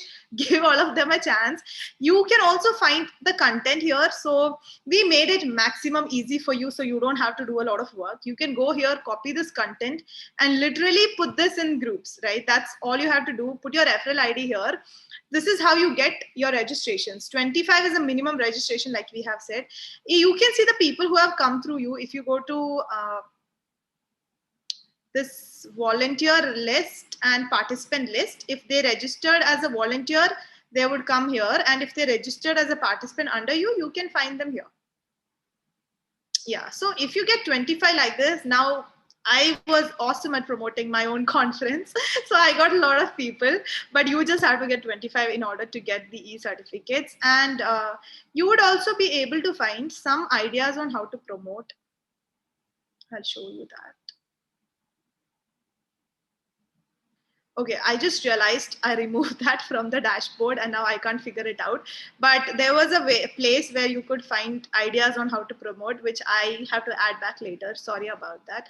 So all you have to do is share the posters, and when it's 25, you're going to get your volunteering e-certificate. As simple as that. Okay, now I'm just going to look at the questions. Ask me anything. I'm here to answer.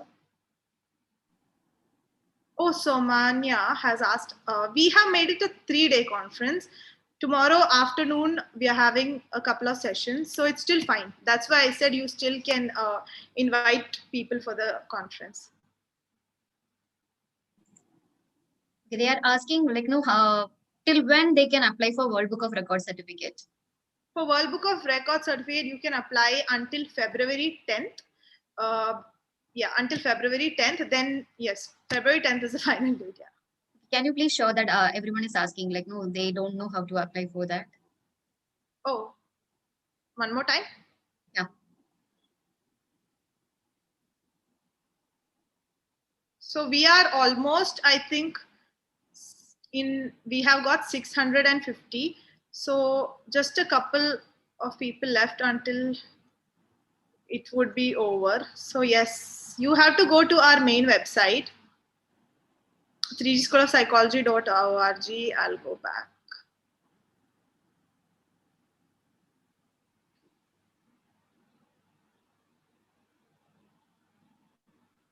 If you go to our main website, you will be able to see this button, apply for World Book of Record Participation e-certificate. And also you will be able to see it in the dashboard. I forgot to mention here. If you click this also, you will be able to apply. In here, there'll be an apply now button. So when you see me, you know you have come in the right place. Click this apply button, that is it. You'll be able to apply for the certificate. And it takes us around 20 to 25 days. I'll tell you why also. So the World Book of Record from UK has to check about our conference, have to verify we have got this much attendees and this much speakers. So that takes some time. And once that is done, they'll be issuing us the title that we are India's largest psychology conference. Then only they issue the e-certificate. Okay. Thank you so much, ma'am. Thank you so much for joining. Yeah. And thank you so much for coming and clarifying all the doubts. Yeah. Thank you. Thank you. So moving ahead, we have many more interesting sessions and many more interesting speakers. So to invite the next speaker, I invite my co-host, MC Fazlet. Over to you, Fazlet. Thank you, MC Anjali. We now have Nikita and Srihar here from 3G to launch and take about the world's largest psychology internship platform. Nikita Bhavani is the co-founder and the world's largest psychology internship platform. It is a psychology gratitude. Curious is what describes Nikita the best. His curious mind who wanders from place to place in search of answers that keep her up at night. And that's what got her into the psychology in the first place. She always feels the need to question things and situations and never settle for something mediocre. She is the one who believes in practical approach more than theoretical.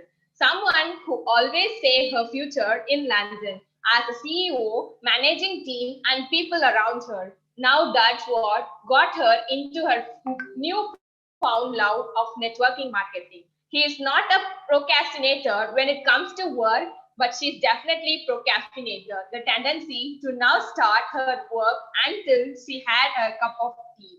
So next I welcome Srihar Arif, but everyone calls him Sherry. He's doing his bachelor in psychology in Hungary on 100% scholarship. He has been a part of many renowned international organizations like AISEC and Erasmus. He is the person who counts himself as an extreme ambivert and lover of chocolate. And if you give him a chocolate every time you meet him, he'll be your best friend. I welcome you both for this conference. Over to you, Nikita and Sherry. Thank you, Fazlet, for introducing us. Hello, everybody. This is Nikita. So, what a better occasion to talk about world's largest psychology internship platform. Just give me a second. I'm going to share my screen so that you all can see our poster. Yeah. So, what a better occasion to talk about world's largest psychology internship platform. Pretty much the title says it all.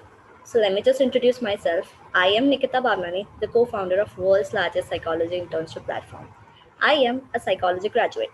Initially, I started off as an intern in the same conference which you guys are attending right now, and gradually made my way to the state leader of Maharashtra. I remember we were assigned one task where we from different states were gathered and assigned one task where I met Shariar, and we were making some poster, and that's how we became friends due to our shared love for psychology. Later on, we used to talk about some articles related to psychology, and one day I came to know that Sherry has moved from Pakistan to Hungary for his education. With some article, we knew that psychology is a field which is an upcoming developing field, and this field really needs to be, drastically grown.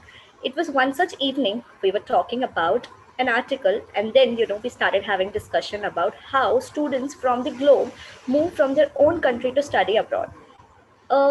I don't know, we started having a word about it. Why does it happen? Why Sherry had to move? Why I am planning my master's in London? So during this discussion, we came across the fact that maybe there are not many opportunities for our generation that we actually need and that we require to grow. But it is not just a matter of India or Pakistan or any other developing countries. It is something that is very, very common all over. Have come up with one idea. I remember that we were so caught up with this thing, and we were still talking. Days passed, we were still talking about this thing, and that's how we had a conversation with Irfana. And later we came to know that Irfana is also working on one similar project. So this was her idea that why not we collaborate all this and build one platform, which it is an internship program that gives everything, that brings everybody all under one roof. So the idea behind is that the person giving this opportunity and the person who is receiving should be both at a win-win situation. And we thought of giving it a try. So next day we were still talking about it, and we collaborated.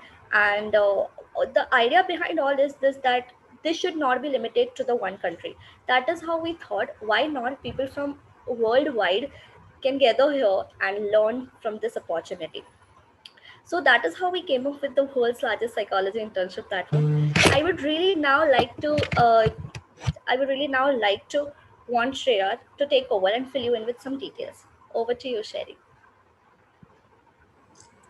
Thank you so much, Nikita. So, hi guys, how's it going? How have you been? I hope you are enjoying the amazing sessions that we have been seeing during the day. So, I'll just go through the specifics, as already Nikita told you about how things got started and how we executed everything. So, I'd just like to fill you guys up with some specific details about the internship program that we are going to bring to you, and what we are actually giving you during this program. So here it goes. So the mission of the program, or the reason why we have come up with this idea, was all about how people should not just go about wandering and just looking for internships, and they're just not finding quality internships, and they're just looking for internships. And maybe after their graduation or something during their graduation, they're just wandering here and there. So because of that, we understood that even during my bachelor's, I would need an internship afterwards, just applying for university and all and everything. So we came with this idea of bringing this platform and making this available to everyone. So for example, in this point in time, experience is actually the need of the hour, and you can no longer just be in theoretical in nature and just go out with that, and how to say, like, studying from textbooks won't help you that much. Like, it's boring and all, everyone knows that. And we all know we have to just come up with ideas and everything just to be more into anything. Like, if you love psychology, you'll love to do the practical part, and you'll just love to get indulged in that for sure. So instead of brainstorming different websites and searching for internships and setting out on a very mediocre thing, we thought, why not we get something that is easier for you and everybody can find something which interests them. So be the psychologist who is willing, to impart knowledge to coming generations, or the generations, or somebody who does not want to settle with their just theoretical knowledge and everything being provided. So we are one solution for everything, basically, in our part, where we have gathered everything you need to do or learn all under one single roof. we all know like there are specific platforms which provide internships that they excel in specifically. So now here, basically the idea is just to make a community that learns and grows together. Now this was basically what I told you, it was all about the mission of the program. So now I'd like to know how this program is going to work and what we actually bring. So the idea here is to bring psychologists in their specific fields to guide the students who find interest in these subjects.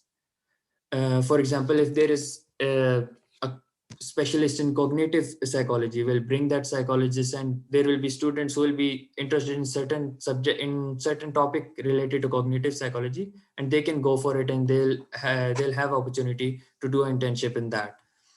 Imagine, for example, a place where you can find everything that has ever fascinated you, and you no longer would have to worry about this program not providing this internship or that program. And whatever program you want, that will be provided in this internship. All of that will be solved under this single roof, under this platform of world largest psychology internship platform for you. And this program will actually be a full-fledged hospital, just like a hospital wherein you find experts in their fields of specializations. You'll find all the experts. And the program, so it will just be a program where you get all the quality psychologists, and you get a network, open network, where you can also express yourself. And through that network, you'll be building a lot of connections as well. That will help you in the long run. So lastly, I just want to address to all the psychology experts out there. And if you are open to share your experience, to shape the youth for a better tomorrow, this opportunity is something which will definitely bring a change. Maybe with little steps, maybe one step at a time, but it sure will. And also to all those budding psychologists who are out there and looking for internships, just come and join us and be part of our revolution and be part of our platform, and we'll grow together. And let's hope for the best. And thank you so much. Thank you, sir. Thank you so much. I hope the session is so far fed our brain with amazing and interesting information. So to show our love and gratitude, we have an e-certificate. Kindly accept it as a token of love. Thank you so much for being here and spending your valuable time, sir. I request our technical team. Okay, so we have many youngsters here in our 3G conference. So we would definitely love to hear what message you want to give for them. We would love to hear from both of you. So one message you want to give to our youngsters. Yeah. Basically, we too are youngsters only. And I know it is really hard to find proper internships which interest you and which gives you a right guidance. I know as a psychology student that I have to run from here and there for particular thing. I know there are a lot of less resources in so many countries. So just stay tuned with us. You'll learn so much. You'll get to know so many speakers as well. The message is to you that you should always be up to date for the learning. If you are prone to learning, this will help you reach heights. That's it, I guess. We are coming up, we are launching this program soon, so I really want you guys to take the maximum out of it. Thank you. Over to you. Wow, lovely, beautiful. So we would also love to hear from our sir, Arif sir. Like what message you want to... I totally agree with what Nikita said. And for my part, I just say that like in this point in time, everything is very competitive in the world. So just what we have to do basically as youngsters, there is a very limited number of opportunities that we get. So basically what we need to do is every opportunity that we get, we just need to grab that. And the program we are launching is such a huge opportunity for all those budding psychologists, all those psychology students to get into that network, which will be a global network, and it will help you a lot. And for just getting your desired subject as your internship, I guess that is something that will be something you will always like. That is something we all want. And if you just get this opportunity, just take hold of it and just come with us and let's join this journey, and let's do this journey together. And I hope we can go on this journey together, and it will be a great journey for all of us. Thank you so much.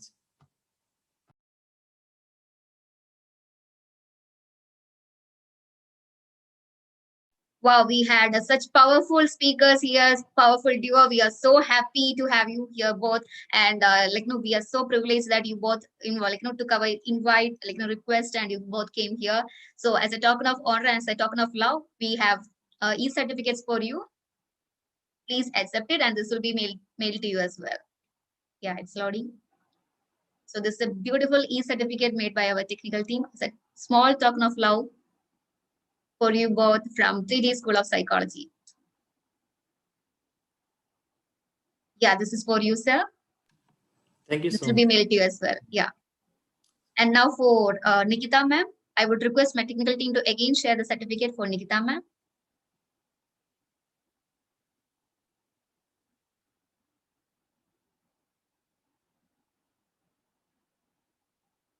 Thank you so much for joining us. Thank you so much for once again joining with us. Thank you for your time. Yeah. Thank you so much, guys. So over to MC Fazlet. You can invite the next MC. Yeah. Thank you. Yeah, thank you so much, ma'am and sir. It was really very interesting having you. So next I call upon my co-host MC Akshita to introduce next eminent speaker. Over to you, Akshita.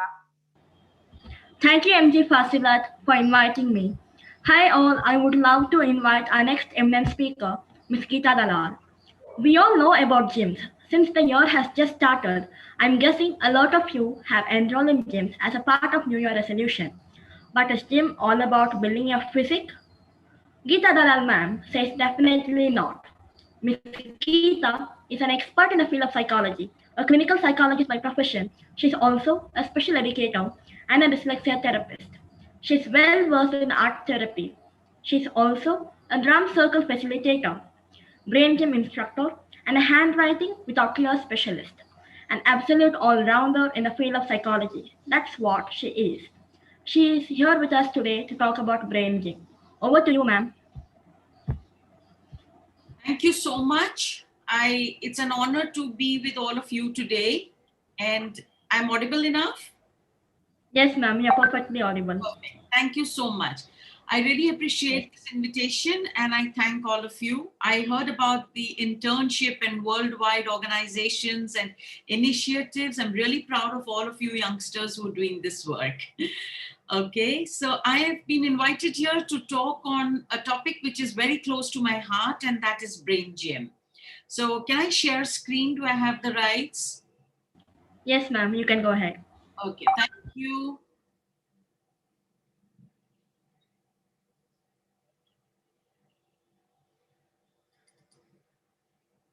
Just give me a moment, okay? Yes, ma'am.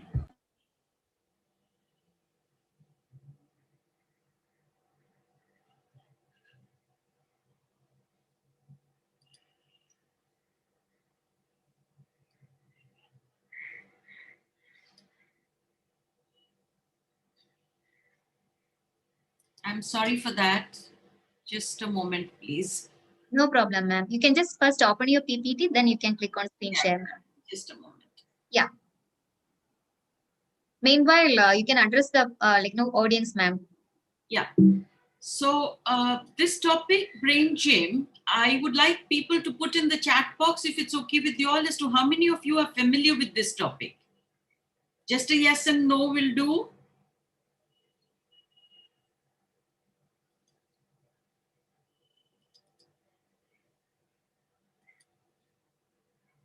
Yes, ma'am. PPT is visible. Thank you. Is it in the share mode? Yes, ma'am. It's in the share mode. We are on the first slide, introduction to brain gym, ma'am. Perfect. Thank you so much. So can I have the chat box open? I mean, people can give me response. Yes, ma'am. You'll be finding a small tab on your top. You can see one green color button, and at the end, right end, you will be seeing 3 dots. You can click on that, and you will be able to see the chat option. Okay, perfect. Okay, so there are many of you who are familiar to brain gym, and I'm so happy about that. So when you want to switch on, I mean, you want to start a mixer, or you want to start a washing machine or anything like that, what is it that you do? If you can put on the chat box. Plug in the wire, absolutely right. Anything else?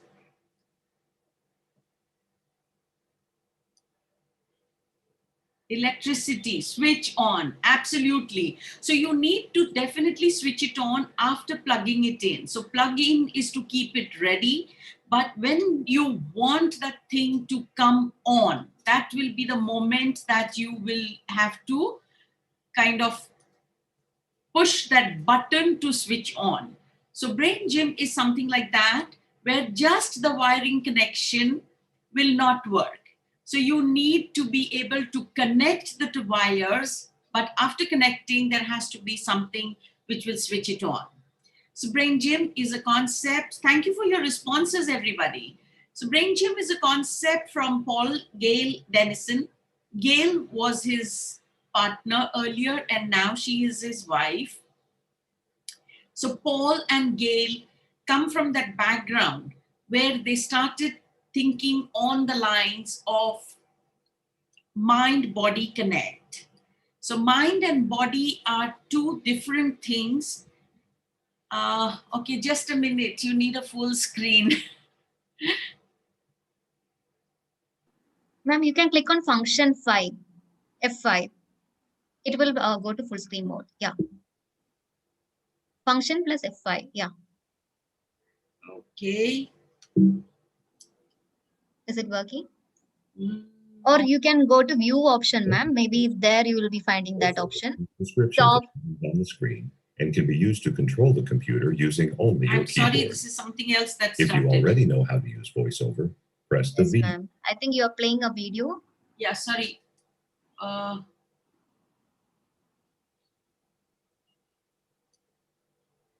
Is this on?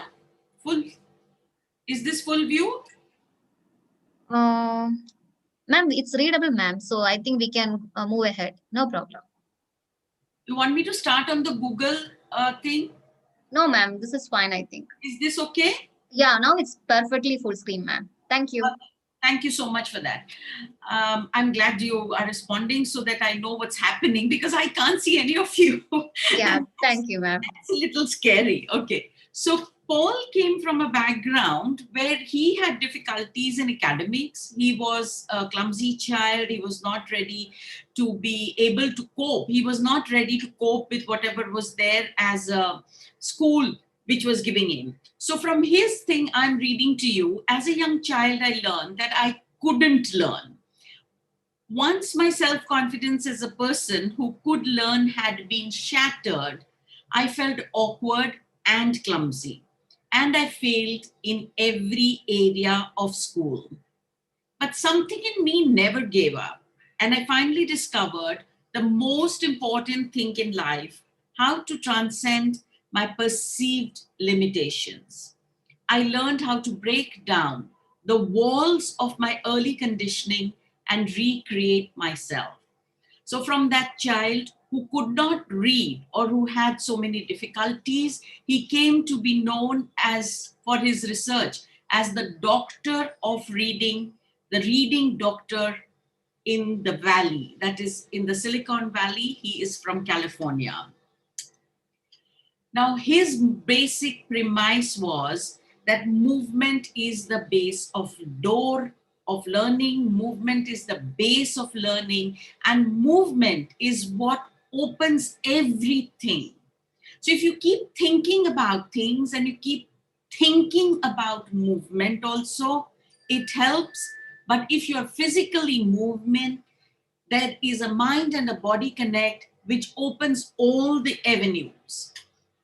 So he came about this concept called educational kinesiology. This is the program of the Dennisons, and educational kinesiology. So kinesiology is the science of movement, and educational kinesiology is the study of movement in relation to achievement. So this basic premise is of 26 Brain Gym movements. If you can see the poster behind, there are only 26 exercises, and each of this is a physical movement. And these are used to enhance our ability to learn, to process information, and to move in an organized and comfortable manner. So learning, processing information, all these things are cognitive functions. These have to come from the frontal lobe. And movement has to come from every part of the body, which will enhance the cognitive functions. So organizations is an absolutely prefrontal cortex function. So if the brain is not activated enough, this doesn't happen. So learning readiness can be cultivated through physical movement by bringing together the thinking intelligence and the coordination of the body. So John Rathe, in his book, A User's Guide to the Brain, he says, mounting evidence shows that movement is crucial to brain function, including memory, emotion, language, and learning. All of you are psychology students, so if you think of memory, emotion, so memory is coming from here, emotions are from here, language is on this side, and learning is all over. So our higher brain functions have evolved from movement and they still depend on it. Whom does Brain Gym help? So Brain Gym helps everybody. So as you can see in this picture, there are people of all ages, there are people of all capabilities, there are youngsters, there are elderly people going to office, there are people who are shopping, people in wheelchairs, and there are little ones also. So Brain Gym has no age bar because learning has to happen in everybody. If you don't continue to learn, you stagnate. And to facilitate learning, to see to it that learning is not stressful, what you need to do is to continue to move. Does everybody agree that movement gives energy? Can I have a show of hands, or I don't know, in the chat box or whatever it is?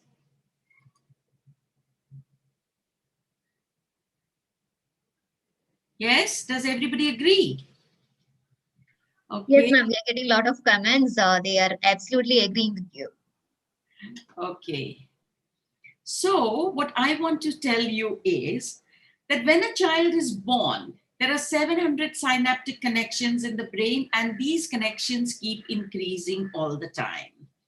As these connections keep increasing from birth to 7 years of age, if you know a child, you know, they start moving, they're kicking their hands and they move their legs and they turn around and they start sitting and standing and then walking and then running.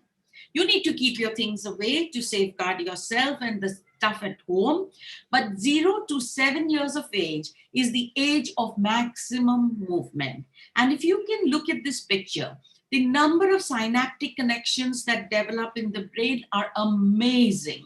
So it becomes a very, very thick network. Now from 7 years of age, where the child has built all synaptic connection and learned so much, what happens is they start schooling, and schools expect that you sit down and learn. Do the schools expect that, or do they allow movement? What's your answer to that?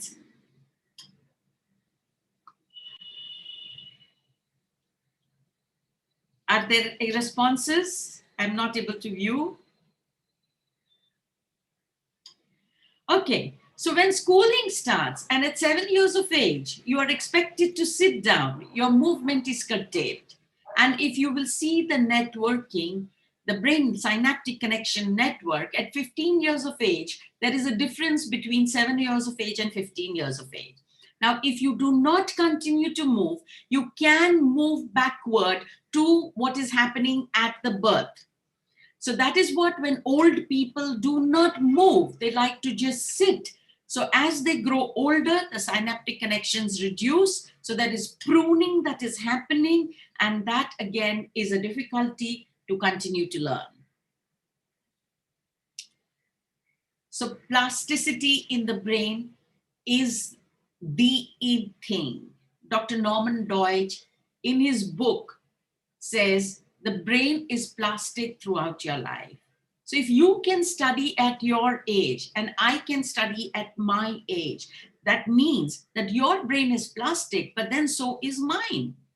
So if I do not rewire my brain and I do not activate it enough, I will take a longer time to learn concepts. You will learn it faster because you're still moving a lot.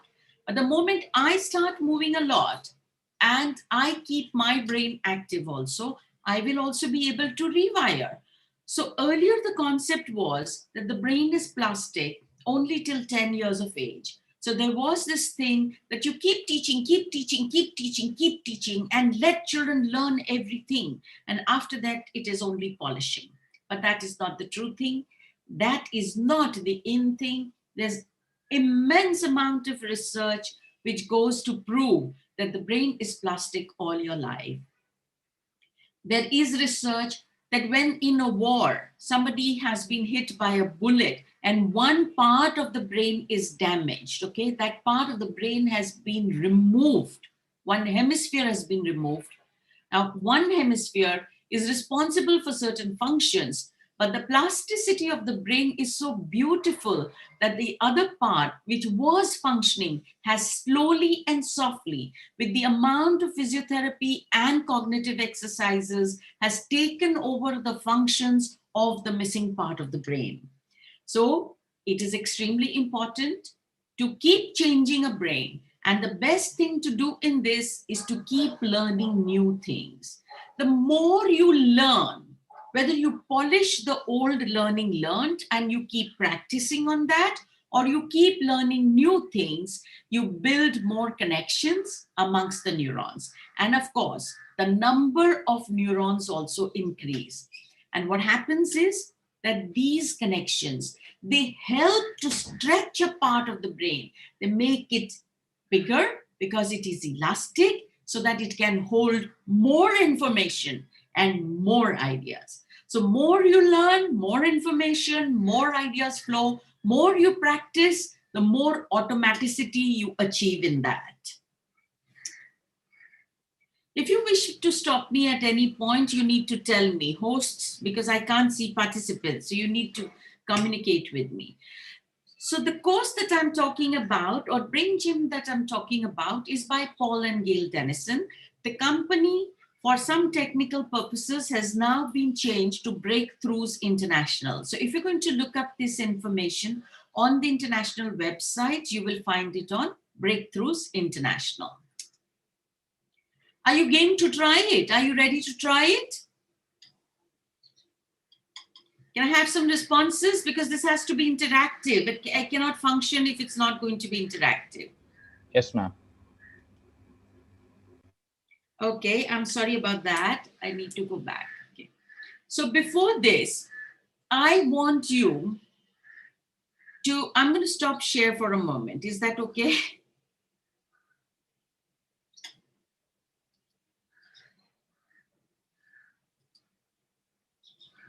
Okay, so all of you are game to try it? Yes. So what I need you to do is take a call on yourself. Think where you are today.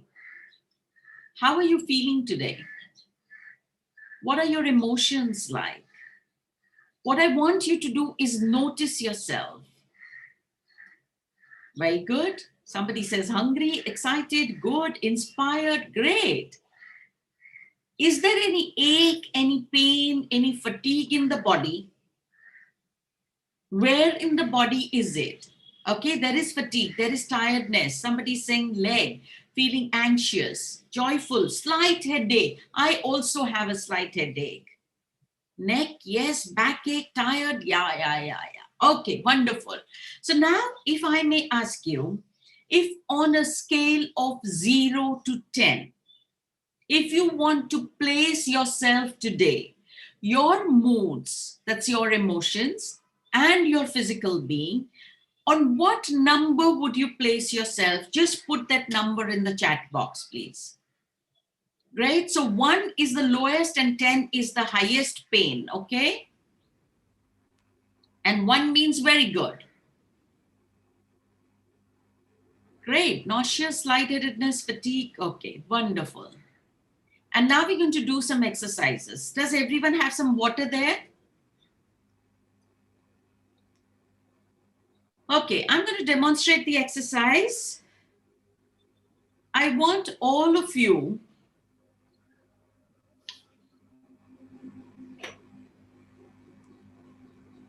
I can see all these responses. I'm glad you're responding. Okay. 1 or 2 sips of water is all I would request each one of you to have. If you don't have it, just go and grab a few sips.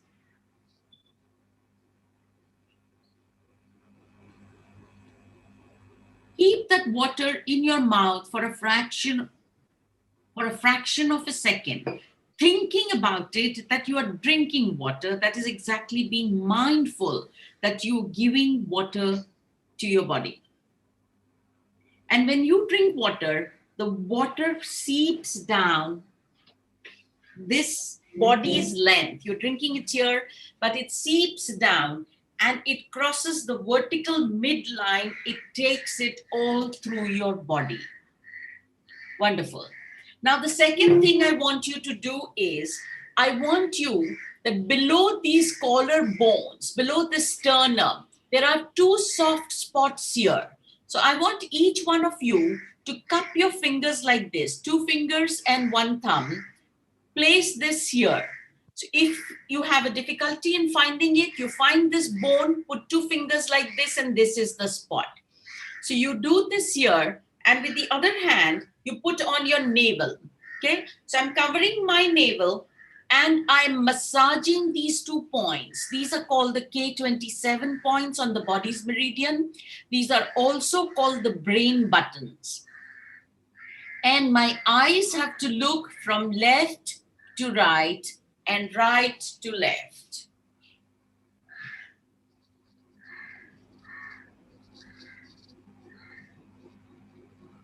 Go as far left as you can and go as far right as you can. You don't need to move your head. All you need to do is move your eyes. And when you are ready, all you need to do is change your hands.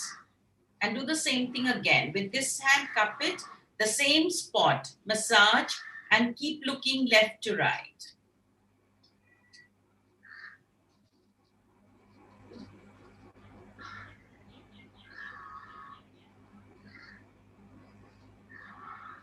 When we're ready, we need to do the next step, and that is the right hand goes on the left knee, the left hand goes on the right knee. Slowly, this has to cross this is the midline. Your hand has to cross the midline.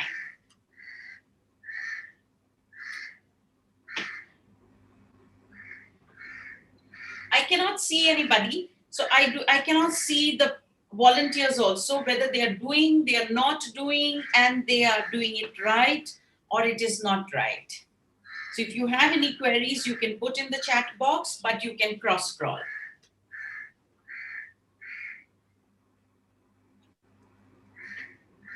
This is called cross scroll.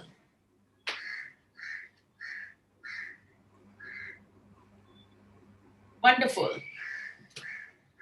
So you can do this also. Great. And when you are ready, this was the 3rd step. In the 4th step, if these are my feet, I'm crossing my feet like this. So I'm going to cross my feet. You cannot see my feet, but I've crossed them. And then keep your hands like this. Palm is outside. Thumbs are down. Then cross them. I'm just giving you time to do it. Yes, ma'am, we are doing that. Yeah. Clasp it. Then push the elbow in a manner that the hand is going down. It goes inside and bring it to the chest. When you bring it to the chest, you're going to stand in this position, and if you have vertigo or any kind of a heart issues, do not close your eyes, or epilepsy also. But otherwise, you can keep your eyes closed. And when you breathe, you will breathe with the mouth closed and the tip of the tongue touching the upper palate. When you breathe out, you will open your mouth in a little O. So this is the way it goes.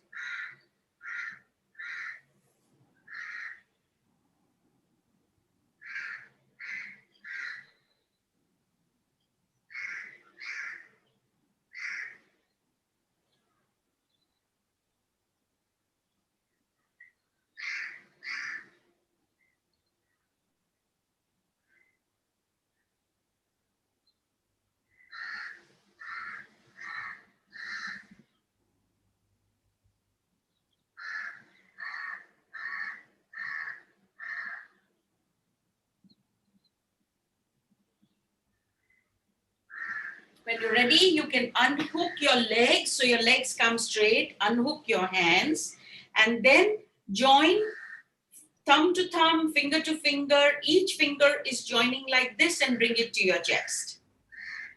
And again, once again, breathe in the same manner with the tip of the tongue to the upper palate and the mouth in an O.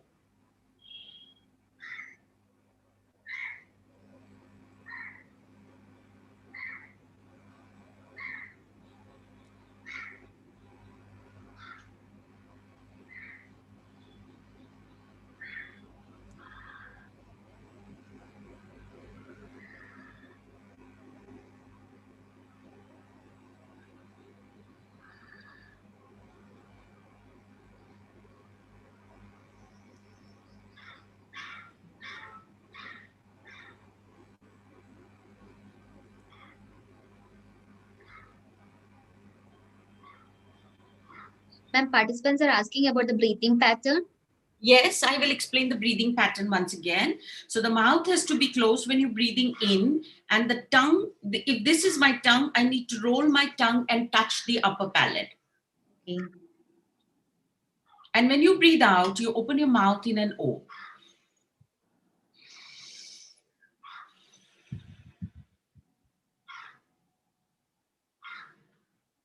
Everyone is feeling so relaxed. We are getting so many comments, ma'am. And like one participant asked, is it safe to do during pregnancy? Anytime. Wonderful during pregnancy. Okay, thank you, ma'am. Wonderful. So I would like you once again to notice yourself. Thank you, Anjali, for taking those questions and helping me with that. So I would like you once again to notice yourself. Notice what your emotions are. What is your mental state? I can see the comments. Love it. Relaxing. Thanks, ma'am. My nose is getting so cold. Is it good or bad? Okay. And now you had some aches and pains. There were some people with headaches and leg aches and all. I would like you, okay, mood is also getting better already. Great. Yes, that's wonderful. Okay. So now take care of the aches and pains. Go back into your body to see where you were and where you are now. Pain went away. Wonderful. Felt no pain. It's like pranayam, yes? So Paul studied all kinds of alternative medicine. So he's taken things from acupressure, jinyatsu, yoga, acupuncture, tai chi. He's taken movements from all of this and come up with this thing called brain gym. How many times to do the breathing exercise? Manjusha, that's totally up to you. I might need it for, I just did it for 5 breaths just now. You might need it for 2 breaths and you would be okay. And you might take it for 10 breaths also. Wonderful. Where can we learn all the moves? We'll come to that, Gitoshri. We'll come to that. All right. So on the scale of 1 to 10, you had put in some number earlier, if you remember that. Even if you don't remember, just take a call again and tell me on what number you are. I will tell you. Yes, Diana, I will tell you. I'm going to share screen so you know about the exercise. Of course, you can contact me personally. Okay, so those who are putting their numbers, if you remember your previous number, can you tell me whether you have seen a shift? Yes. Great. From 8, it has come to 2. plus 1. 4 to 3, previous 8, now 2, 6 to 3, 10 to 2. Absolutely wonderful. Thank you so much, everyone, for doing this. I will talk about the tongue and the palate and everything once again. I will tell you about it. I will share screen. Is that okay? Yes, ma'am. Yes. So we come to this. I'm sharing screen again now. Can you see the screen? Yes, ma'am. We are on experience the pace activity slide. Yes. So this is it, and this is what we did. These were the only things we did. We did an exercise called PACE. You experienced it. So you did, P was for positive, A was for active, C was for clear, and E was for energetic. So this is done in the reverse manner, that ECAP. As you can see in the diagram there, it is called ECAP. E stands for energy. So we drank some water, which gave us energy. C is for clear. And C is what we did for the brain buttons. We cleared what we call the cobwebs in the brain. And we touched on the navel. We covered the navel because navel is the point of grounding for us. We are connected. We've come into this world through there, the umbilical cord connect. And for active, we did the cross crawl, right hand to the left side and left hand to the right side. I'm sure you've not forgotten it. And for P, for positive, you did the hookups, which was in 2 parts. In part 1, you had crossed the legs and done this. And in second part, your legs were uncrossed and you did this. That is all that we did. Don't you think it's magic? So I discussed this with you already. So this is what the exercise was: sipping water, brain buttons, cross crawl, and hookups, which was in 2 parts. And like you can see, people of any age group can do it, all right? You allowed your body to move, and that is what caused the change. You allowed the water to go inside the body, and water is the electrical energy for the body. It refreshes the complete neural system. Our body is made of 70% of the body is made of water, but the brain, do you think the brain is also 70% water? Yes or no? Okay, the brain is 90% water. So think of it. If there is less water in the brain, will your brain be charged enough to do anything? So keep drinking water, keep sipping water. Brain button was there to clear the cobwebs. Cross crawl was to power up the hemispheres because we were connecting the right brain to the left side and the left brain to the right side. And in hookups, you moved out of your brain stem. This is the brain stem, which is responsible for all the sensory messages to come inside, and moves up the amygdala, which controls the emotions. And we were bringing it into a flow. And PACE, the positive, active, clear, and energetic, was the combination of bringing the whole thing together. In totality, if you know the exercise, it just takes 2 to 3 minutes. So can you imagine what it does? What is the magic that you can weave in your own lives in 3 minutes max? So this is what Brain Gym is about. This is the same poster which you see behind me. Brain Gym has been divided into 26 movements. That is all. There is nothing more than that. So they are divided into 4 categories. These are the categories: the midline movements, as they are called, the energy exercises, the deepening attitudes, and the lengthening activities. Now, Paul has very kindly given a color code to each one of them. So the midline movements are all given in yellow. The energy exercises are all in blue. Deepening attitudes are in green. Deepening attitudes are also a part of energy exercises. And then you have the lengthening activities, which are in red, to increase the focus. Are you ready to learn more? How is it? Are you ready for it? Yes. Okay, so far so good. Any questions so far that I can take?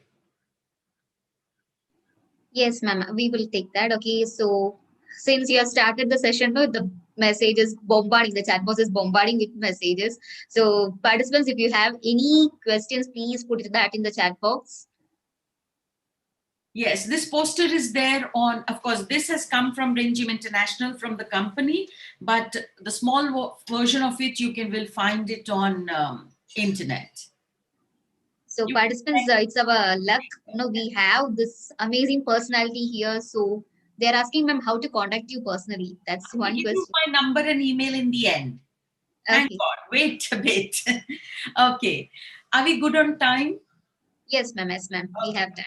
So coming to the midline movement, the midline movements are done whenever, that is, if you all of you know it because you're psychology students, that the brain in total has got two hemispheres, the right one and the left one.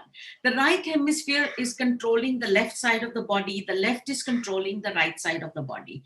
And then when you want things which says, for example, I want to read this card. I made this card just to keep it handy for me while I'm talking to you. If I want to read, can I just keep it on this way?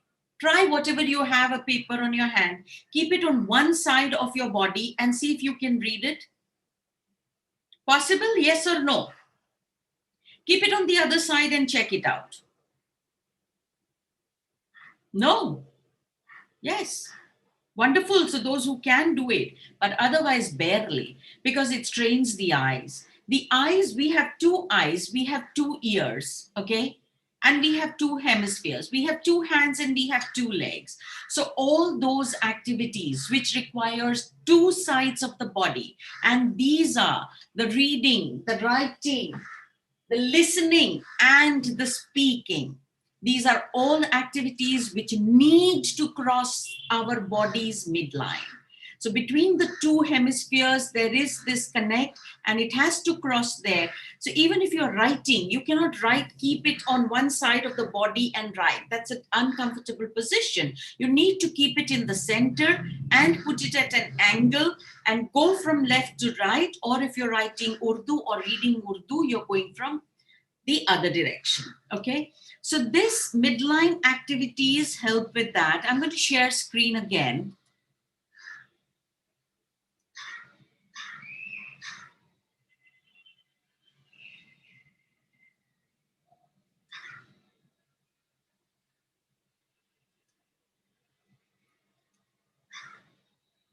Sorry. Okay, so this is the body's midline. Like I said, you have two eyes. So if you want to read well, both your eyes need to team together like this, okay? And if they are not, if the eyes are going in different directions, or if one eye is closer to the book and the other eye has to strain, this is not a very good position to read. And it can be one of the causes of people having a difficulty to read. So I'm going to show you quick 1 minute thing. I want you to time yourself starting at the top left square of the grid. That is this one, which is the red one. You name the color first and then the shape. Say red circle and record your own time till you reach the end and put your time in the chat box. It just takes a few seconds. So it will go as red circle, blue square, go on that way.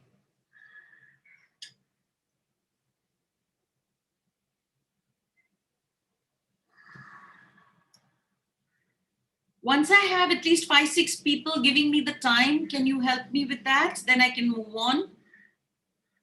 Yes, ma'am. Let me know, okay? Because I can't. Yes, ma'am. They are sharing 5 seconds, 11 seconds, 35 seconds, 9 seconds, 8 seconds. Okay, that's stop. Tell them to stop. Yeah, yeah. Participants, thank you so much. Thank you so much for your reply. Yeah.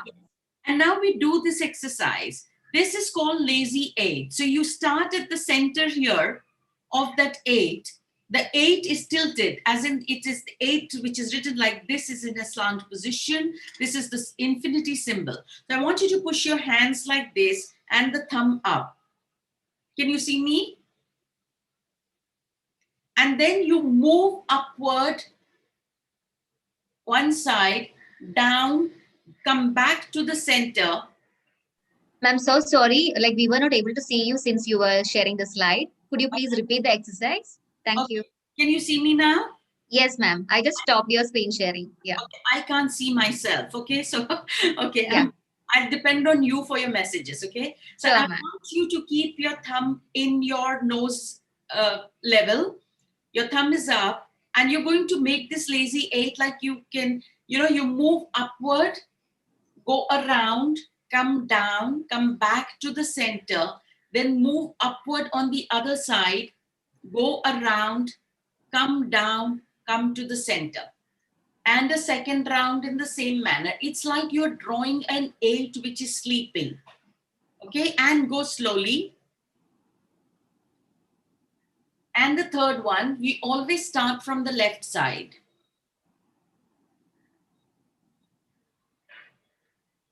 And then once done, you push your other thumb out, take this thumb back, start again from the left side. Keep looking at your thumb.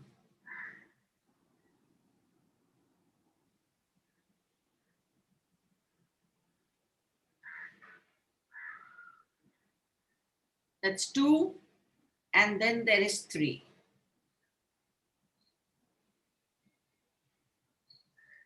And then join the hands together like this, clasp them, both the thumbs together, and do that. Keep looking at that. Again, you have to start from the left, and it has to be done thrice, minimum thrice, okay?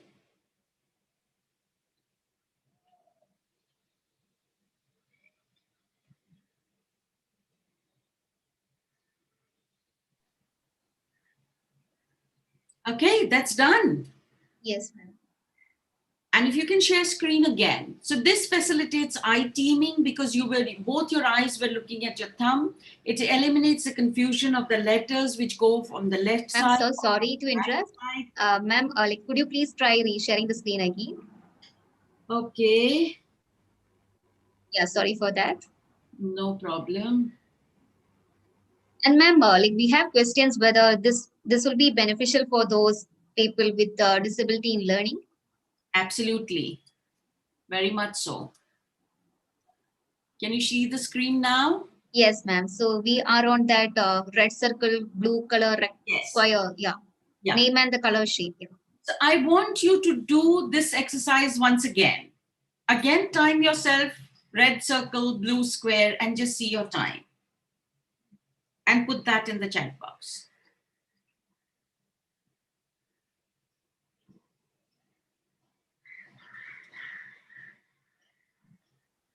When you get a few responses, can you let Yes, me ma'am. We are getting responses 4 seconds, 3 seconds, 5 seconds. So Pawan is telling 4 seconds. Kirti 10 seconds, 8 seconds, 11 seconds, 4 seconds, 3 seconds, 7 seconds. Is there a difference or not? If you can tell me yes or no. Yes, ma'am. It's there. Like the time reduced actually after the exercise. Wonderful. So that was one kind of exercise. So what I'm going to do is, because this is an introductory session, I took one exercise from here, which I gave you. You had already done cross crawl, and I did lazy 8 with you just now. This was the second one. Now I'm coming to this second category, which is the energy exercise, which is in blue. And energy exercises stimulate our connections, the connections in our brain and body in 3 different dimensions, from the left to the right and the right to the left, from top to bottom and bottom to left, back to front and front to back. These are the only 3 ways that a person moves. You move like this, or you move like this, or you stand up and you sit down. Ma'am, So- again, sorry, when you're sharing the screen, we are not able to see your video. Oh, okay. When I'm showing the exercise, can I stop share then? Shall I stop from here, ma'am? Yes. Yeah, I will stop from here. Yes, ma'am. Now we can see you. Okay. So if you have stopped the screen, I was just talking about the energy exercises with that we move our body in 3 different directions. We move either like this. Now think of all the children or think of your own behavior. How do you move? Or you move like this, or you stand up and you sit down. So energy exercises works on that, okay? And energy exercises are there to plan, organize, or to line things up. I'm going to share screen again to show you one exercise. Or should I show the exercise first and then we change screen? Ma'am, it's better we will show the exercise and then we will share the screen, ma'am. Okay. So in energy exercise, I'm going to do this one. This is called the thinking cap, all right? This particular one.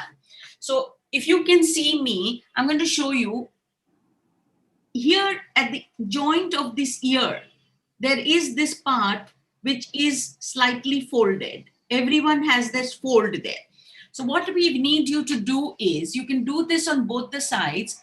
You need to put your hand there, the thumb and the index finger, and then just open this place which is folded. Can you see this? I'm just opening this fold. Yes, ma'am. Only opening this fold. And go slowly and keep going down as you keep opening this fold. And you will reach the earlobe where it is not joining, and that is the soft part. So go back again to this joint here. Just open this. Keep noticing if anything is happening.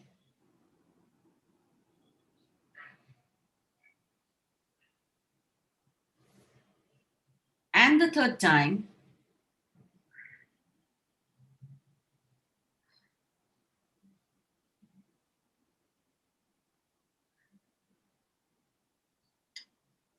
That's all the exercise is.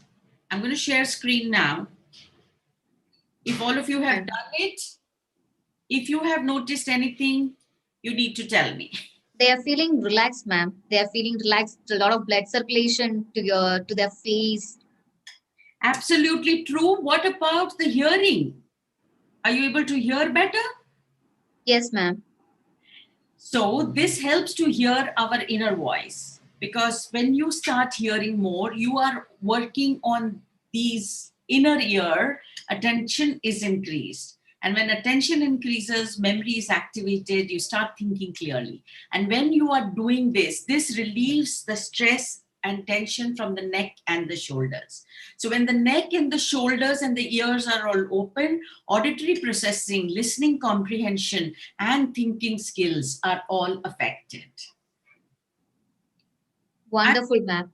Thank you so much, dear. Thank you so much.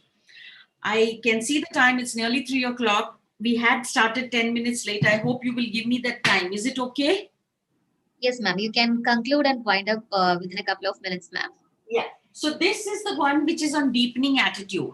These deepening attitude ones in green are very few. There is just this and this. And hookup is something that you already did. So deepening attitude is required when you want to send energy to the reasoning center. And you want to create a state of calm self-awareness. Like you know that the body responds only in 3 manners: fight, flight, or freeze. So if you see some danger, which is some kind of a stress to you, either you fight that stress, or you run away from it, get into a depression and do nothing about it, or you freeze, you just stay put and you don't know what to do. So that is where deepening attitude helps, that you can do it. This is hookup, which we have already done. So we did it as a part of PACE, but this is exactly that for positive attitude and for deepening. So this is the man standing is the one we did. And in the one sitting, you can see these are old people. So like I said, you can sit and do it also. So in the first one, the leg is crossed, the hands are crossed. And in the second one, the legs are uncrossed and the fingers are just joining like this, and you're breathing in and out. I'm going in a little rush, I'm sorry, but there is no time. Lengthening activities. This is the part on lengthening activities which is there in red. This stress, any kind of stress, contracts all the muscles. And you shorten those muscles. So over a period of continuous stress, if you're continuously stressed, if you're living in and out of stress and you're finding no release, your tendons tend to become shorter. So when the tendons become shorter, you need to do lengthening activities to reset the brain cells in the muscles, because those muscles need to come back to its original position. So to release that tension and to give you readiness to participate, because if you are under stress, you do not like to participate. For a child who is under stress, who say has a difficulty in reading, I'm saying reading because somebody asked if it helps children with learning difficulty.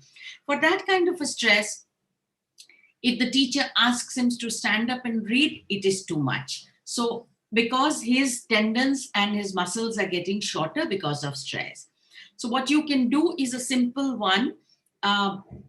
You need to stop share, right? To see me? Yes, ma'am. Shall I stop? Yeah. Shall I stop? Yes. Yes, ma'am. Can you see me now? Yes, ma'am. Okay. So in this exercise, I'm again going to stand up. So what you can do is, with your full hand, this part of your trapezius, this upper trapezius, this muscle, want you to hold your muscle like this and then shift your head to one side, to that side where you're holding the muscle. And like an owl, keep looking to the other side and hooting. Hoo, hoo, hoo, hoo, hoo, hoo, hoo, hoo, hoo, hoo, hoo, hoo, hoo. Release it. Come to the other side. Hold the trapezius here like the other side. Hoo, hoo, hoo, hoo, hoo, hoo, hoo, hoo, hoo, hoo, hoo. Release it. Come back. Hoo, hoo, hoo, hoo, hoo, hoo, hoo, hoo, hoo, hoo, hoo, hoo, hoo. Release it. Come back.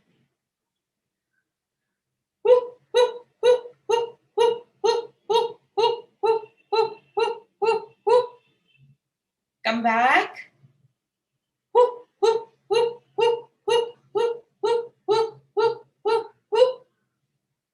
Come back.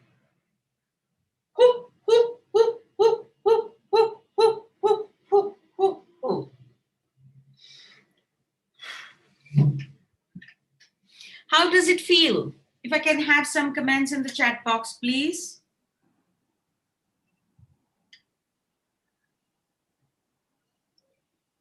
Refreshing, ma'am. They are telling you relaxing and they are feeling refreshed, so happy. So thank you for bringing in all these exercises. Yes. So I'm sharing screen again. Let the children laugh, dear. Get them to do it also. Somebody has written, my children are laughing. Let them laugh. Get them to do this. The amount of concentration that will increase because their body stress will be released. So this releases the upper trapezius muscle because you were pressing it here. It diminishes squinting or the staring habits and promotes a balanced posture. Because to do this, you need to stand erect or sit erect. Releasing stress, it increases the ability to think, to listen, and to access energy. So now somebody wanted to learn more about Brain Gym and you had this question, how do I learn? I'll just take 2-3 minutes more, okay? I'm sorry. Yes, ma'am. No problem, no problem. We would definitely love to hear more from you. Okay, that's okay. That's good. Okay, quite a few people ask, how do you learn more? So of course you learn through books.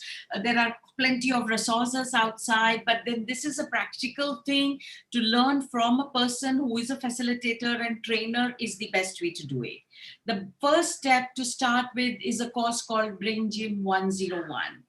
It's a 24-hour training program, and it is for those people who truly want an in-depth understanding of what is Brain Gym and how it helps.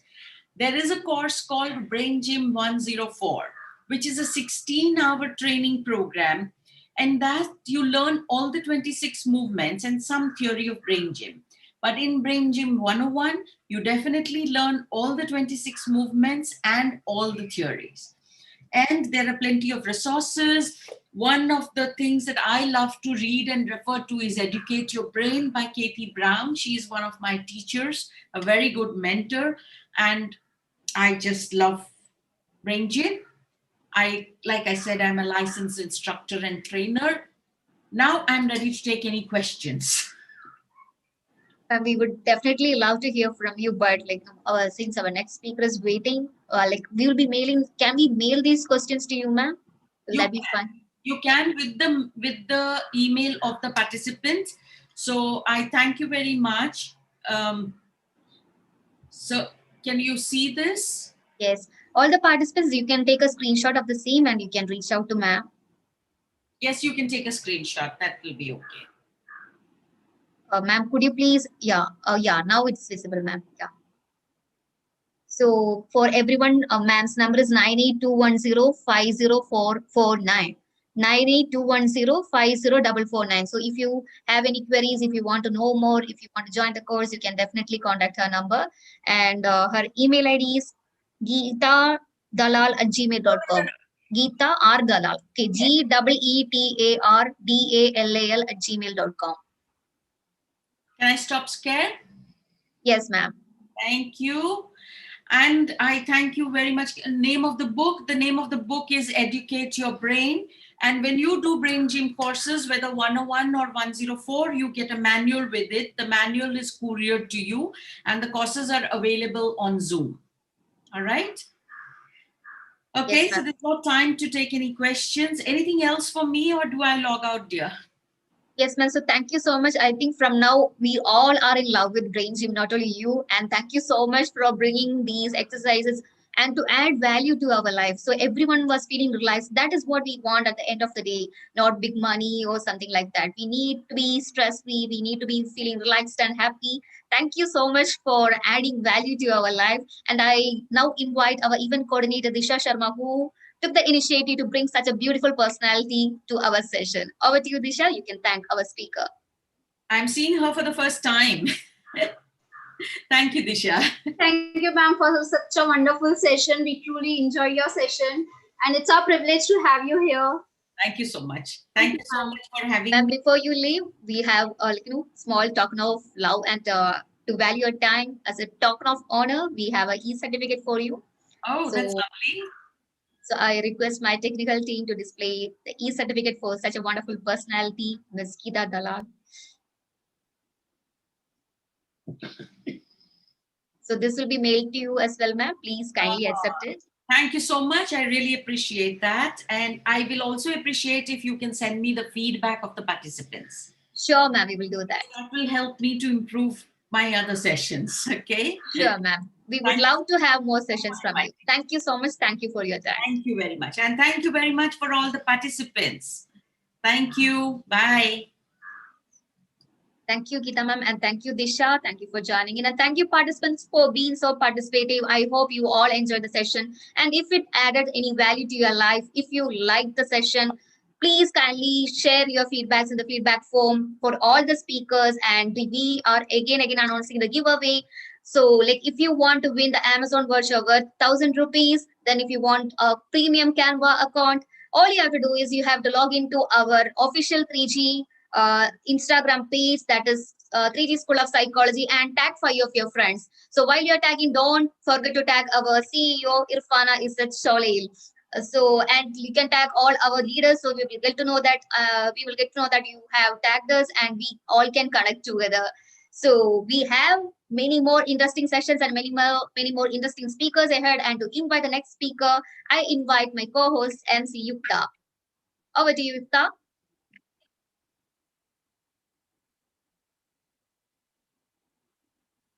Hi, Yukta. Hey, hello. Yeah, could you please switch on your video? Yeah. Yeah, am I visible? Yeah, you're visible. Thank you. You can invite the next speaker. Next up, we have Nishtha Narula to talk to us about advocacy for mental health.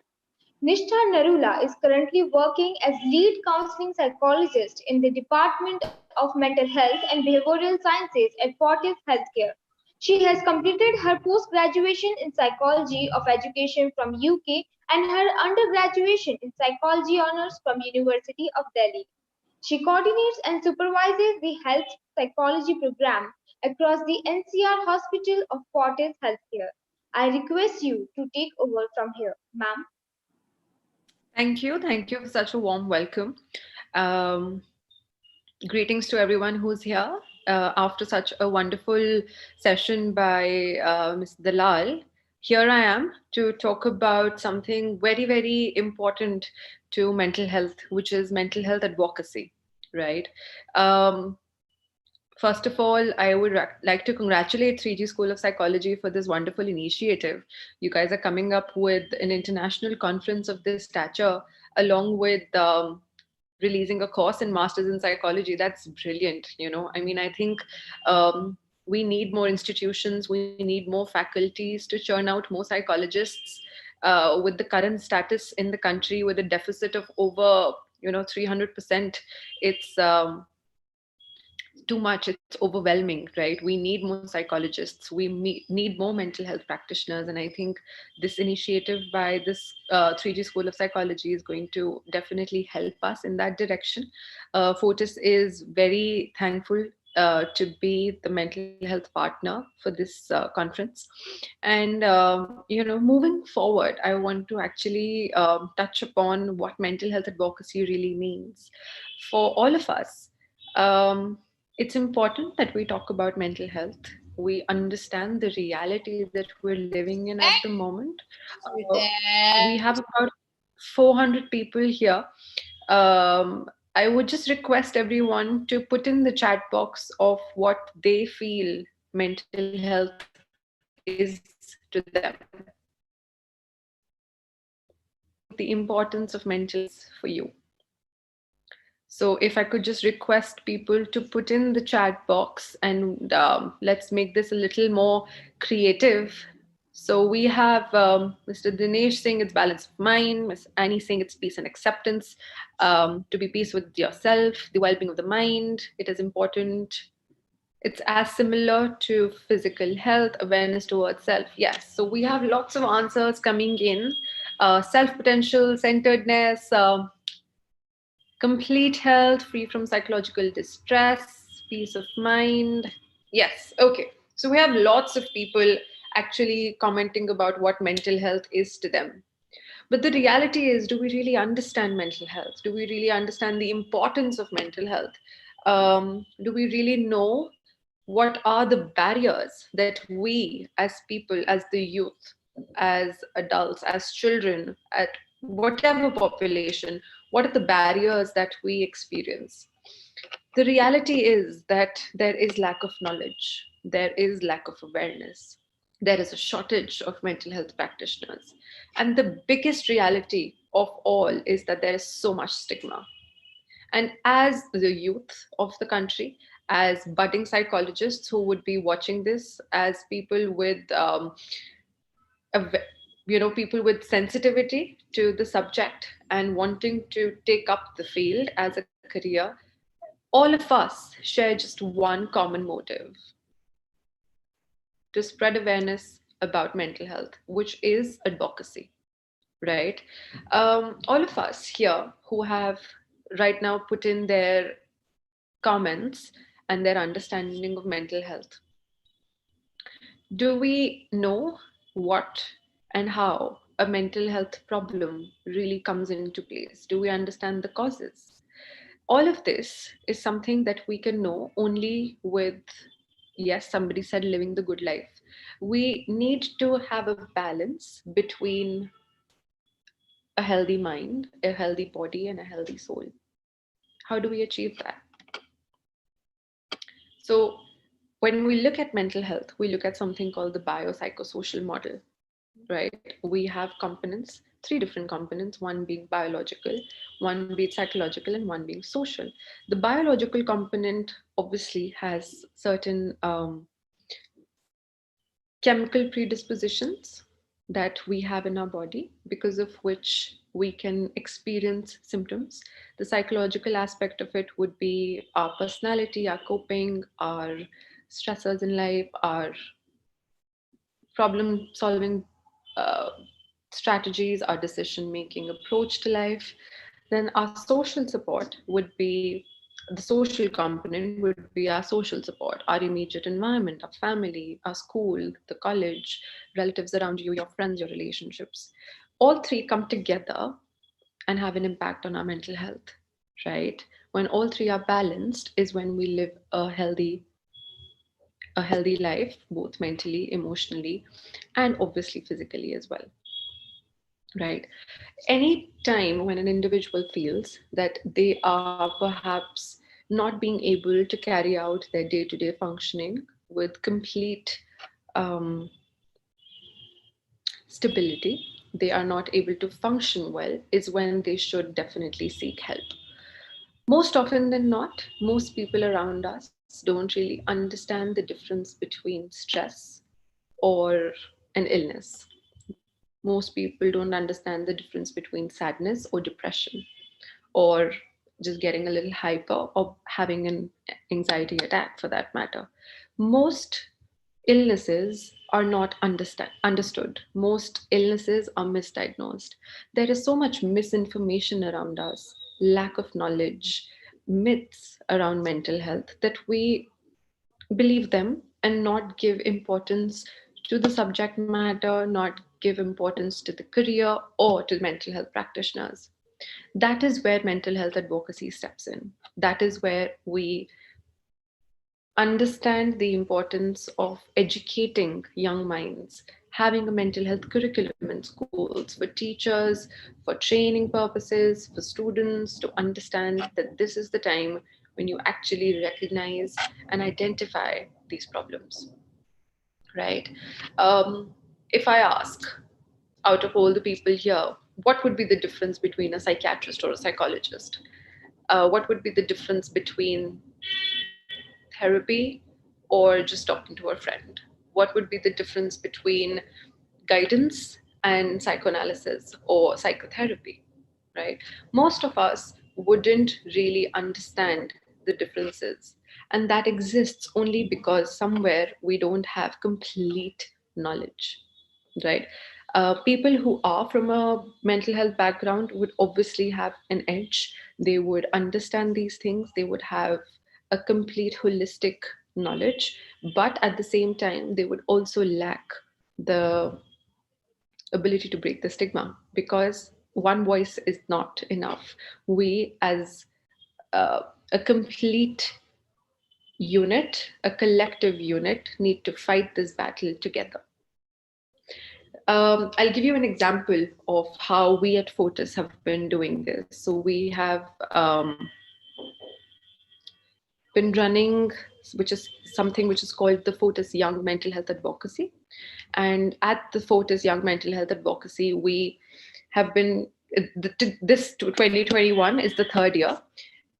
We started in 2019. Essentially, we're bringing together people from the age of 16 to 21 who are adolescents, teenagers, wanting to make a change in the field of mental health, giving them an impetus, giving them a platform to spread awareness, to talk about it, to shape positive conversations around mental health.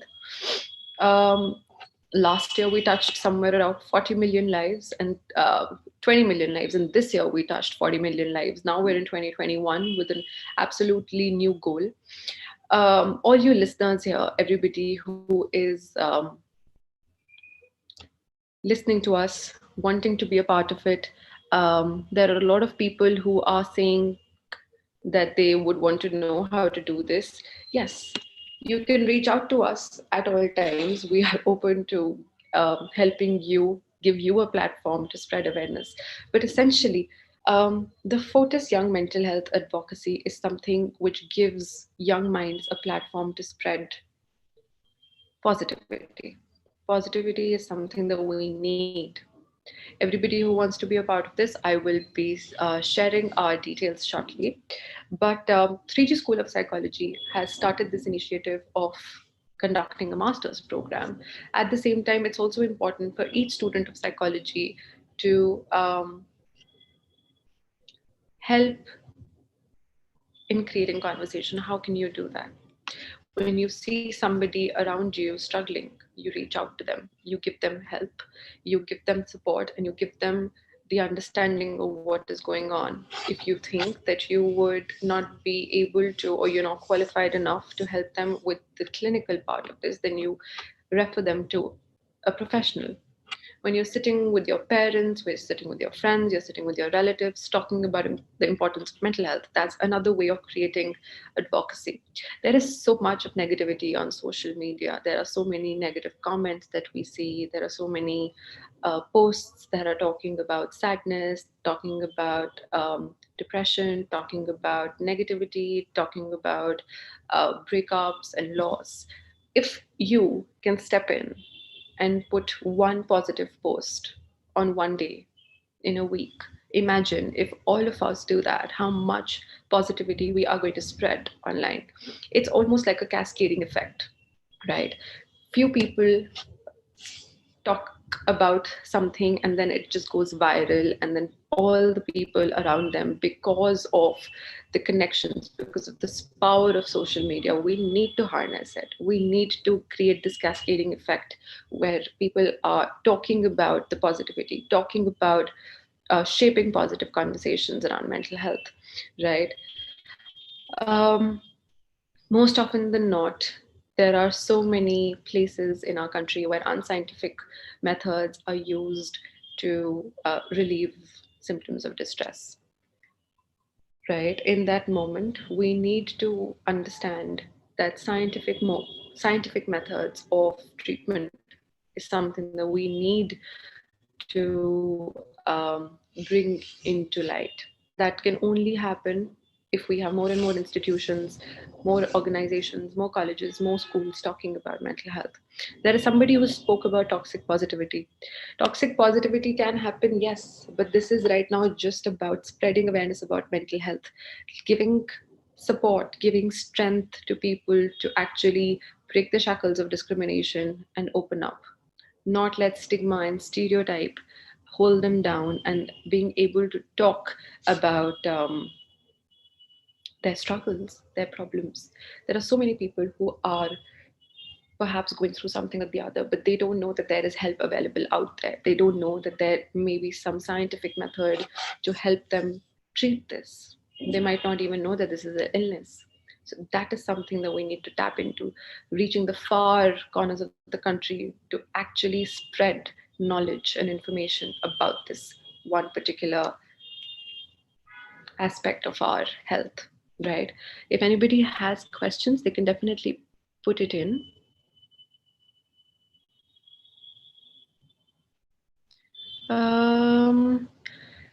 Okay, I am going to be putting in our details right here. Ma'am, we have a question. How can we join the Young Mental Health Advocacy Program? Yes, obviously. So we have applications open about for the young mental health advocacy every December, November, December, around the end of the year. We have a batch of young mental health advocates who stay with us throughout the year. For this year, we have definitely closed the applications, but we're going to open it soon in the end of the year in 2021. But we do have a volunteering program. All people here who are who have a background in psychology, have a master's in psychology, or are pursuing a master's in psychology are most welcome to join us in our Fortis volunteering program, where you would be an honorary member of the team and you would be representing our team in your city. For us to be able to do that, you can reach out to us on these credentials. I've just mentioned it in the chat box. There's our email ID, there's our phone number, there is our Instagram handle and our Twitter handle. Undergrads, currently we don't have any program for you to so that we can integrate you into the team, but yes, as soon as you finish your undergrad, you're most welcome to reach out to us. We have internships for undergrad students who can work with us for experience. That is something that we would be starting probably March or April, once things just get better and the vaccination rolls out completely. For people to join us in the advocacy program, again, you can email us or you can call us. Somebody asked about how to spread awareness. Spreading awareness is very easy. All of us constitute the youth of the country, right? We do not definitely need a platform. We do not need a mic. We do not need a stage to do this. Everybody in their own capacity, according to their own capabilities, can become advocates. How? Use your social media to talk about mental health. All the conversations that you have with your parents, your relatives, your friends, if you feel that there's somebody who's struggling, if you feel that there's somebody who may be needing help, talk about mental health. Give them a different perspective to your mental well-being. Mental well-being cannot be present if there is not complete understanding of what is creating distress in our mind. So with that, any other questions that anybody would have, you can definitely put in the chat box. Yes, ma'am. We have a eager psychology aspirant who is 65 years, and Sarah is requesting whether he can also join this program. Absolutely. Yes, absolutely can join. Not an issue at all. The person can be a volunteer with the Fortis National Mental Health Program from their own city. We would be happy to actually integrate you into the team. Do let us know if you would be willing to join. We don't have collaborations with colleges and their psychology programs, but we do internships for psychology students from all colleges across the country. We are based out of 9 cities. All our hospitals do internships. That is something you can definitely get in touch with us for. Psychology degree is mandatory. Yes, for any career in mental health, we would expect you to have a degree in psychology. You're 51 and you're willing to join, definitely you can. Somebody's from Pakistan, yes, you can join. I am putting our contact information. The internship will not be online. The internship will be offline when it happens. It would happen probably in the second half of the year. We would be sharing details about it in April.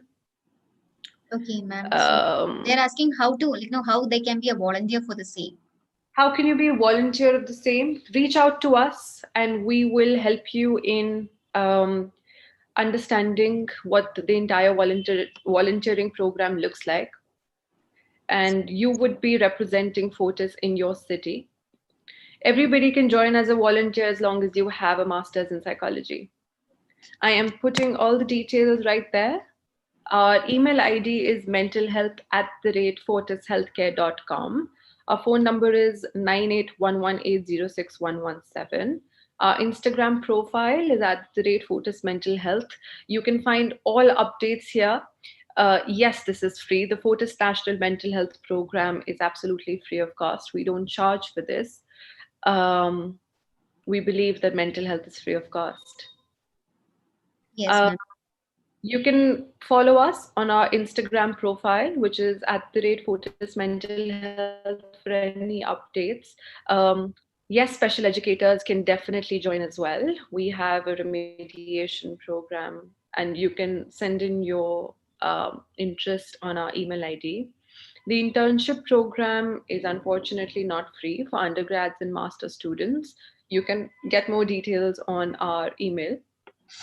As I end, I would definitely just want to give some parting notes, which is mental health advocacy is something which is the need of the hour.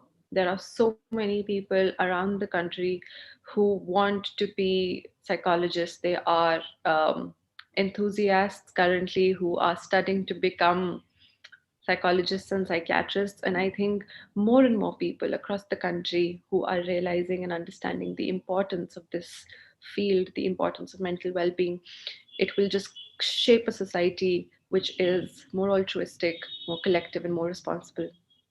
I think it's very important for all of us to use our social media platforms, to use our conversations in our day-to-day life to be able to spread positivity and compassion. It's very important for all of us to live a healthy life. Anybody else with any questions? And yes, ma'am. They were asking about positive toxicity, something like that. One participant was asking, can you please tell about, everyone will be telling, okay, we had to be always positive. So that is something toxic. Yes, there needs to be a fine balance between being positive and being very positive. But I think maintaining that balance is helpful to avoid any kind of toxicity to take place. Okay. So thank you so much, ma'am. Thank you so much for adding more value to us within a short span of time. It was indeed informative.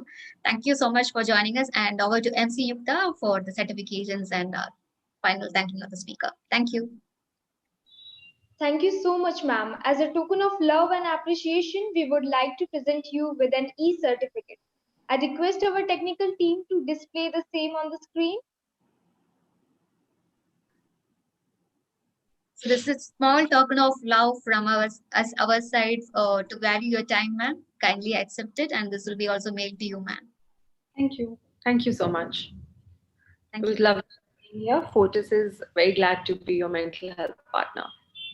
We are glad to have you here, ma'am. Thank you so much. Thank you for your time. Yeah, now over to MC Yukta. Thank you.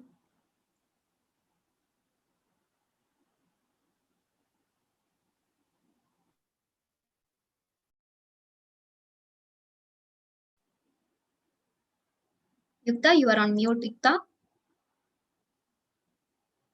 Okay, so I hope everyone enjoyed the session. So if you enjoyed the session, if the speaker sounded good, if it added any value to your life, please comment on the chat box, as well as please fill your feedbacks in the feedback form. We are providing the feedback forms here in the chat box. So please go and share your suggestions, share your opinions. How did you feel? Was it informative? Okay, Uman Khan is telling, okay, amazing. Thank you so much. So please, and also please think, always be aware of that, not aware, always be thoughtful of our giveaways. We are giving away Amazon voucher worth 1,000 rupees and Canva premium account. So if you want to get that, all you have to do is you have to go to our official Instagram page, 3G School of Psychology, and tag 5 of your friends. So to invite the next speaker, we have a person who is from Ghana, that is Collins, in our team. So to invite the next speaker, I invite my co-MC, MC Collins from Ghana. Over to you, Collins. Thank you so much, MC Anjali. Thank you so much. Collins, yeah. We have the next speaker for the show. We have Kamna Chiba with us to talk about social support and psychological interface. Kamna Chiba heads mental health for the Department of Mental Health and Behavioral Sciences at Fortis Healthcare. Having completed her MPhil in clinical psychology, she is a trained therapist working with children, adolescents, and adults. She is passionate about working in the space of child adolescents, mental health, relationships, trauma, and abuse. She designs and creates programs for implementation in schools, corporate organizations, and NGOs that are directed towards enhancing mental health and well-being. She is a writer and author of books and is regularly featured in publications on issues pertaining to mental health. Without wasting my time, I request you to take over from here, ma'am. Thank you. Thank you so much, Collins. Thank you to the entire 3G team for having me with you today. It's a real pleasure to be here, and really, really happy with the kind of work that is going on right now. I think it's very important for us to talk about mental health, to talk about well-being, and what are the different areas which come within its purview. The more we talk about mental health, I believe the lesser it is, and having such elaborate conferences and interactions really adds a lot of value. And I think it creates a good platform to try and change and shape the narrative of mental health within the country, which I do very strongly believe has been largely neglected for many people across the country in the years that we have been looking at mental health. I think this entire pandemic has made us very, very aware of the need to focus on mental health.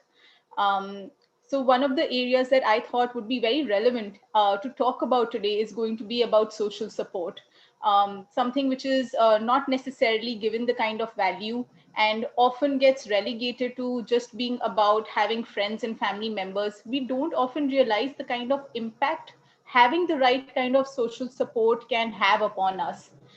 If you look at it from a definitional standpoint, you would certainly realize that when we talk about social support, what we mean is that do you have people around you who are there to care for you, with whom you can share your experiences, with whom you can discuss your thoughts, your feelings, who can give you some sort of significant information and inputs, who can help you work through different problems, help you make the right kind of choices or not.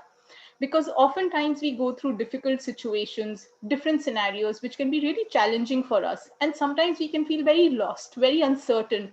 What should be the path that I should take when I am facing these kind of challenges? And the kind of social support that you have could make a huge difference in helping you make the choices that would turn out to be good for you in the long run.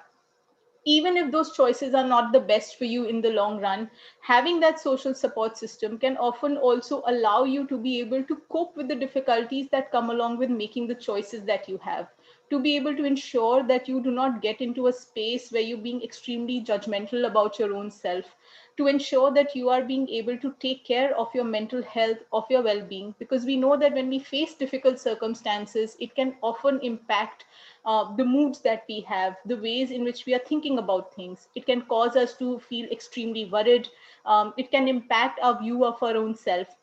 And it so becomes very, very important to surround ourselves with the right kind of people. And how we look at social support, it's not just about the reality of what exists around us. I think a lot of it also relates to how are we perceiving the people around us. And that's a significant difference, because a lot of times people may feel that they have so many people that they can talk to. They would have, say, 100 friends. If they look at their social media accounts, they would have so many followers or so many people who they are following. But when it comes down to looking at who is it that I can really speak with, who is it that I can really discuss with, they would suddenly find themselves in a space where they feel very uncertain. They may not necessarily have the right kind of people around them who they can actually share and discuss things with. And social support thus becomes more about what is really the reality of the kind of people you're surrounding yourself with. It is about also having the right kind of network around you, people who you can integrate yourself with, so that you can ensure you are getting the right kind of information and the right kind of support to work through your life. Social support oftentimes is not just about sharing and caring and staying connected. It's also about receiving the right information. It can involve companionship. It can also be in the form of tangible, tangible aspects, such as some people who would be helping you out with finances, with making decisions. It can often be very intangible also, where you may reach out to specific people only for certain advice. And when you're looking at social support, it's not just about your friends and family members. It's about your neighbors. It's about the staff that is there in, say, your universities, in your schools, in your colleges. It's about your co-workers, colleagues, peer groups. It's about the organizations that are there around you. In fact, social support also encompasses what does the government or the government aid provide you. And it becomes extremely important for us to keep in mind that social support can do two things for us. It can provide us the right kind of buffer that when you are in a stressful situation, it would help you make sure that you are being able to take care of yourself, your own needs, manage your stress in a better way, cope in a healthy way, and thus it would support your own resiliency, something which is so evident in today's time, that we need to be resilient, because sometimes stresses come our way which can be so challenging and so long drawn out, just the way this pandemic has been. It's not been something which just came for a very short duration of time. It's already about 11 months into the pandemic, and we know we are all getting taxed and stressed and stretched on account of the challenges we are continually facing. Having that right kind of support system bolsters your resiliency, because what it does for you is it provides you with the right kind of inputs, people who can make you think through what it is that is going on in your life, who can give you that alternate, different perspective to be able to figure out, could there be another way of looking at things? Could there be a different vantage point? Are there parts of your experience where you may be, say, exaggerating certain aspects of your life, and you're not giving enough importance to the other side, which could be very, very valuable and could completely shape and change the way in which you are looking at things? It can help you neutralize the negative aspects that you may be perceiving in certain situations. They could help you shift your focus from the emotions that you're experiencing in a given situation, and thus focus on making sure that you are being able to work through problems and solve for those problems, and not just get stuck with the thoughts and feelings that may be, completely taking over you in a particular given point in time. I think the other aspect also is that having a social support system overall in general tends to help ensure that you're able to take care of your own self all across the board, across different domains. It is a known factor that social support, when available, helps mediate physical health related problems. It helps you cope better with difficult challenges, health related issues. It takes care of your mental health. You can regulate your emotions better. You can engage in conversations in a better manner. It thus becomes very relational in nature, and it gets mediated by, if you were to try and understand from yourself, where is it that these skills come from? How is it that we can build the right kind of social support system? It is very easy for us to look at and say that, okay, what were the kind of attachment patterns that you had as a young child? That would certainly have an impact. What were the kind of skills that were given to you by your parents growing up? That would have an impact. But I think the other aspect also is that just because you may not have developed the right kind of skills at a younger age, it does not mean that you cannot develop those skills even now. There are very many effective ways in which you can start creating the right kind of social skills to take care of your needs even today. I think it's very important to be able to take small steps, small measures to try and ensure that you are building up on your social network, because that allows you to be able to create a buffer for your own self, to be able to prevent the kind of negative impact that difficult and challenging situations could have upon you. Some of the easy ways in which you can go about doing something like this could involve simply becoming a part of, say, certain groups and activities that you may have an interest in. Sometimes we are extremely hesitant in participating in different activities because we feel that, okay, we may be judged or we may get embarrassed in a situation. But when you put yourself out there, you also come into contact with different people who have similar interests. And that becomes one way of being able to connect with others, to build a certain type of a network for your own self. Another way would involve taking a more proactive effort instead of waiting for others to approach you, to go and approach them yourself. If you are in, say, college, if you are in a classroom, it's very important, even if right now everything is happening virtually, it's very important to kind of try and step outside of your comfort zone and try and connect with people. Making those connections is going to stand you in good stead in the long run. You can reach out to these people at any given point in time, and it becomes extremely helpful in managing your own stressors in the long run. I think it's very important to also surround yourself with people who are very encouraging in taking these kind of initiatives and steps. If you are surrounded by people who dissuade you, who discourage you, or who end up commenting negatively upon the kind of initiatives you may be taking, you may want to rethink the amount of association you have with them.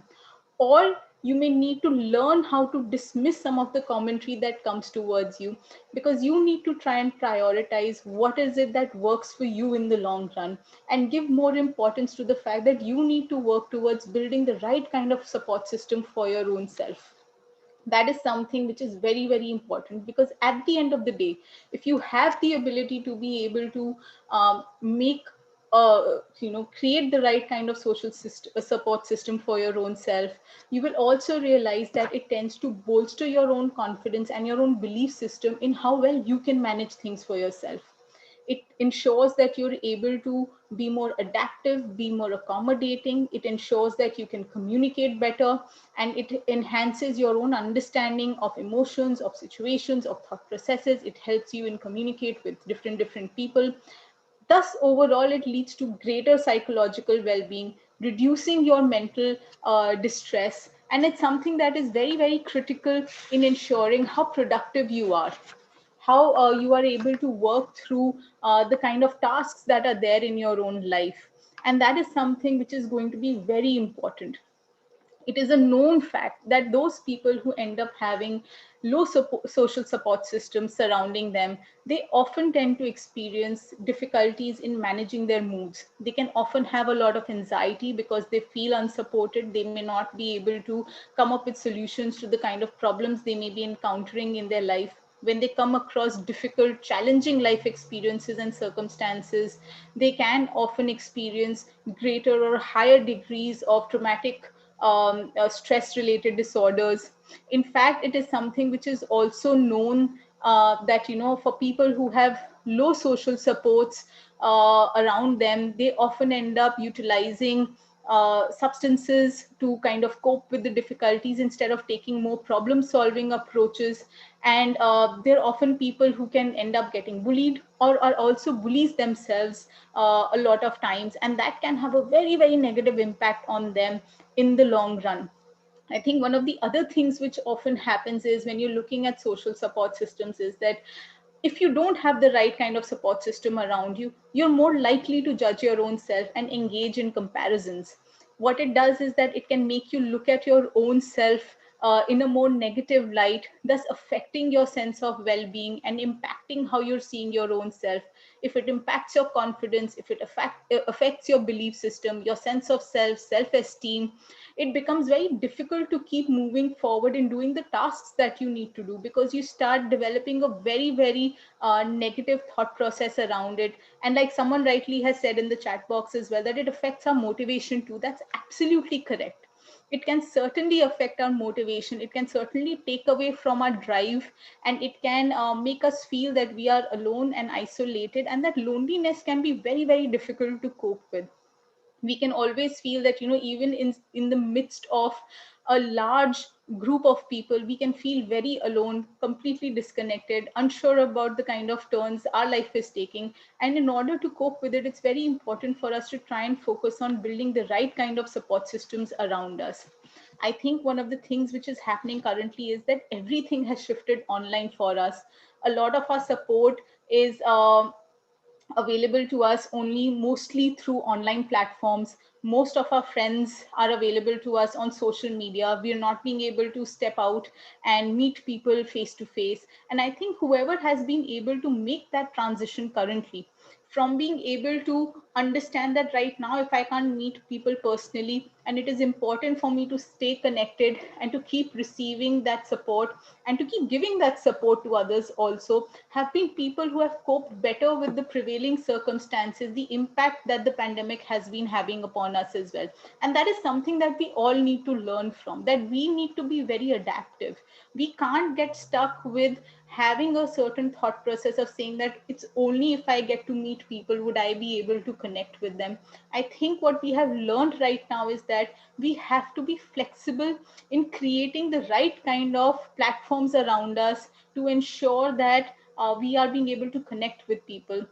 It's important to do it regularly, consistently, because that is the absolute key in ensuring that you're able to take care of your own self and your experiences are not becoming too overwhelming for you. So it's very important to ensure that even if it means that you need to create some sort of a calendar or you need to create some sort of a schedule in which you ensure that you're connecting with people at a certain frequency, that is something which you must absolutely do, because if you keep doing that, you will ensure that you have the right network of people around you. And I think it's also very important for us to recognize that right now, when we are looking at everything having shifted online, there is also one part where peer groups can often become difficult to manage as well. There are a lot of reports of trolling, of bullying online, of cyberbullying. And I think it's very important for each and every one of us to be responsible, to take on our social responsibility and ensure that if we, one, we do not become parts of such discourse on online platforms, that we take the pledge to ensure that we would be good support systems to the people who we are connected to, because everything in life is reciprocal. You take the right kind of step forward, you will ensure that people also reciprocate towards you in the same way. if you are going to make sure that you are available to people when they require you, when they are going through difficult circumstances, when they need someone to lean on, that you are available to them to make sure that they can have conversations, they will also make themselves available to you. That is something which is very, very critical. And I think the second aspect is that if you are someone who's noticing that there are people who are engaging in negative behaviors of bullying, of trolling, take a stand. Because if each and every one of us decides to not be a bystander, decides to not be that person who is going to stand on the bylines and allow such negativity to keep on transpiring around us, it's only then that we will be able to bring about a change in the kind of culture that exists around us. So we must all pledge that we would ensure that we take these kind of positive steps, because that is something which will ensure we have the right kind of environment which facilitates not just our own individual mental health and well-being, but takes care of the larger society. Because if one thing that we have learned is that we all need to come together, we all need to work as a collective to ensure that there is good mental health and well-being for everyone around us. That is something which is extremely critical, and we must all work towards this. And I think social support systems in this regard play a very, very important role. And a final word from my side, which is that if you have the right kind of support systems, or you are being the right kind of support system, then the biggest role that you can play is facilitate help seeking for people who are around you, who may be struggling on account of mental health or any other related issues. It's very important to encourage people with the right kind of words, with the right kind of language. Be conscious of the kind of vocabulary that you use. Do not dismiss when someone says that they are having a difficult experience. Try to ensure that if someone is sharing something with you, which may be a difficult experience for them, that you are, even if you don't know what to say, just listen. Simply listening will make you into a good support system as well. If you are able to just understand, empathize, even if you can't give a solution, that too in itself is good enough and would go a long way in ensuring that the person who is reaching out to you feels comforted, is able to understand that at least there's someone that they can turn to. And if you feel that you cannot help them out in the best way, then redirect them to the right help. That is something which is very, very critical. There are numerous helplines. Most mental health services are currently available online. You can reach out to people on helplines. You can reach out to people via mail, via social media. You must encourage anyone that you know who may be struggling around you to seek much needed help. I think that is something very, very critical. And become an active listener. Become someone who is not distracted by their gadgets all the time. We have this horrible habit of someone is talking to us and we suddenly start looking at our phone and we're looking at what's happening on my Instagram, or someone is commenting or someone is liking. We need to move away from some of these things, and we need to start focusing on the person who is there in front of us, who is communicating to us, because we are somewhere losing our sense of perspective and are getting stuck to these gadgets, which is absolutely not helpful at all. So on that note, I would invite any questions from all of you, which I would be very happy to answer. I think there are a couple of questions which I can see currently on the chat group, but these relate to volunteering and internship opportunities. I think this was something that Nishtha was also answering. Yes, ma'am. We have a couple of questions. Yes. So, Yes. yeah, Collins, yeah, take it over. Yes, ma'am. Thank you so much for that insightful session. In fact, it was very, very educative. We have some few questions from our listeners. One is the difference between psychologist and a psychiatrist. Mm-hmm. The difference between a psychologist and a psychiatrist. And also one asks, does support system affect self-awareness? Does support system affect self-awareness? Mm-hmm. And the other question that one wanted to join the Collins, youth, sorry to interrupt. Let's go one after another, okay? Let ma'am answer one question and Okay. we will go to the next question. Yeah, thank you. Then the first question, ma'am, is the difference between psychologist and a psychiatrist. Thank you. Thank you so much, Colin. So the basic difference between a psychologist and a psychiatrist would be in one, the qualifications that we have, and two, the way we work in the space of mental health. Those are the two basic differences. A psychologist would be someone who has done their at least minimum master's in psychology, and a clinical psychologist would be someone who's done their MPhil in clinical psychology, would be an RCI license holder as well, who is licensed to practice as a therapist. A psychiatrist, in contrast, would be someone who's done their MBBS and has done their MD in psychiatry or a DPM in psychiatry. They are the ones who are trained to work using medical interventions. Psychologists would only use therapeutic interventions to work on the same mental health problems for which medications are prescribed by psychiatrists. Those are essentially the differences. Thank you so much for the question, for the answer. The next question is, does support system affect self-awareness? Thank you. I think yes, support systems can really affect an individual's self-awareness. That's very, very that's a very, very critical aspect. In fact, a lot of times who you surround with would end up giving you a lot of feedback about who you are. There can be people who can be extremely appeasing, or there can be people who are extremely critical. It's very important for you to be able to also be introspective and reflective, to ensure that you do not take and absorb everything that comes your way, and that you have a critical lens when you are getting information from the outside. And you should be taking information from the outside, not just from one source, but from multiple sources, so that you have a 360-degree feedback which is coming to you, which is why I think corporates a lot of times do a very good job when they look at 360-degree feedbacks for all their employees, because it ensures that you are getting multiple perspectives and you're not just stuck with one type of point of view. Thank you so much for that response. Our next question is, one asks, how does one join the youth mental health advocacy program? Sorry, how does one do what? Join the youth mental health So this is, I think, about the Fortis Youth Mental Health Advocacy Program. Typically, we do an intake towards the end of the year. So our batch for 2021 has already been selected and they have started working. In fact, we just had our first session with them, which was yesterday.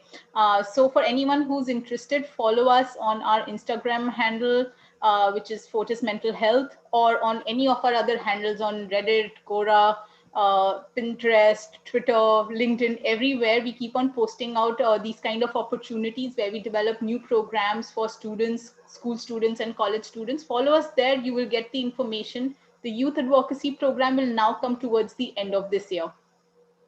Thank you so much for that response. I think we'll take our last one question. And that one asks, does a psychotherapist require RCI licenses to practice therapist? Yes, if you want to practice as a psychotherapist, if you want to practice as a clinical psychologist, an RCI license is currently a must. That is something which is very important. Individuals who practice with a master's license are called counseling psychologists. Their area of specialization is different. They don't have a license specifically. The RCI license is only for the clinical psychologists. Thank you so much. Thank you. One also asks if you could share your contact details. Okay. I can share my email address, I think, if that would be helpful. And otherwise, I am available on social media, and you can follow me on Instagram. My handle is _Kamna_C on Instagram. And I'm on Twitter as Kamna_.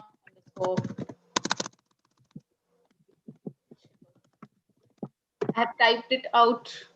I think I have managed to type it out, or have I not? I think I may have. Yes. It's there. Okay. Yes, ma'am. Thank you so much, ma'am. Okay. Thank you. It's done. Thank you so much. Thank you so much for your time. As a token of love and appreciation, we would like to present you with an e-certificate And I request our technical team to display same on the screen.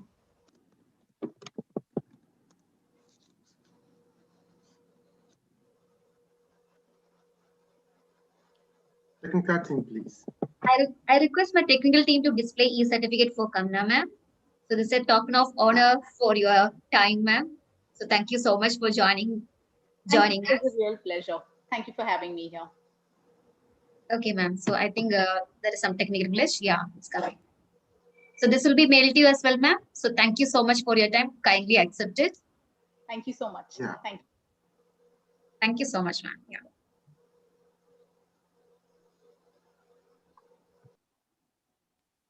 Thank you so much. At this time, I will hand over to my co-MC, MC Angeli, to take over from here. Thank you, MC Angeli.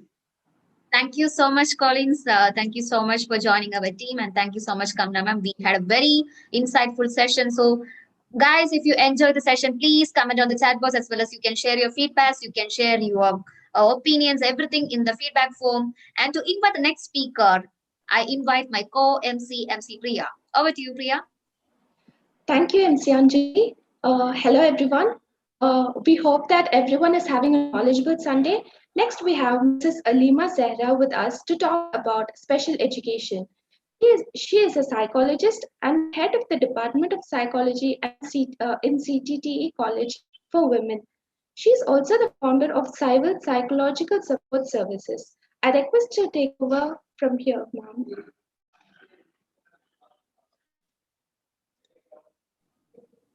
Yes, we would request you to please unmute your audio.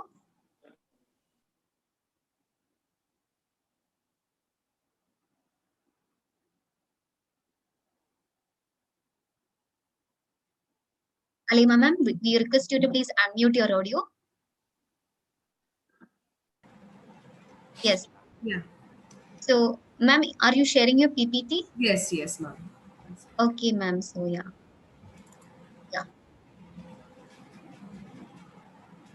Perfect, ma'am.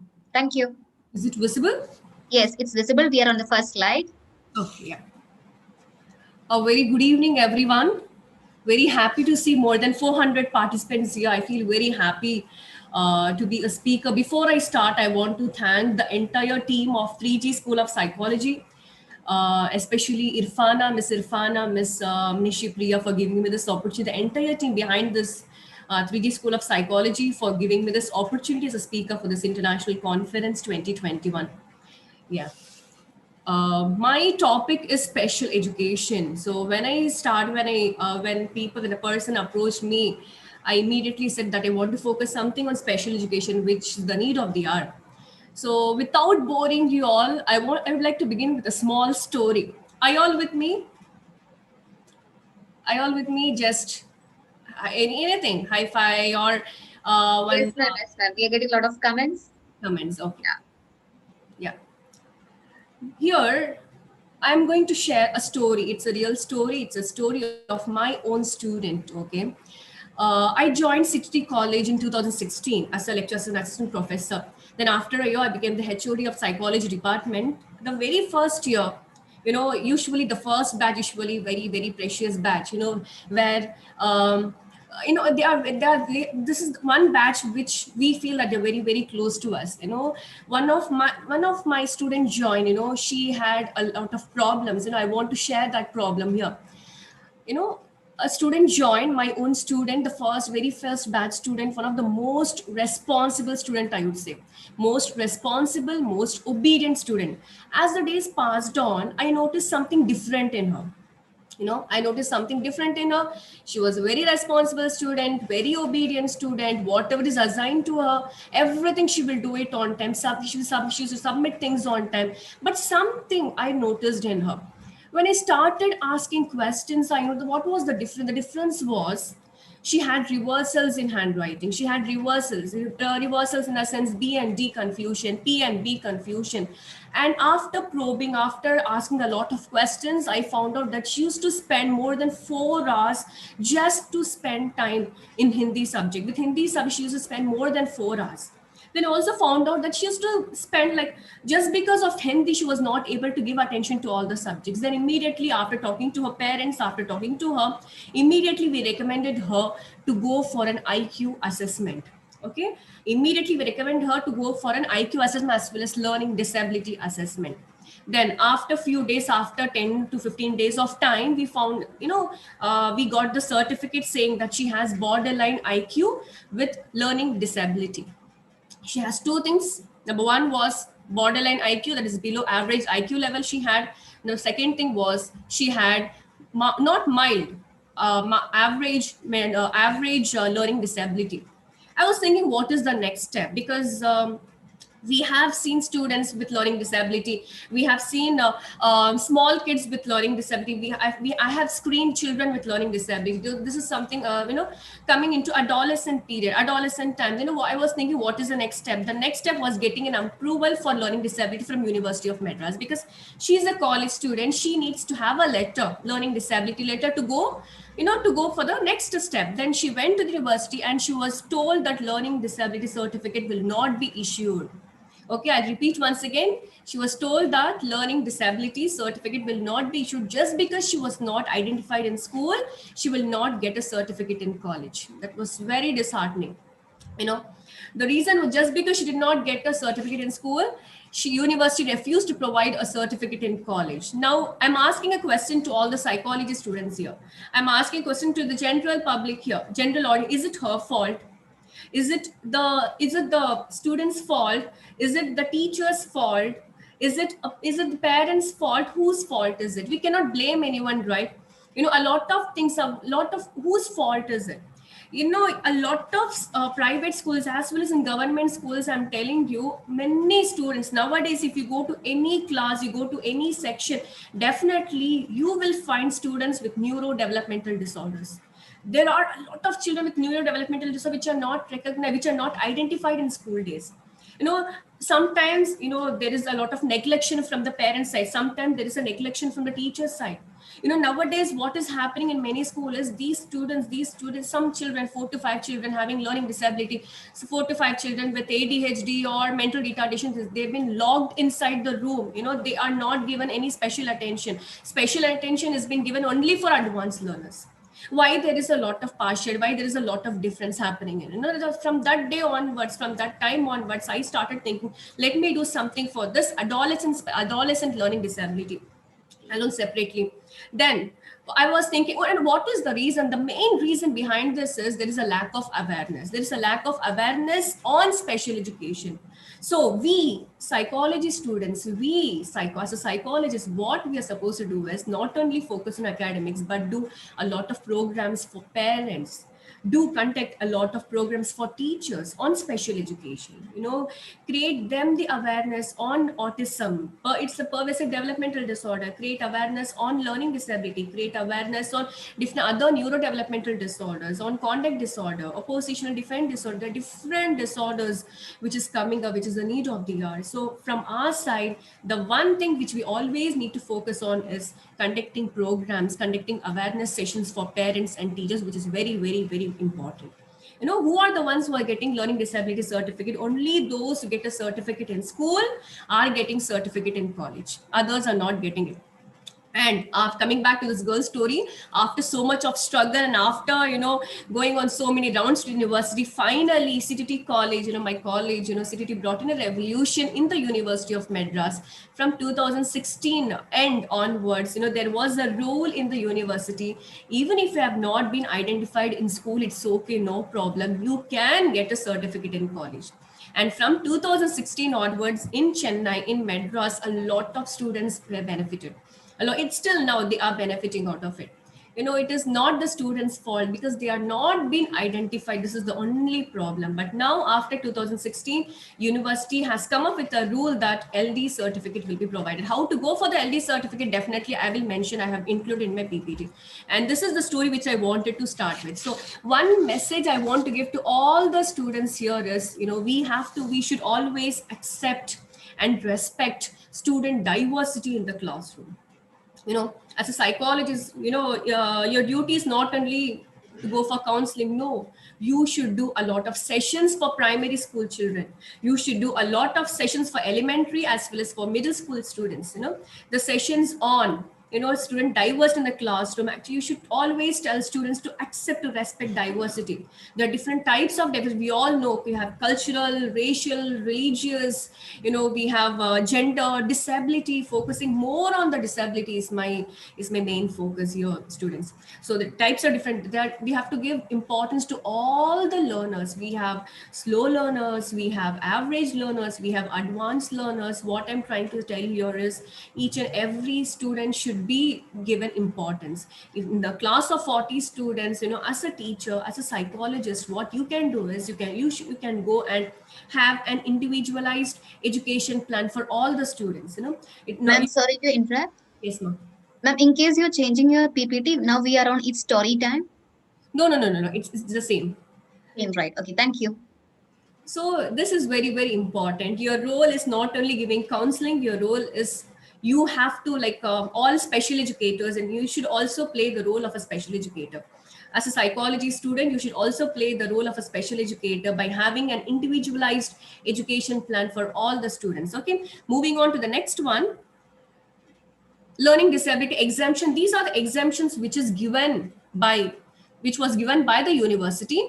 Suppose if a student having any motor impairment or visual impairment or physical impairment, these exemptions have been given. That is extra 1 hour time. If the exam timing is between 9 to 12 o'clock, 1 hour extra time has been allotted for the student. It's been given to the student. The student will be taken to a separate room. The student should be sent to a separate room, separate exam hall, or a small room, or a bigger room, whatever it is. 1 hour extra time should be given. Scribe will be provided. Scribe should be provided. We all know who are scribes. Scribes are people who help a visually challenged student. A visually challenged girl or a boy cannot write the examination. So scribe will be the one, the visually challenged boy or a girl will keep telling the answers. The scribe's duty, the scribe's role is to write the answer. Third, second language exemption. Second language will be exempted. The same thing happened with my student. She had a lot of difficulty in Hindi. So Hindi, second language, was exempted. For example, suppose in Tamil Nadu, if a girl is from a Tamil medium, her second language is English. So English will be exempted. If she is, if he or she is English medium students, then Tamil or Telugu or Malayalam or Hindi, whatever the second language, it will be exempted. This is the third exemption. Overlooking spelling mistake. The child will not flunk. The child will not fail. Okay. This one more thing I'll tell you. This letter will be given only after the 8th standard. Letter will be given, for all, even after 5th standard. But the main exemptions, you can apply only when the child enters into 10th standard or 12th standard, because it's a public examination, right? So along with all the answer scripts, this LD certificate has to go, so that the person who is doing the evaluation will not mark, will at least give at least minimum 5 marks out of 10 marks, or at least minimum 3 marks out of 10 marks, so that the child will not fail. Then usage of calculator will be exempted during the examination, whether it's a CI examination, that is internal examination, or an external examination. Wherever calculator is required, usage of calculator will be allowed during examination. This is the 5 important exemption which will be given for learning disability. Okay, these are the things used to mention learning disability certificate. The very first thing what you have to do is you have to go for an IQ test. You have to recommend the student for an IQ test. That is first very important rule. Okay, you can send the child to SRTC. If you are from Chennai, what you can do is you can recommend the child to go to SRTC center, that is State Resource Training Center. It is in KK Nagar. I don't know about other states and other countries. In Chennai, I'm giving you either you can recommend the child to go to SRTC center or any general government hospital. The child has to go for an IQ test. The child has to go for an LD assessment. The child has to get a letter from the doctor, from the medical director, and the same letter should be given to the principal, and the principal will send that letter to the higher education officials. And after that, they will get a letter from either from the CBSE board or from the matriculation board or from the college university board. You will receive a letter, and that letter has to go on with all the answer scripts. That letter has to be attached with all the answer scripts. It is a very simple procedure, but this simple procedure might take more than 3 months. This procedure might take more than 6 months. So you have to be very, very, very careful. Okay. And according to IDEA, according to Individuals with Disabilities Education Act, there are 13 important categories of impairment. I have put up the impairment. There are 13 disabilities. First, starting with specific learning disability, you have dyslexia, dyscalculia, dysgraphia, other health impairment, autism spectrum disorder, emotional disturbance, speech or language impairment, visual impairment, including blindness, deafness, hearing impairment, deaf blindness, that is one another combination. Then orthopedic impairment, intellectual disability, traumatic brain injury, multiple disabilities. These are the 13 categories of disabilities of anybody who fall into this any one categories of this disability. Definitely certificate will be provided. Okay. The next one is I have this is the next part of my session, that is neurodevelopmental disorders, which I was talking to you. Simple definition I have put up here. Neurodevelopmental NDD are impairments of the growth and development of the brain or central nervous system. They are disabilities in functioning of the brain that affect a child's behavior, memory, or ability to learn. 5 to 10% of the population are affected by NDD, which typically onset in childhood prior to puberty in the developmental period.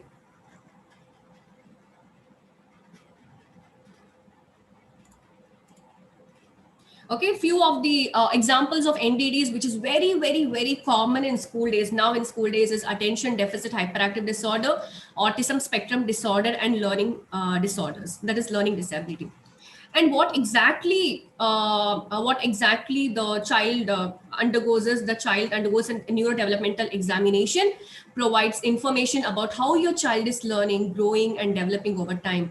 Okay, the child has to go for developmental tests, the child has to go for neurologic examination, physical examination, brain imaging, laboratory tests, etc. And one thing I will tell you, along with a neurodevelopmental pediatrician, or along with a physician, I'll tell you, audiologist, speech pathologist, speech therapist, physiotherapist, and even occupational therapist, then everybody, psychiatrists, psychologists, counselors, special educators, everybody work together just to bring one small change in a child's behavior, just to bring one small change in the overall development of the child. Once again, I'll repeat, there are 5 important people. There are more than 5 important people who work together with any child having neurodevelopmental disorders. Number 1, the very first person is neurodevelopmental pediatrician or a general physician. Number 2, neurologist. Number 3, psychiatrist or a psychologist, occupational therapist, speech pathologist, audiologist,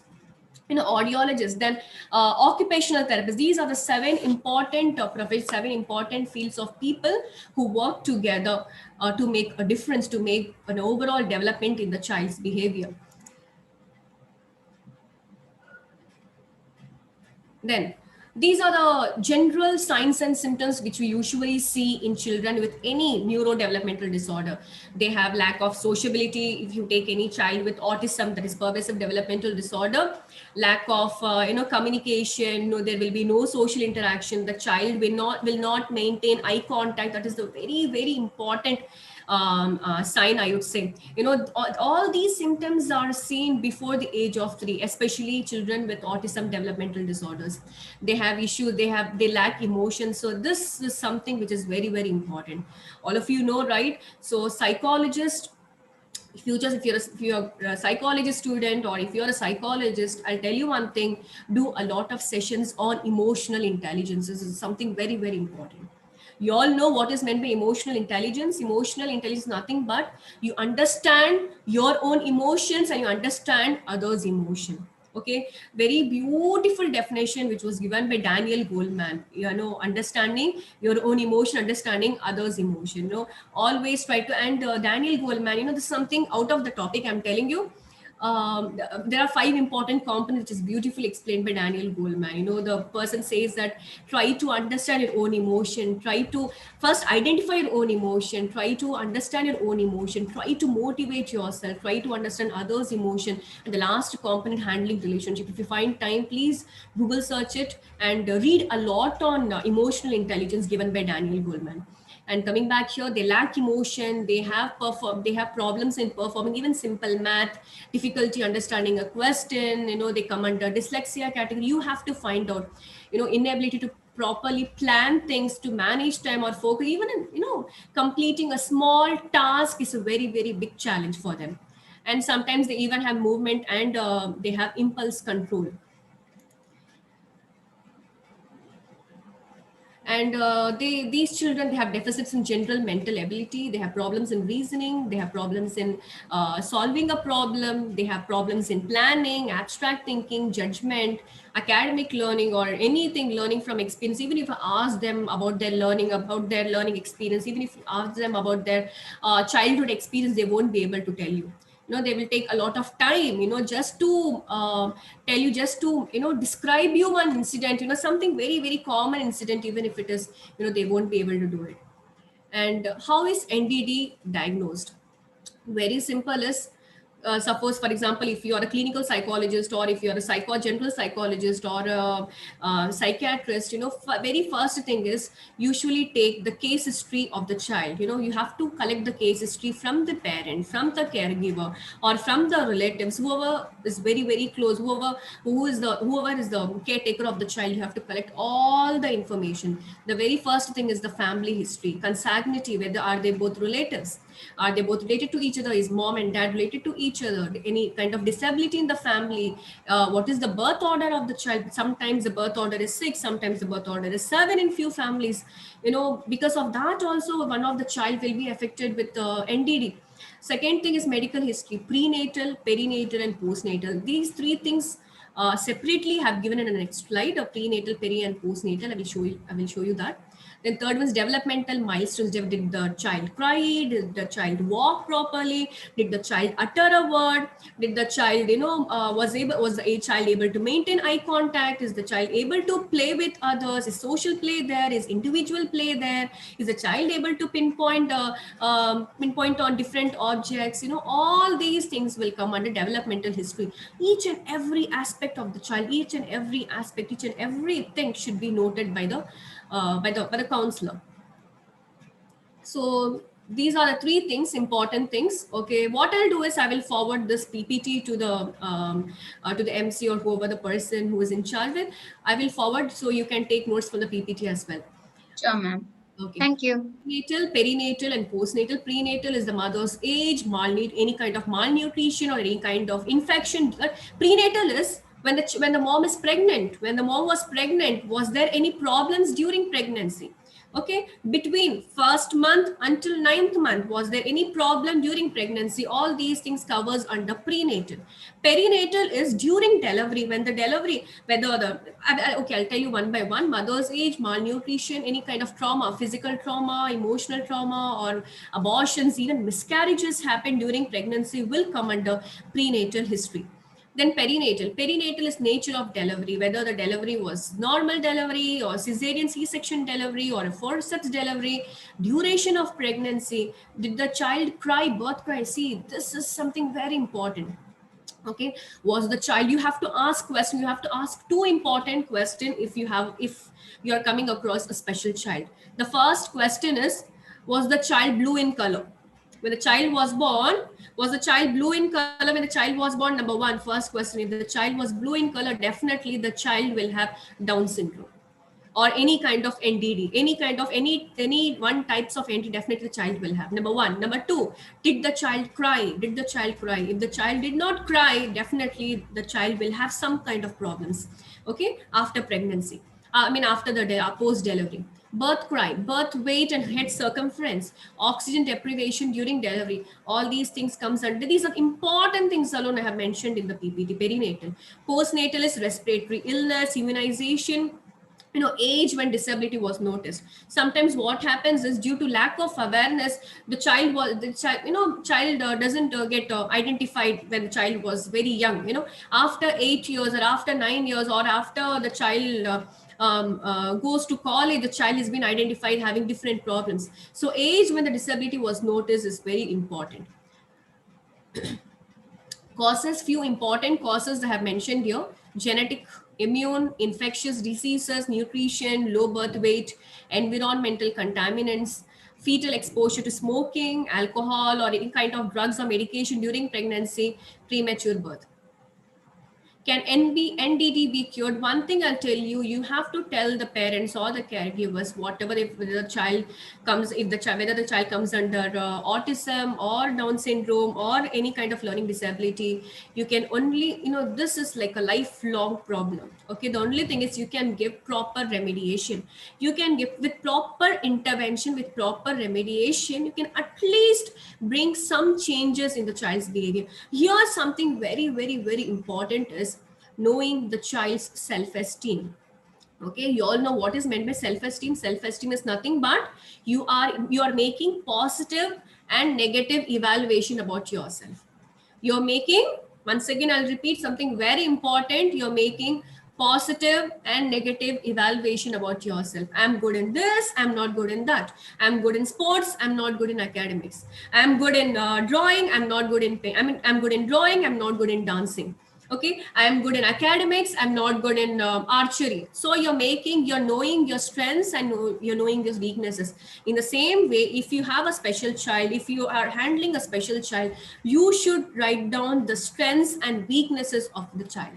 Okay, that will help you a lot during intervention. So here, currently, there is no indication that neurodevelopmental genetic can be cured by restoring normal gene. There is something, this talks about the genetics. Early intervention is very important. Special education is very important. Occupational therapy. With occupational therapy, the child will be benefited. Speech therapy is important. Support from parents and teachers is important. The last one I have mentioned is brain gym activities. I want to tell you all a story here. It's a story. How many of you, I don't know how many of you know about Albert Einstein's story, but quickly let me tell you the story behind this brain gym activities. Everybody knows who Albert Einstein is. We all know who Albert Einstein was. Such an eminent personality. E is equal to mc square, such a great researcher, physician. Everybody wanted to know what is there something in Albert Einstein's brain. People wanted to know what is there something extra masala in Albert Einstein's brain. When he was alive, they did lots and lots of IQ tests. And finally, they found out that his IQ, are you all with me? This is something very important. MC, can you please see the messages and tell me, because I'm Yes, not... ma'am. Yes, ma'am. And I would request you to wind up the session in a couple of minutes so that we can take questions. Sure, okay. Yes, ma'am. When he was alive, what happened was they did lots and lots of IQ tests. So his IQ was found between 140 to 150. Okay, if you take Stephen Hawking, same thing. Both Albert Einstein as well as Stephen Hawking died when they were 76 years. So Albert Einstein, when he was alive, it was found that his IQ was between 140 to 150. They were not able to say what was his actual IQ, whether it was 142 or 143 or 144. Randomly, they said that, it was between 140 to 150. And soon after his death, I'll tell you one thing, soon after his death, his body was stolen by a very, very famous Princeton pathologist. His name was Thomas Harvey. Thomas Harvey, he stole his body was stolen, his body was taken to a lab in Pennsylvania, and his body was divided into two pieces. His body was divided into two pieces, head separately and body separately. Nothing to do with his body, so they took his head, and his head was immersed into a liquid, and they came up with three important research. The three important research was, number one, his brain was smaller in size when compared to a normal person's brain. Okay, again, all the pathologists, all the psychologists, so curious to know how come his brain can be smaller in size when compared to a normal male person's brain. This was the first research. The second research was he had more glial cells. You all know what is meant by glial cells. GLIAL. Glial cells are cells that give support to your nervous system. You know, they give support to your brain cells. Suppose if you are running for a marathon or something, what do you need? You need some energy, right? To get energy, you take energy drinks, you take glucose, you eat something. In the same way, for you to think, to become smarter, to become sharper, you need glial cells. You need a lot more number of glial cells. So in the same way, Albert Einstein had more number of glial cells. The third research was Albert Einstein's corpus callosum was very, very, very active. It was very proactive.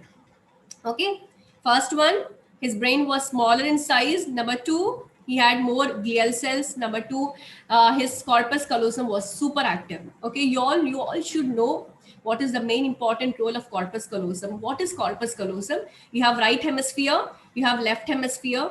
Both the hemispheres are connected by a bundle of wires called corpus callosum. So that corpus callosum was very, very active.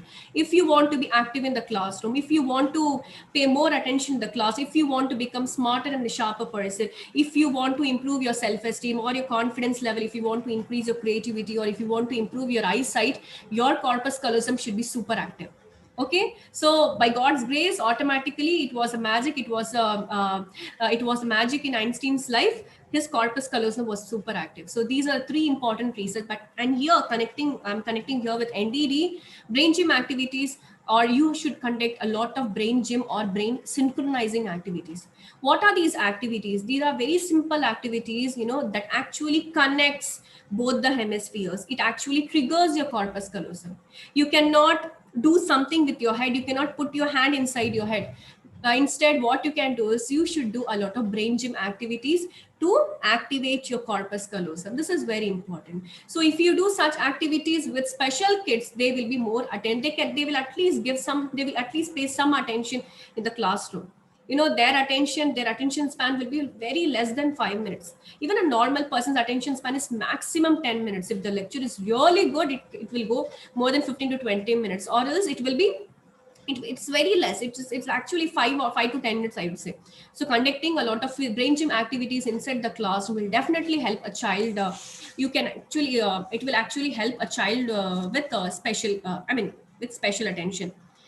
Okay. Next one is there is also a checklist from the birth to 6 years, which you have to note it down, from the parent or the caregiver. That is the emotional development, health, general health, sensory areas, self-care, motor, physical, social relationship, anything related to social relationship, understanding, communication. All these things should be taken. Information related to all these 8 things should be taken from the parents or the caregiver. So there is ADHD, I'm just skipping it. I will forward you this PPT. There is autism spectrum disorder, learning disability. Few important points I've highlighted here in the PPT. And this is something very, very important here. What you are supposed to do is, if you're a psychology student, or if you want to work as a special educator in the school, if you want to work as a school counselor or college counselor, first important thing is you have to get a referral checklist from the teacher. How does the child reacts in the classroom? Does the child have friends or not? How does he mingle with others? Or one general checklist from the teacher, you have to take it. Okay, whether the teacher is willing or not, you have to collect a referral checklist with a teacher signature. You should always have it in your in the record. So segregate ESL children from children who could be dyslexics. There are some children who has problem only with the second language. That is ESL is second language exemption. So you have to segregate them, whether they come into second language problem category, or they are dyslexic. Dyslexics are children, they have dyslexics. Usually these kids, they have difficulty in all the subjects. But there are some kids who have difficulty only in mathematics. There are some kids who have difficulty only in English. There are some kids who have difficulty only in, for example, only in Hindi, or only in Telugu, or only in Malayalam. So you have to segregate them. Third one is sit and observe in the classroom. As a psychologist, as a special educator, you should always sit and observe. If the teacher, you have to take prior permission from the class teacher, prior permission from the principal. If they are very comfortable comfortable, then you can sit and observe in the classroom. Then you can move on to the third step. Fourth one is screening. Screening. I have put up a separate slide for screening for LD. So these are the 10 important screening techniques which is given by MDA, Madras Dyslexia Association. Okay, there are a lot of screening procedures available in different countries. Different procedures are followed, but in Chennai and in other states, these 10 important screening tests are done to screen any child with learning disability. Okay, so coming back to the previous slide, screening, each and every aspect to be noted and documented. Then you have to collect case histories from the parent. Case history from the parent is very, very important. How is the child at home? How is the child is the child very comfortable with the parents? Is the child feeling very comfortable with his close relatives? The child feeling very comfortable with his neighbor? Everything, each and every aspect, you have to document it. Then finally, what you have to do is, after doing the screening, you can, and one thing I'll tell you, you cannot write a report. Only a clinical psychologist or a psychiatrist can give a report. Okay, so here, finally, what you will do is you can do a lot of you can make up an intervention module. In that intervention module, you have to make something called IEP. You can take information about IEP in the from Google. It is called individualized education plan. It's like a weekly plan, how you are going to bridge the gap between for example, when you were doing the screening test, the child was, for example, the child is in 4th standard, the child was not able to write ABCD properly. So you have to make the child learn smaller case as well as the uppercase and the smaller case, that is the capital letter as well as a small letter. So you have to include all that in the IEP, individualized education plan. You are going to make the plan for both weekly, you have to make weekly plan as well as monthly plan. So next one is, ma'am, a gentle reminder. Yeah, okay, I'm in the end of the session. Okay, thank you. Okay, so this screening is very, very important. Screening minimum it will take minimum 1 hour to 2 hours, depending on the child's cooperation. The screening will go on. And one thing I want to tell to all the participants here, you should not focus only on academics. One thing always remember, don't focus only on your academics. Don't keep telling yourself that academics will only help me. No, you should also visit special education centers. Sit and take a lot of case histories. Take any child and start taking cases. Collect case history from parent, collect case history from the special educator. Visit a lot of psychiatric clinics, and psychiatric hospitals, counseling centers will also help you out. Okay, you should have both theoretical as well as practical exposure. Another very important thing is take up a lot of internship programs. Take up a lot of online internship programs are available, and other internship which is given by different centers are available. Please take it up for a practical exposure. Then take up NPTEL courses. There are a lot of courses given by IIT. Okay, IIT is giving a lot of NPTEL courses. Take up NPTEL courses, take up Coursera courses. As a psychology student, this will help you a lot. And certificate courses, very important. Take part in national, international, participate, present papers, also publish papers in national, international conference. This will also help you. And don't just limit yourself. Don't just keep things with yourself. Whatever you do, whatever you learn, please go out and spend a lot of time, conduct a lot of programs in orphanages, in different old age homes, in different cancer centers, in different AIDS affected homes. Spend a lot of times with cancer patients, with AIDS victim. You will get lots and lots of exposure. Yes. So with this, I will end the session by thanking the entire team of 3G School of Psychology for giving me this opportunity. Thank you so much. Thank you so much, ma'am. That was such an insightful session. We have been getting a lot of messages in the chat box. The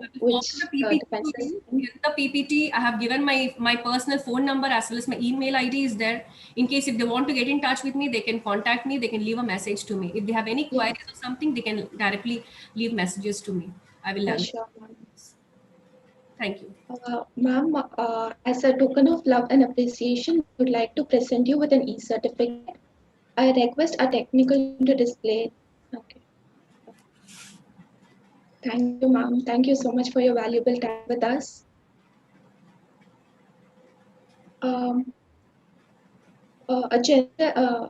A gentle reminder to all the participants. Our sincere apologies to the participants for not being able to conduct the question answer session. But don't worry, you can fill up the feedback form with the questions that you want to ask Mrs. Alima Zehra ma'am.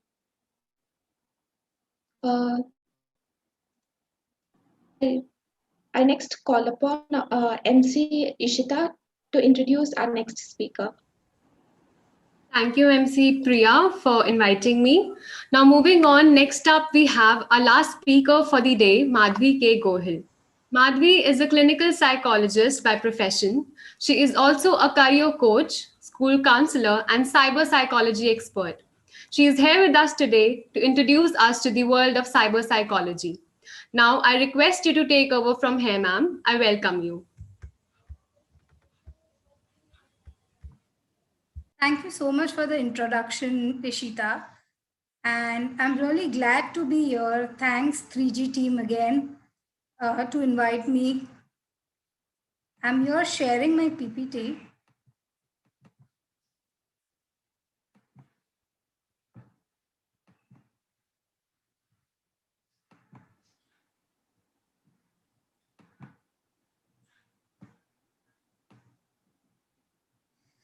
I hope it's visible for all of you. Yes, ma'am. It's perfectly visible. Thank you. Okay. Okay. Great. So as she introduced, I'm a cyber psychology special, clinical psychologist, and I'm even a cybercrime intervention officer with NSD, that's National Security Database. So basically, I really wanted you to understand the concept of cyber psychology, as it's very practical and it's a most wanted subject right now in our field, because there are not a lot of cyber psychologists right now in our field. So wanted to explain you the importance of cyber psychology basically. So we may discuss topics of how technology has changed our communication, what is cyber psychology, what is cyberspace, impact of being online, causes of online disinhibitions. We'll study a few case studies, then we'll study what is altruism, then internet addiction, cyberbullying. So I am just covering a part of it. There is a huge and a vast subject over it, probably like what is cyberbullying, data privacy, political influence over online shopping. So I'm just giving you a gist of few topics. So all of you, I really wanted you to explain how our technology has changed our communication. So, like if you were in 80s or something, and if you, this is a young crowd, but if anyone who could relate it by watching a movie or something, we had a similar phone like this. And what we used to do is, it was called phone. And, there was no privacy. We used to have talk in front of everyone. And we used to usually talk for wishes, we used to call each other for wishes and everything. So later on, what came was greeting cards. So if you all know, there's a famous shop, Archie's, which is very famous for greeting cards. And what we used to do is just write to and from. And the entire emotions, entire feelings were written on the greeting card. We just had to mention our name and to whom we are sending. And, those things, like it was like for Father's Day, Mother's Day, Valentine's Day, Rose Day, birthdays, anniversaries, everything we used to kind of use the greeting card. Then came a conversation of sending a text message. So if you again go in the past, we had a phone of Sony Ericsson. The first phone was of Sony Ericsson mobile phone. And then, 3310 came, I think Nokia 3310. So then we started forwarding messages to each other, and it used to cost us money, like a rupee for it. And we used to forward to everyone. So even the shairis or the forwards, at times we used to not even see it sent by someone, and we used to directly send them there. So then came our normal WhatsApp, what we are doing right now, voice messages, and then we started using abbreviations. So for Y or U, we started using U, and then came emojis. So if you realized our communication, the communication decreased day by day, and the way we express with technology is quite different. And the technology has dramatically changed the way we feel, the way we think. So, I would like to see a lot of chats in this chat box and see what do you see. This is a 12-year-old boy birthday party, and see what are they up to. If you can see clearly a picture, you would see they're just playing around online. They are with their laptops, they are with their mobile phones. And even the cake is made up of an online game called Fortnite. So, that's the need of cyber psychology here. We are getting so addicted to online and we are addicted to games, and the young generation that is coming is absolutely into computers, mobiles all the time. So let me explain you that basically everyone, almost all of us are using internet, and around 56% of the worldwide population is using internet. So in layman's language, if I have to explain you what is cyber psychology, it is nothing but the study of human behavior in interaction with technology. So my focus is more on internet, but it's just not internet. It is human interaction with game, virtual realities, artificial intelligence, and a lot more things. So if you see what is cyber psychology, this is a computer activity and this is the human activity. And the interaction between both is called cyber psychology. So there is a very common term which I want to explain you, what is cyberspace. So cyberspace is nothing but the communication environment supported by computer networks. So if I have to give you one example, like a 3-year-old child is crying and not eating food. So what does most of the parents do these days is they open a YouTube channel and then they start showing the kid, and the kid's mind is diverted, and that's what they start eating. So that is cyberspace. So basically, the kid is into cyberspace. So cyberspace is a distinct place which is in familiar environment, like it's in your comfort, it's in the comfort of your home. But as soon as you go online, you have traveled to different locations in terms of awareness, consciousness, your emotions, your responses, your behavior. It really depends upon your mental development as well as your physical, mental, your age and your interest too.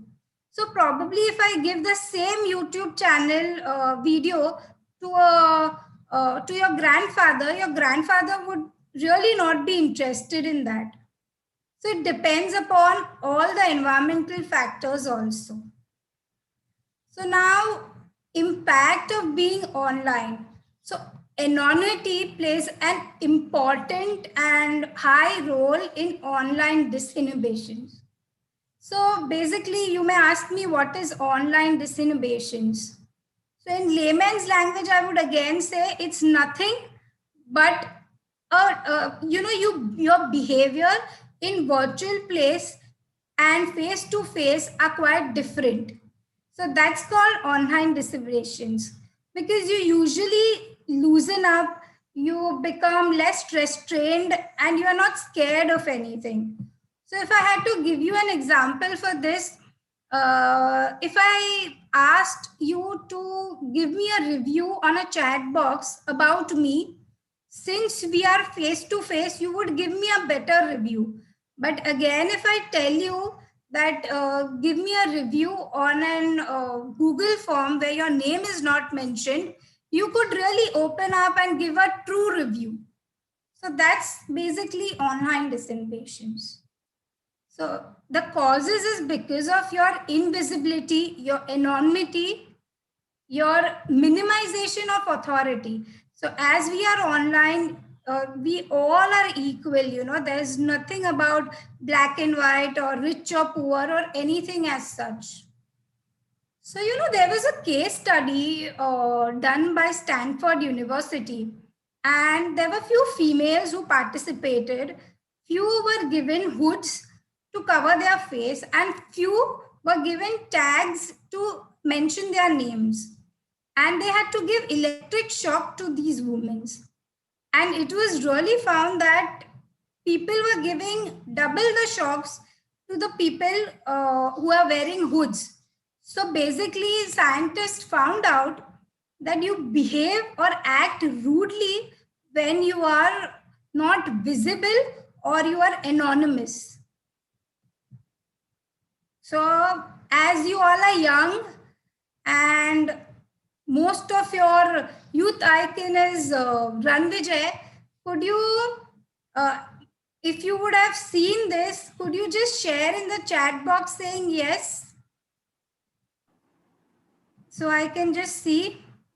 Anyone who's seen this? Yes, ma'am, we are seeing that. Okay. Yes, we are getting so much of comments. Yeah. Okay, okay.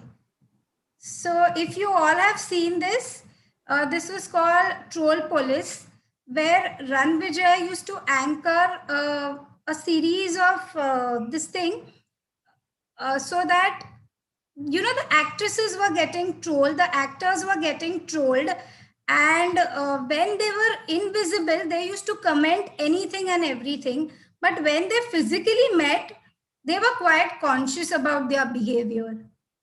So this is how I wanted to show that. And again, I wanted to send you a message that, you know, you feel you are anonymous, you feel you are invisible, but there are people who are looking over and they can trace you very well. So internet is not bad all the time. So altruism is a positive thing where you know, you help someone, you help a person just to do a good work and not benefiting from there. So, you know, during the pandemic, if you know, I'll just give you an example, like most of the parents didn't know where to get the vegetables and all, and they used to get those WhatsApp messages, you know, that, okay, the vegetable person is here in our building, come down. So we were helping each other without any personal benefits. So like a non-profit crowdfunding is an example of altruism. So I really want to ask you all, what would you do if I gave you a challenge of not using social media for 24 hours? How would you feel? How would you utilize your time? I want to see in the chat box. What would you do if I don't let you use social media for 24 hours? Ma'am, we are getting comments. They will be painting, they will be feeling lonely, they will be reading books, they will be sleeping, they will be spending time with family, they'll be doing calligraphy. Great. Yeah, thank you. Okay, that's great. That's great. So some have given a very positive response. That is really good. But, you know, there was a research done on this college students worldwide.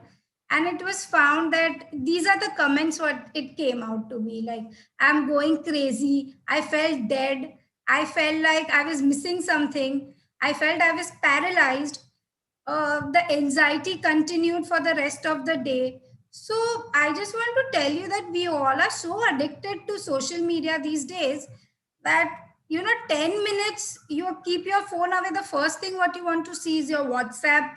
Then comes Facebook, Instagram, right? So there was again a case study which I wanted to discuss was Justin Sacco was was on a very high post as a director she was, and she tweeted saying that going to Africa, hope I don't get AIDS. Just kidding, I am white. This got trolled so badly and it created a very bad impact on her. So before even landing to South Africa, she was fired from her job. Just one tweet could mess up the entire life. So I just want to mention you that please think before what you are posting. It is very important for you all to be safe, and it is very important that you don't give a wrong message to anyone. So again, I wanted to discuss about this is the very basic thing what I'm talking is. So what is cyberbullying? So most of you all have faced this, right? So cyberbullying is nothing but an electronic bullying, like it is bullied through electronic technology. And over 90% of the teens worldwide are using mobile phones these days. And it is the main, it is impacting because of the mobile phones. And around India stands 4th for cyberbullying. So the most common words are you are a loser, you are a bitch, you are dumb, you are fat, you are ugly. So these kind of bullies keep happening in our day-to-day life. So I want to give an example from my school itself. She was a grade 7 student and she was cyberbullied. So basically, she had posted a pic of a traditional cloth on Facebook and Instagram, and she got a lot of negative comments, and her close friends even commented that you are an old-fashioned girl, you don't have sense of wearing clothes. They thought she had a good taste, but now her taste is changed. And she came to me and she's like, she didn't attend school for 15 days. And when I called her up and I asked her to come to school, she told me she was depressed, she was frustrated, and she had a very low self-esteem because of all these things. So the first thing what I advised was go to your parents and talk to them about it. It is very important for you all to talk to your parents and make them understand what you are going through. So then I explained her that the more you get scared and the more you avoid, or the more you, do something, they're going to harm you. So it is better you go and comment saying that wearing traditional or Indian clothes are not bad. And during a function, I was wearing and it's okay for me to wear. So this created a lot of positive impact later on her. And she was later on more confident after she replied this. So, the effects of cyberbullying could be anger, isolation. You would feel depressed. You would feel irritated. You would feel like you are sick. You would feel you are humiliated. You would feel that you have a very low self-esteem at that point of time. But please do not believe everything what is there online. Don't depend upon the likes and the comments what you get online. So, you usually what happens when you get cyberbullied, it's like, you skip schools, you receive bad grades. There are few signs. You get addicted to certain things. You try avoiding school, your self-esteem goes down. So, there are suggestions what I want to give you, my takeaways for people who are being bullied or who bully. So please do not do that. First of all, we are here to help each other, the community. We are social animals. We are not here to put each other down. So please speak out. Do not keep yourself isolated.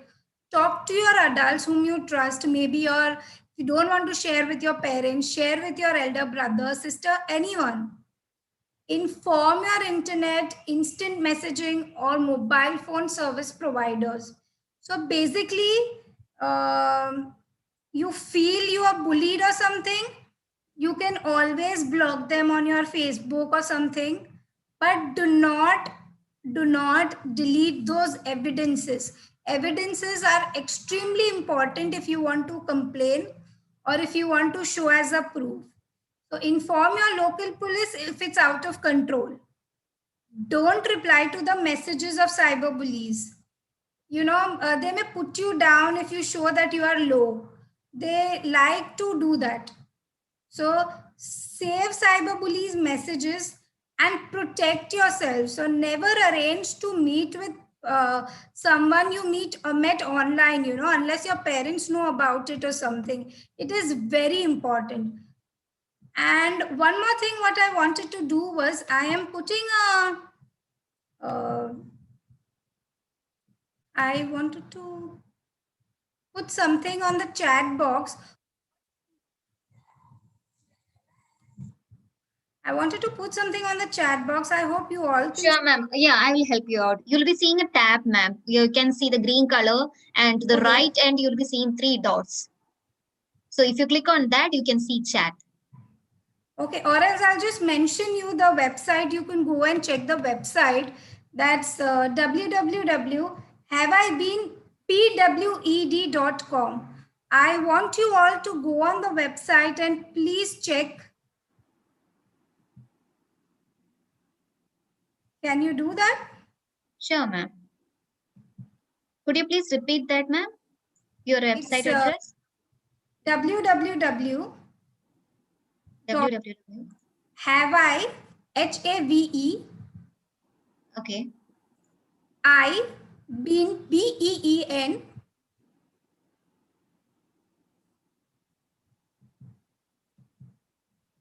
Okay, ma'am. pwed.com. So I want all the participants to go on this and put your email ID and check whether you've been pawned or no. Ma'am, so sorry. Could you please repeat www.haveibeen? pwed.com. pwed.com. Okay, ma'am. Yeah. Thank you. Yeah. So I just want to see the responses if you could help me with that. Yes, ma'am. Yes, ma'am. Everyone is responding to you. Like, you know, our chat box is bombarding. So I am not able to read the messages. Okay. So I put your email address and check whether you have been or no. So everyone is thanking. It was a nice session on cyber psychology. And if you have, ma'am, do you have time to take any questions? Yeah, I do have. I made it. So Rosario, one participant is telling, I did a research about internet addiction and functional impairment. So this is a nice topic she is telling. So everyone is thanking you. And participants, if you have any questions, you can post that in the chat box now. So ma'am will be addressing that. And I want to see the responses also, what they are getting out of this. Okay, ma'am. So like, are you done with your PPT, ma'am? No, so I just want to have 5 minutes or so. Okay, ma'am, no problem. So like, ma'am, on the top corner, you'll be seeing a tab where you can see, okay, you are sharing your screen. And to the right end, you'll be seeing 3 dots. Okay, a black I color. saw that in chat. I saw that. Yeah. So you'll be getting all chats there, ma'am. All the messages you can see there. Okay. Ma'am, some people are telling that the site is not working. Okay, it's not working. Yes, ma'am. It's not PWN, it's just PWED. PWED, who is that? PWED, okay. Yes, ma'am, we will post it again. Okay.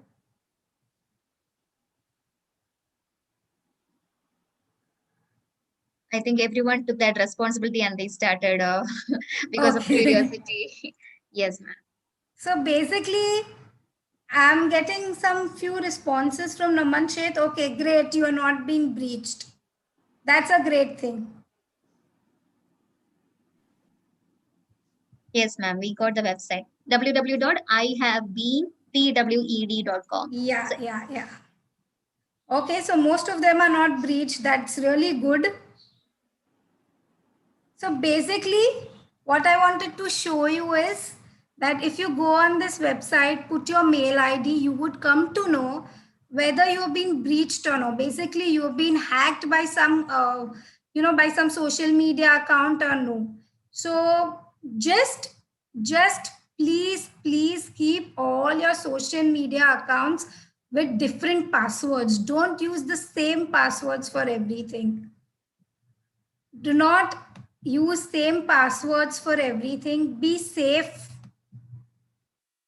And I just wanted to show you a small video where I just want to, maybe it's not audible for you, but I just wanted to explain you that in this video, what we see, there's a young girl who goes for shopping and her friend says that, show me your shoes, what you've bought, So she shows that shoes. Then she says that, okay, these shoes are for my graduation day. Then she attends her graduation program where she gets a certificate. So from the certificate, the person gets this girl's address. Then comes, where her address has been mentioned. She posts everything on social media, whatever she's doing. So when she's out, she's posted when she's on a coffee date or something, she's posted that also. But her, credit card was seen there. So that person traps her with all her data. So someone her. So you can see here.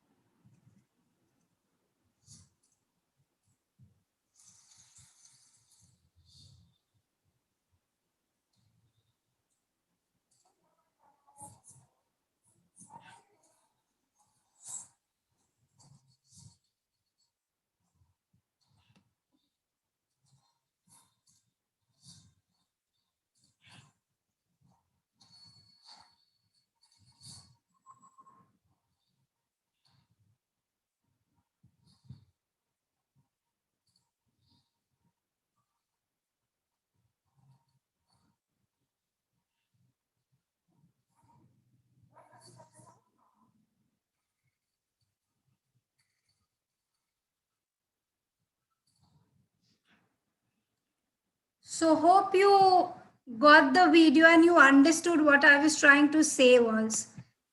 So yes, a simple thing what I would say, have a strong password. Whatever you post on social media generally remains there. So be very careful before posting. Do not post your house address or your phone number or date of birth on social media sites. And usually a social media site and an email service provider gives you options of 2 authentications. So one is your password and other is OTP. So please try to use that. It'll be really helpful. And don't install unwanted softwares or apps from unknown sources. That's extremely important. So be careful before you are downloading anything on your mobile. Ma'am, like we have questions. A few of the participants, their account is breached, so they are asking what we have to do next. So I think everyone got panicked. Okay, they have been breached. So only thing what you can do is don't panic. Just change your passwords on your Facebook, your Instagram, your all accounts. Just change your passwords. Okay, ma'am. So they are putting the numbers as well. 5 times breached, 4 times breached, and they're asking. So they're asking how, ma'am, how is the Save Me app for security? So they are asking for your suggestion for the same. I didn't get you the question. There is an app called Save Me app. So okay, how? Yeah, you can use those apps if there are a lot of apps like that. So what you can do is you can review the apps properly and then you can download. They really help you. But please keep different passwords, and your password shouldn't be related to your birth date or someone's family's birth date or family name or any person in your family whom you are close to. it should be really vague and different. So nothing related to you or your favorite food or something. Don't put anything that is related to you. Put a vague password. Okay, ma'am. So thank you so much for that insightful session. Participants, do you have any more questions before that, ma'am? Do you have time to take a few more questions? Yeah, I can take. Okay, ma'am, I'll be helping you out with that. Someone is asking, can we do anything in the field of cyber psychology after doing Masters of Arts in psychology, or we have to study psychology with science stream? Is cyber psychology related to criminal psychology? Cyber psychology to a certain extent is related to criminal psychology, and cyber psychology itself is an absolute different subject that's coming up. So in India, you won't get a lot of courses for that. You may take some time, but yeah, you may get it for sure after certain time. Next up we have, what are the qualifications for becoming a cyber psychologist? You need to qualify as a psychologist first and then get into cyber psychology. Ma'am, next, ma'am, how can one help him or herself to protect from cyberbullying, and how can we get more information if I want to read more about it? Okay, you can get in touch with me. My name, you can search on my name as Madhvi K. Gohil, or you can connect me on my page, Facebook page, that's Talent Tools. I'll help you out. Any question you can mail me. My mail ID is madhvikgohil21@gmail.com. Okay, ma'am. Next, how could we keep the oral communication in young people? How could we keep old communication? Oral communication. Oral communication. Yeah, so that's what we need to do is, as a cyber psychologist, we have to implement certain things. We have to make a lot of awareness programs. We have to do a lot of social activities together. That'll really help. Because these days kids are not even having eye contacts. And how to increase one's self-esteem? So, not get bullied. Don't feel that, you are an average student or you are under. You may be having certain qualities which others don't have. So do not feel sad or bad about yourself. Do not pity yourself for anything. You are strong enough to fight and you can do that. Thank you, ma'am. I would request participants, if they are left with any of the questions, to email ma'am. They will be, she will be surely trying to answer those questions. I really want to. One second. We have a very important question, which is right for this time. Okay, so how to avoid social media addiction? I think we have the right person to tell more about that. So social media addiction, it's going to take a lot of time. So if you're using for 7-8 hours, try to avoid. You have an app also online about your screen time, so you can keep checking. So I am not telling you to avoid it absolutely because it's not practical. So what you can do, if you are using for 7 hours, try to get it to 6 hours, then try to get it for 5 hours. And Instagram and Facebook, it's just, for business or for communication, it is good. But if you are just posting unnecessarily stuff, like what did you eat and what did you drink, it's not necessary. It's really not necessary for all of us to post that you've been on a mall and you've traveled here or you traveled there. It's okay. It's okay to avoid at times and enjoy those moments rather than posting it. So ma'am's advice is we have to keep our private life private, but we have to enjoy the social media as well, right, ma'am? Yeah, true. Okay, ma'am. So we have request. Could you please tell your email ID once more? It's Madhvi, Madhvi, K Gohil, GOHIL 21@gmail.com. Okay, so thank you so much, ma'am. And over to MC Ishida for thanking the speaker officially. Yeah. Thank you so much, ma'am, for this wonderful, mind-blowing session. It was, the conference was really enlightened by your presence. And as a token of love and appreciation, we would like to present you with an e-certificate from the 3G team. I request the technical team to display the same on the screen. so much. And thank you for being so patient and listening to me. I hope you got some insight about cyber psychology. Thanks a lot. Thank Sure, you so ma'am. much. Thank you. The certificate will be emailed to you as well. Thank you, ma'am. Okay. I would request the participants to kindly fill in the feedback form for the sessions you attended today. I would like to call upon MC Anjali for taking over the session now. Thank you so much, MC Ishita. Thank you so much, Madhvi Goyal, ma'am. So that was a power-packed session with a lot of insights, and I could see a lot of queries, a lot of confusions, a lot of insights which came into the participants. We are so happy to hear that. And that was our last speaker. I hope you enjoyed our sessions. There we comes to the end of second day of our conference. And before ending, we have our event coordinator Disha here. She will be talking more about the conference. So I would like to invite Disha over to the dais to speak, to address our audience. Over to you, Disha. One second.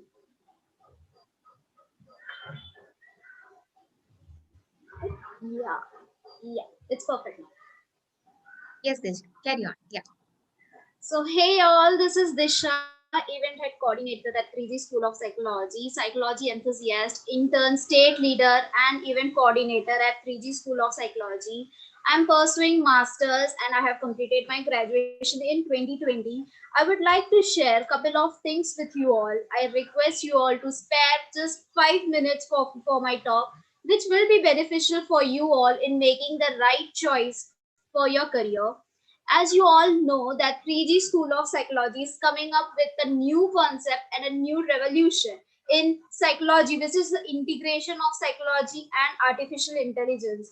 We as psychology students should keep ourselves updated in this technological world. And guys, this is the right platform for all of us to help us grow. Being a postgraduate student of psychology, I haven't seen this kind of exposure towards psychology. So this made me realize that this is a wonderful platform for all of us, where there is an ocean of opportunities in front of us all. We just have to dive deep into it and sail through.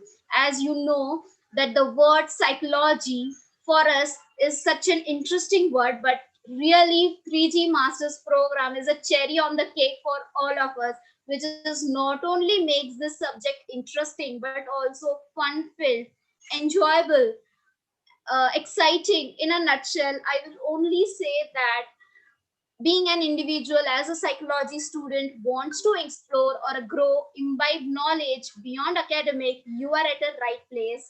Thank you so much for being so cooperative and attentive during the whole conference. Till now, we have heard the prominent personalities of psychology, Dr. Samir Parekh, Buma ma'am, Pooja Jayar, Pooja Jha Nair ma'am, Jay Madan ma'am, Anand Munshi sir, Geeta Dalal ma'am. Stay tuned to hear from more upcoming personalities. Thank you so much, everyone. Thank you so much, 3G School of Psychology and the whole team. I request to co-host MC Anjali to take over the session. Thank you so much, Disha. Thank you so much for coming in and sharing your time with us. So, hi everyone. So, how was the session today? There we comes to the end of second day of conference. I hope you all enjoyed. You can share your comments in the chat box. Meanwhile, I want to again announce about the giveaway of Amazon voucher worth 1,000 rupees, 50 free ebooks, and Canva Premium account. So if you want to get that giveaway, all you have to do is go to our official Instagram page at 3G School of Psychology and tag 5 of your friends right now. So don't forget to tag all our leaders. You can see our leaders link in our chat box. I request my technical team to post the leaders link in the chat box so that they can get connected with us.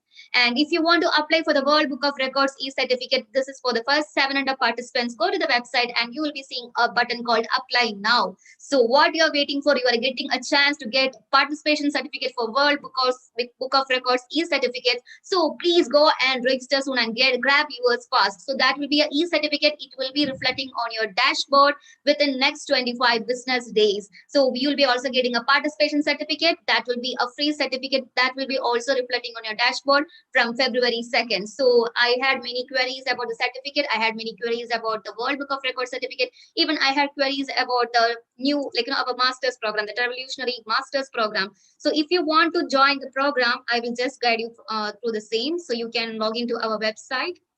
1 second, let me share my screen. So you can log into our website 3gschoolofpsychology.org/masters, and here you can type our scholarship code 3G IPC 2021. So if you are giving this code within the next 2 days, you will be getting a chance to grab a scholarship of 40,000 rupees. So please don't miss the opportunity and apply for that soon. Okay, so we have our national head leader Joel here to address the audience. So thank you so much, Joel, for joining us. Yeah, over to you. Hi all. So hope everybody enjoyed the sessions in the conference. So can I get a yes or a boom in the chat box? Like, we have been completing our second day in the International Psychology Conference.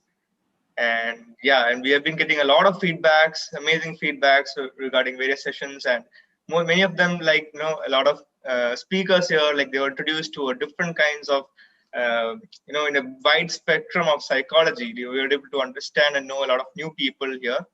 So I guess everyone enjoyed this second day program.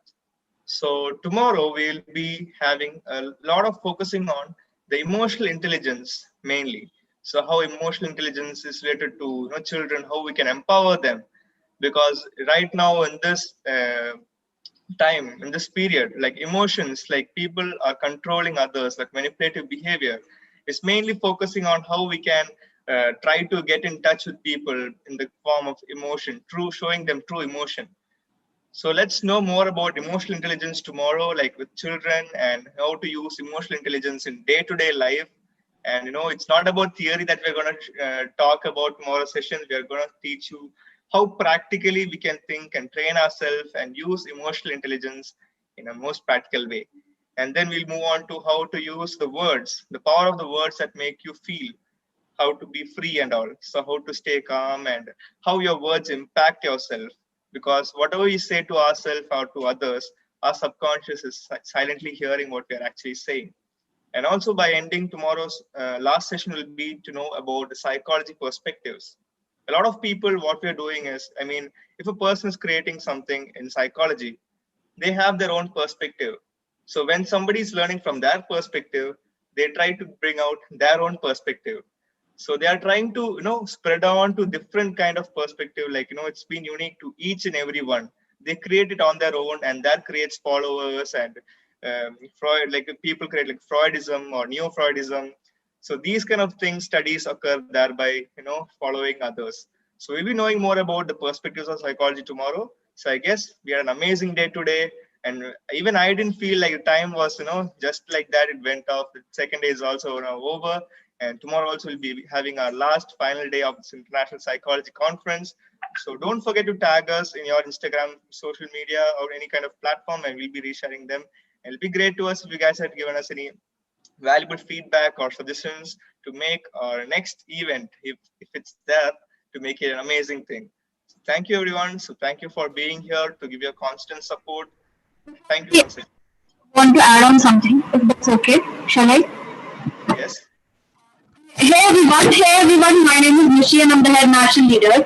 And I just take 1 minute of your time to remind you that if anybody has any doubt regarding the master's program, regarding the internship program, please bug me. Please call me, disturb me all the time. I'm really sorry I can't on my camera. My front camera isn't working, so please pardon. And if you have any doubt regarding the master's program and also regarding the internship program, please get in touch with me. And again, a big shout out to all of you for being such lovely and such amazing audience. You guys are dope. You guys are like fire, damn. For all the people who are listening from the conference from the start till end, you guys are really amazing, and I'm sure that you are taking so much of valuable information. So love you all. Please come tomorrow, please attend the session and take everything from here. Alright then, bye-bye. Joe, you can take over. So I guess Nishi has a power cut, and also she's using it on her phone. So that's why this kind of an audio, there's some little slight discrepancy in that. So thank you everyone once again. So I'd like to handle this to MC Anjali to take over.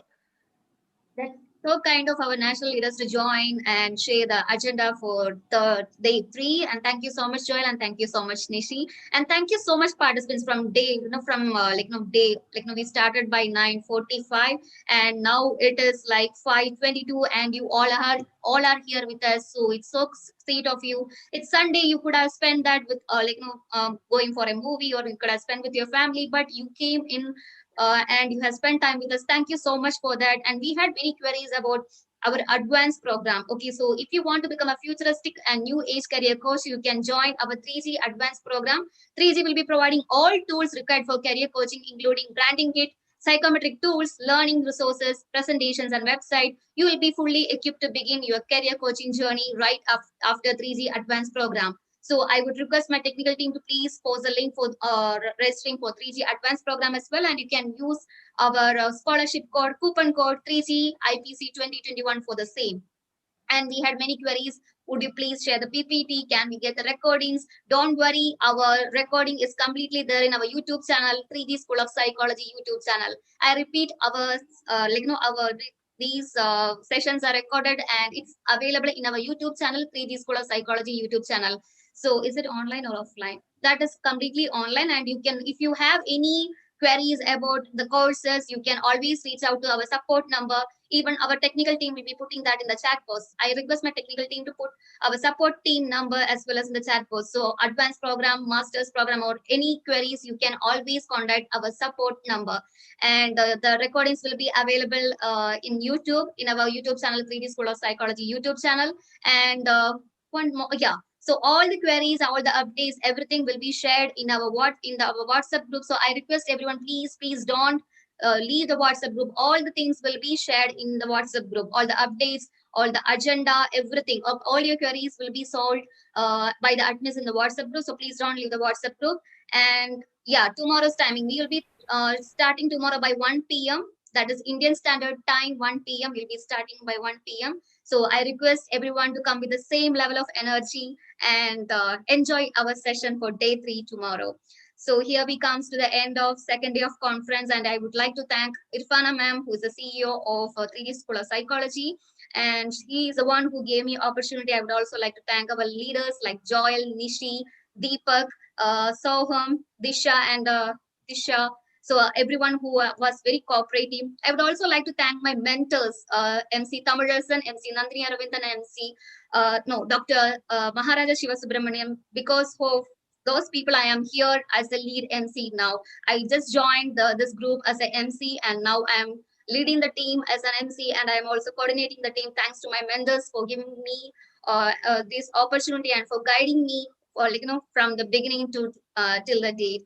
So here we comes to the end of the second day of 3G International Psychology Conference 2021. And we would like to thank our Department of Mental Health and Behavioral Sciences, Fortis Healthcare, under the aegis of Dr. Samir Parikh, for being our official mental health partner. Okay, so thank you so much, participants. Thank you so much for that full energy. One more thing to add. So on behalf of our 3 School of Psychology, I would like to thank Anjali to, single-handedly she was able to lead the whole team, managing it. Like we had a lot of 1,700 volunteers, and from that she chose a set of MCs, and from there she was able to pick highly, I learned a lot about leadership and management of people really well. And the way, the Tamil sir and Nandini ma'am have trained Anjali to be, such an exceptional person to conduct this whole 3-day conference. Just imagine sitting in front of the laptop and just, giving the same energy and vibe, how much mental strength that a person needs to be here for the whole conference, managing with people, managing with the technical team, the screenshot and our MCs, and people who have been doing the back-end works. Managing this is a real thing, real deal. So I'd like to thank Anjali and her technical team members like Mark, Litish, Kishore, and Ankita in her, Akshita in her MCing, and Srijata, and a lot of people who are at the back end who are able to support us. And Afra, I might be missing a lot of people right now, Shadia, and a lot of people who are there to support us to make this conference, to keep its high standards. And we didn't show the world that we are children. We show that we have the potential to do great things in life.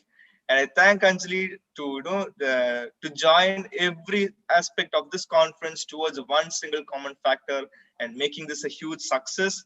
And once again, thank you everyone. So from towards the MC team to making this an amazing thing. You guys did an amazing job in making the speakers also comfortable, making them smile, and also whatever some technical difficulties happen, the technical team manages so really well, putting the feedback forms in the chat box, sending the mails, sending the links, and also sending the invitations to speakers. You guys did an amazing thing, and also the sharing of social media pages. And we were able to give them a lot of opportunities to show them who they are.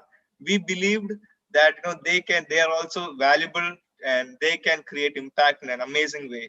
So thank you everyone. Like I would have missed a lot of people, but I gave my justice here. And also I thank all the volunteers who are here, who have been taken part, and also throughout attending all this event and all throughout from the internship sessions and all, you guys were there supporting us, and mainly the volunteers, the college leaders, the state leaders who took serious leadership roles and managing with people, understanding them. It's not about taking respect from people. It's about having regard with them, knowing how they're working, understanding them, and doing something about it so that it makes talk sensible way, I guess, to make it showing justice to what they were saying. So that's what I feel it's more important than respect. It's about having regard to other person who is doing the work for us. So thank you everyone. So thank you once again. So yeah, goodbye then. See you soon. That's so sweet of you, Joel, to come and thank each one of our team members. So yes, we have a huge team. You could have seen all MC team there. Okay, our beautiful co-host, beautiful MCs and handsome MCs. But we have a huge technical team. I should thank them. Okay, they have worked day and night. They have burned their midnight oil. My captains, Litish, Farid and Kishore, I have to thank them a lot. Thank you so much. And we will be showing all our team members tomorrow. And I would like to show my mentors. These are my mentors, Tamarasan and MC Nandini Aravindan. I owe to them for everything. I am who I am today because of them. And thank you so much, my mentors. I don't know whether you're watching now this, but I'm so much thankful that now I am a lead MC here because of all the trainings and guidance you both have given me. And thank you all the team members. Tomorrow we will be showing all the team members, all our MCs, all our technical team will be coming in front of you after the sessions. And we hope you all come with the same energy tomorrow at sharp 1 p.m. Indian Standard Time. So thank you so much, participants. Thank you so much for that love and energy you are giving in the chat post. We just loved it. This is what gives us more energy. Thank you so much once again. This is MC Anjali signing off with the entire team of 3G School of Psychology and 3G International Event Academy. Now we will be playing a couple of videos in which we will be showing about the master's program and our leaders' conduct. If you want to get in touch with us, with our leaders of this 3G Psychology Conference, you can always contact them. You can take a screenshot of that as well. And we'll be also sharing about the World Book of Records certificate. If you haven't registered for the same, you can register for that as well. So finally, this is MC Anjali signing off again. We will be meeting tomorrow. Thank you. Over to technical team for the videos, please.